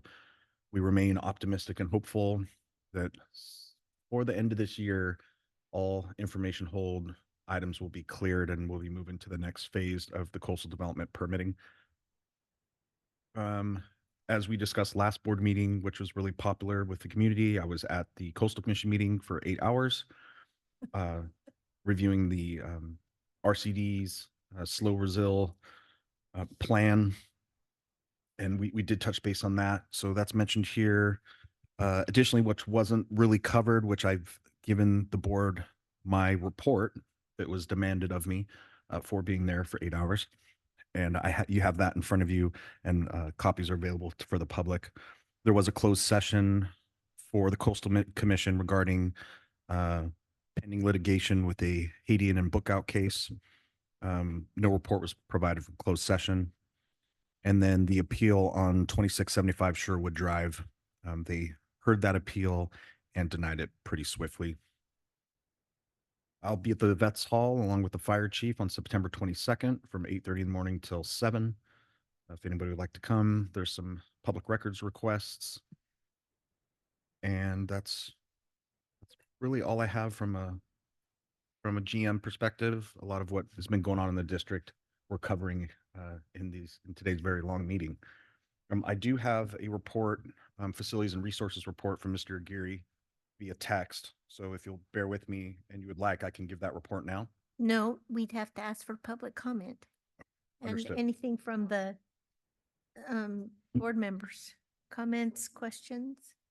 No, anything in-house? Anybody online for public comment? No. Okay. I just want to let you know that I set up, and you're gonna roll this out, but I had this awful leak, right? And I want you to know I did do the ion, what is it? Ion water. Ion water. It is amazing. Yeah. I mean, by the hour you can see, like you took too long of a shower, that kind of thing. Yeah. No, it's great. So thank you. Of course, yeah. And there was a very good presentation at the Resource and Infrastructure Committee meeting where they did a presentation on ion water. They walked through the entire system. So if the public wants to re-review that, to look at some of the features, we're very, very close to rolling that out and announcing it publicly. The reality is, as you know, if your system has been integrated through our Tyler portal and Badger, you can go in there and set up your account pretty seamlessly. We've just held back a little bit by blasting it out because there is 80-ish AMI meters that cannot be read cellularly, so they're not able to get into the ion water because of their location in the district and the poor cell coverage. So you're gonna send letters specifically to them? Yeah. So I'm going to try to figure out a way once we roll it out fully to let those folks know that they won't have access to the ion water portion of it. But flumes are always still an option for those areas. Okay, now let's do FNR. Okay. So Mr. Aguirre texted me that they've been busy removing invasive species, and if Mr. Duchek is still on the line, removing invasive species of eucalyptus trees on the East Ranch next to the dog park. The past 2 weeks, they've chipped over 30 yards of trees, and they're currently working the center of East Ranch and Ramsey Trail. They've been prepping on the open field, or they ended up prepping on the open field behind the dog park for Pine Dorado. And so there was some ability to park out there and created less traffic jams within the community during Pine Dorado. They've spread about 80 yards of wood chips, completing the circle trail on the East Ranch that starts next to the dog park and Main Street entrance. There's been some clearing of trails with hanging branches and brush that the crews have been out there working on, trying to keep it a little easier to pass through. Mr. Geary is going to be working on the process of replacing our water fountain here at the Vets Hall. We're upgrading it to an Elke bottle filling station. Oh, good. So if you've seen those where you put it underneath and it fills it. So we're going to work on that, make it a little easier for you to fill your water bottles here at the Vets Hall. Yeah. We'll probably do the same thing for the administrative office, and the F&R building as well. So you won't have bottled water? We'll move away from that for the district office and F&R. However, the fire department out on the trucks, they hit a wildland fire. They kind of need that. And Mr. Reaper will confirm, but the wastewater department, because of code, has to have bottled water available. I'll get some clarification on that later. Mr. Kyle Carver is our third maintenance technician that'll be starting Monday the 15th. Oh, great. So he is a local Cambrian. So now we have all three of our maintenance technicians that live in Cambria. Great. And that has been really nice, especially with a lot of our events, vet halls events, that when they are on call, they're also right here in town. So that's been a huge asset. So we're looking forward to bringing on Mr. Carver and fully bolstering our F&R staff. So with that, I can take any questions that I might be able to answer since Mr. Gary's not here. You know, I do want to say one thing, and please, Director Dean, jump right in if you want to, but we did have our first ad hoc meeting with, well, the first thing we did was went on a tour, which was really fun, of the ranch in a little four-wheel drive thing. It was great. It was great. But we did have our first meeting with FFRP leadership, and what Kitty Connolly said was that she believes that today, or this was last week, that the ranch was no longer a fire danger. And I thought that was huge.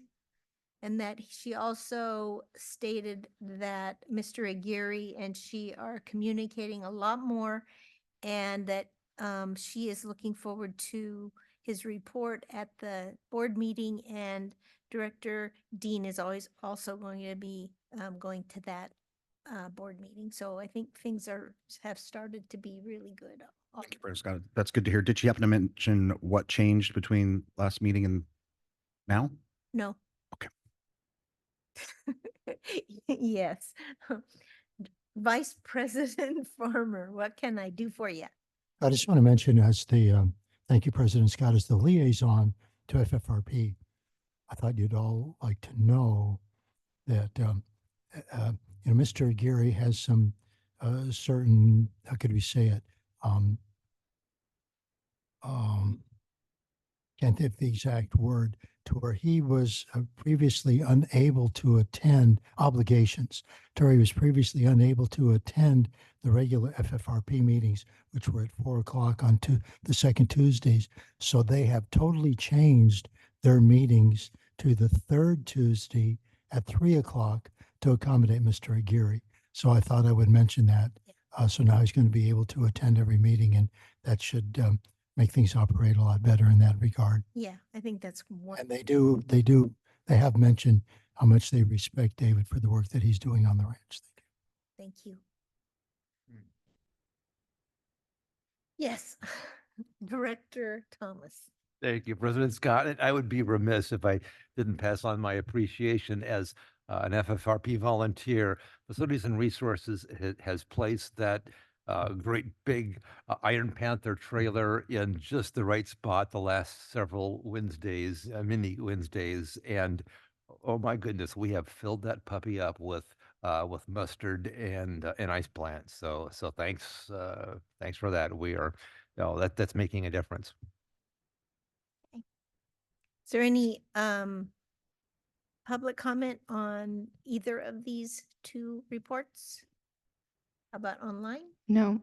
Dennis Duchek. Oh, here he goes. He's going to answer your question. Yes, Mr. Duchek. I just want to say a big thank you to David and Matthew for their efforts. I really appreciate it. I'm sure the local community does too. Thank you. Thanks. Okay. Finance. Thank you, President Scott. So we have agenda item 9C, which is the monthly finance manager's report. I have my normal reportings on director compensation, cash balances, and the SST project, which we're going to see some of those funds coming down. I'm working through invoices with utility manager Green. So we're going to be paying a bunch of those when he gets back from vacation. So work has been done on that project. I would say we're making a concerted effort to work with our auditors. So they're actually coming on Monday for their first round of field work for the 24-25 audit, which gives me a little bit of a sigh of relief that we're going to be working through this in a timely manner and getting back on schedule. We have a new partner that we're working with. So I'm hopeful that things will go really smooth this year. And I'm excited to get that underway on Monday, as well as have been working on a bunch of projects and working on things with our utilities, billing area. I wanted to say department, but there's only 3 of us. So with all of us about getting certain things added into the system to be paid online, different things like that, working with Waterworth on our long range planning, which will come before finance when we get something on there. And so working on different projects and the audit. And with that, I'll take any questions. Board members, comments, questions? Yes, Director Thomas. Thank you, President Scott. And I have to say, that's a beautiful thing to hear. Excited that the audit is starting Monday. Talk about confidence, transparency. Yeah, that's a beautiful thing to hear. Not everyone says that about an audit starting on Monday. Yeah. Yes, it was a little stressful trying to get it done on time last year. So I'm happy about it. And I also just want to remind people that on Monday at the Finance Committee, starting at 10 a.m., we will have our investment advisors are going to be on the phone answering questions, giving a short presentation. So if anyone would like to tune into that meeting, they give a lot of information and are great to listen to. So. And it's going to be a very short meeting. Yes. Okay. Anything else from the board members? Any in-house public comment? Anything online? No. Okay. Mr. Reaper, are you ready for your report? I am, President. Okay. I'm here to give the monthly utilities report for August of 2025. On the first page, it says collection system is supposed to say wastewater treatment plant, since a lot of what's discussed there is relating to the plant. One of the line items under Andy Thompson's in the expenditure report was him working on the ignition upgrade as part of the SST for the wastewater plant. That SCADA is really important to us because, as we said earlier, it contains the alarms. It's also a data recording mechanism where we can record data so we have it for analysis and for permit compliance and all the wonderful things we use data for. We're still working out some issues with ignition. And so he was there helping getting that to the next level. SST update. We've poured a couple of different pads for a couple different pieces of equipment. As of now, the EQ pumps have been placed on their pads. The generator pad is going to be poured soon. They've poured the pad for the blower inside the blower building.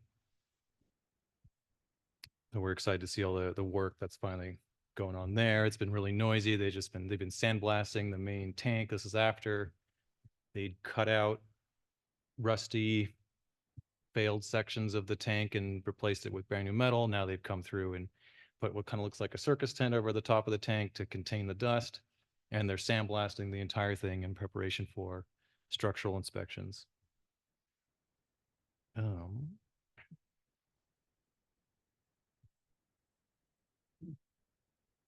take a look at what else.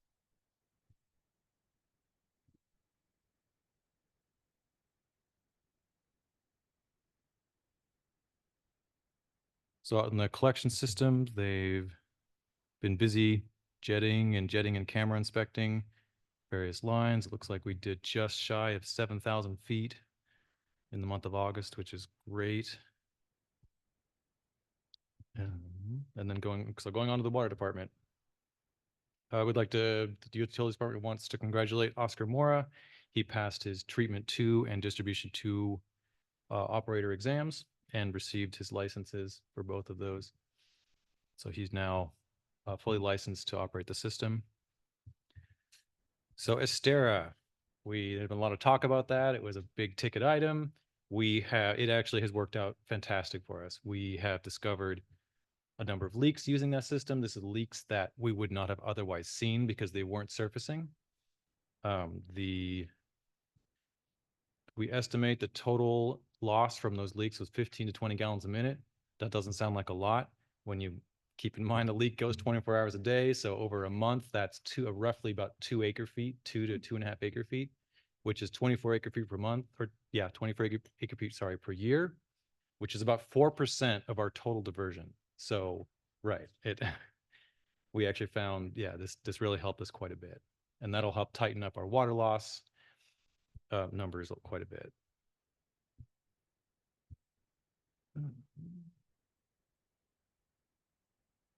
Let's see. So the next thing we have would be the Stewart Street tanks.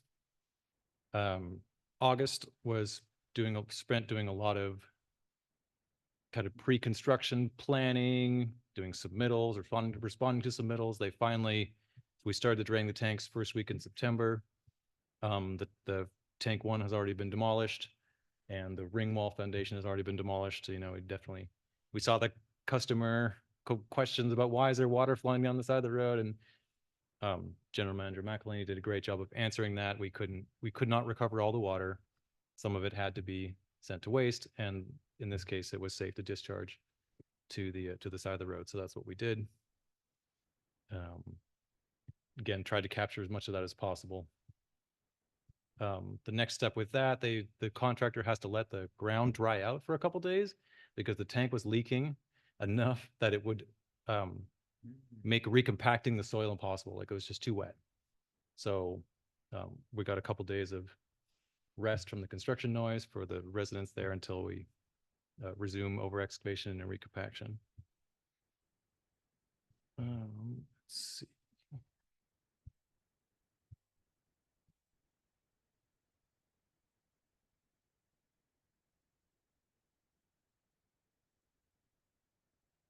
And I think that will conclude my report. If you have any questions, feel free to Board ask. members have any questions or comments? President Scott, I wanted to add one thing, and I may be putting my foot in my mouth, but oh well. Well, think hard before you.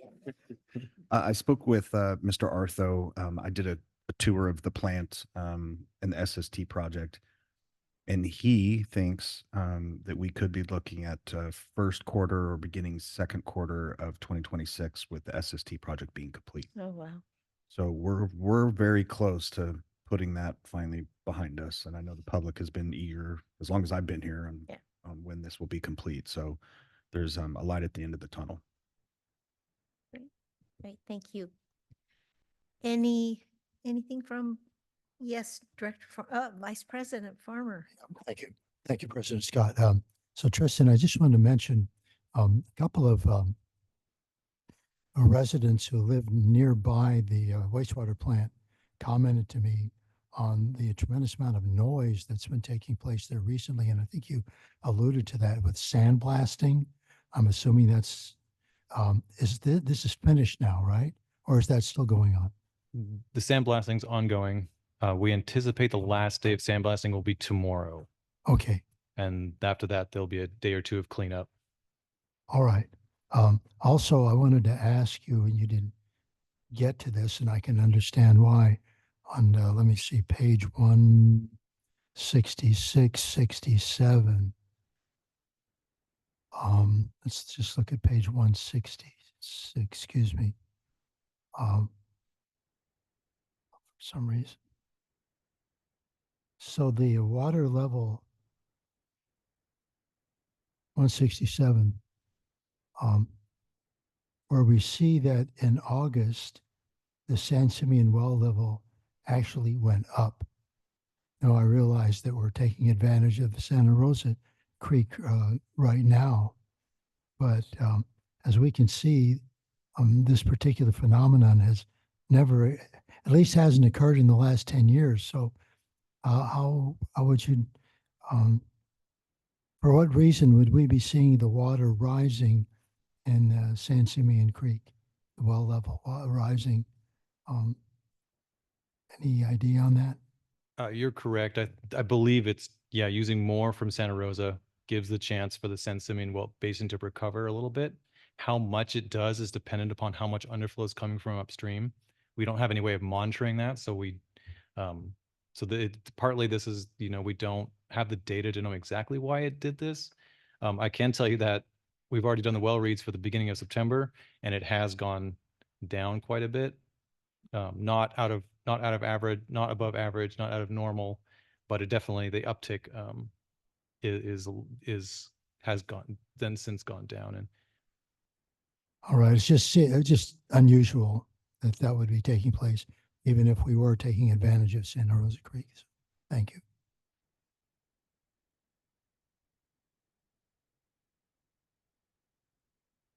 Yes, Vice Director Thomas. Thank you, President Scott. Yeah, it'll take a while. On page 143, you're curious, where it says ATC, I think that's advanced technical, pulled off, and contractor redwood coatings will be in. I mean, in the old days, the term the contractor was pulled off usually meant they were fired. Does this simply mean that they completed their scope of work and demobilized, and then the coating guys moved in? that is correct. Yeah, I assume that. ATC Advanced Tank, I think it's Advanced Tank. Yeah, they completed their work with the welding, and then they demobilized so Redwood could come in and do the sandblasting.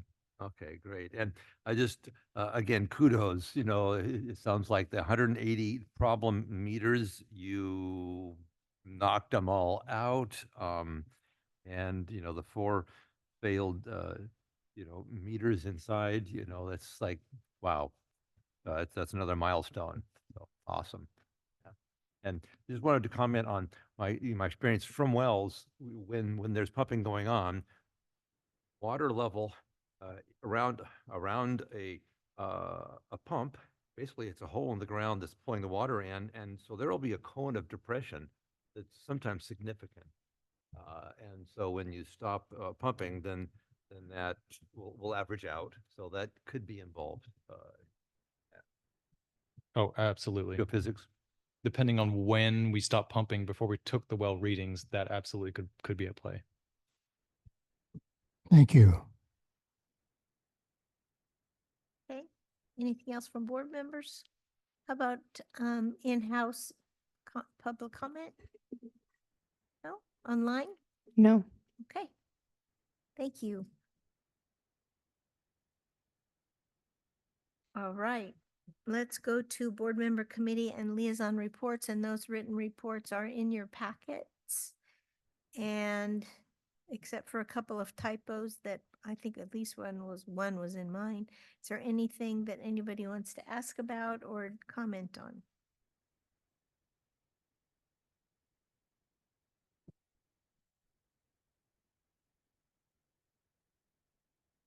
Yes.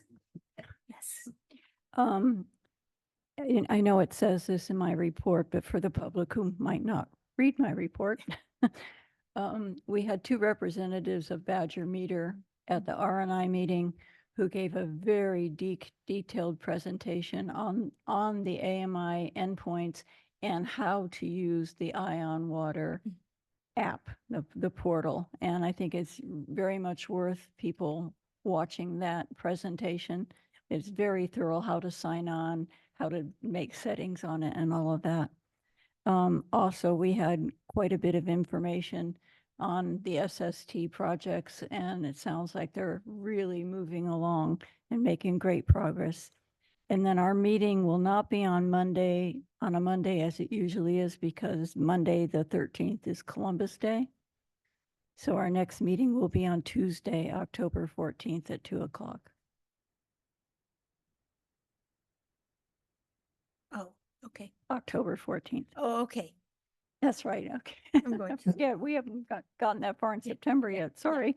Yeah, October 14th. Okay. Thank you. Uh-huh. Can I make a quick observation? Yes, please. Indigenous Peoples Day. It's all right. Not Columbus Day. Thank you. Yes. So anything else from board members? Anything in-house? Public comment? How about online? No. Okay. Okay, let's go to future agenda items. And as I mentioned earlier,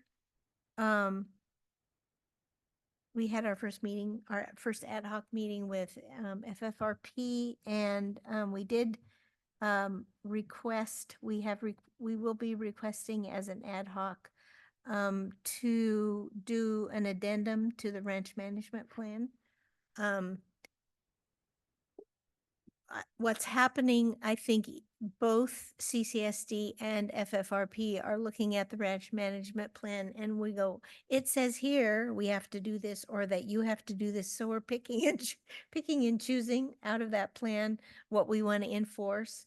So we need to look at doing an addendum to that plan, and we're in the process of looking at how much that might cost. And FFRP has stated that they will pay for half of that update, which is really nice. Anybody else have any future agendas? Yeah, I have one. I know it's been a very long meeting, but if you indulge me for a couple minutes here. I have a request for a future agenda item, and sort of just something, a little bit of an old story and a new story. This has to do with the a proposal for a evacuation route out of Marine Terrace by way of Harmony Ranch Road to Highway 1. We kind of reached a bit of an impasse about a year and a half ago after we had had Civil Design Studios do an engineering study on major part of that route, and we have not, been able to get most of the property owners to even talk to us about it. So I've been working on an idea that I want to run by the board for maybe putting it on the agenda via vote to speed it up. This is to seek a emergency only easement, access easement for that route from Marine Terrace down to Highway 1 at the corner of Harmony Ranch Road.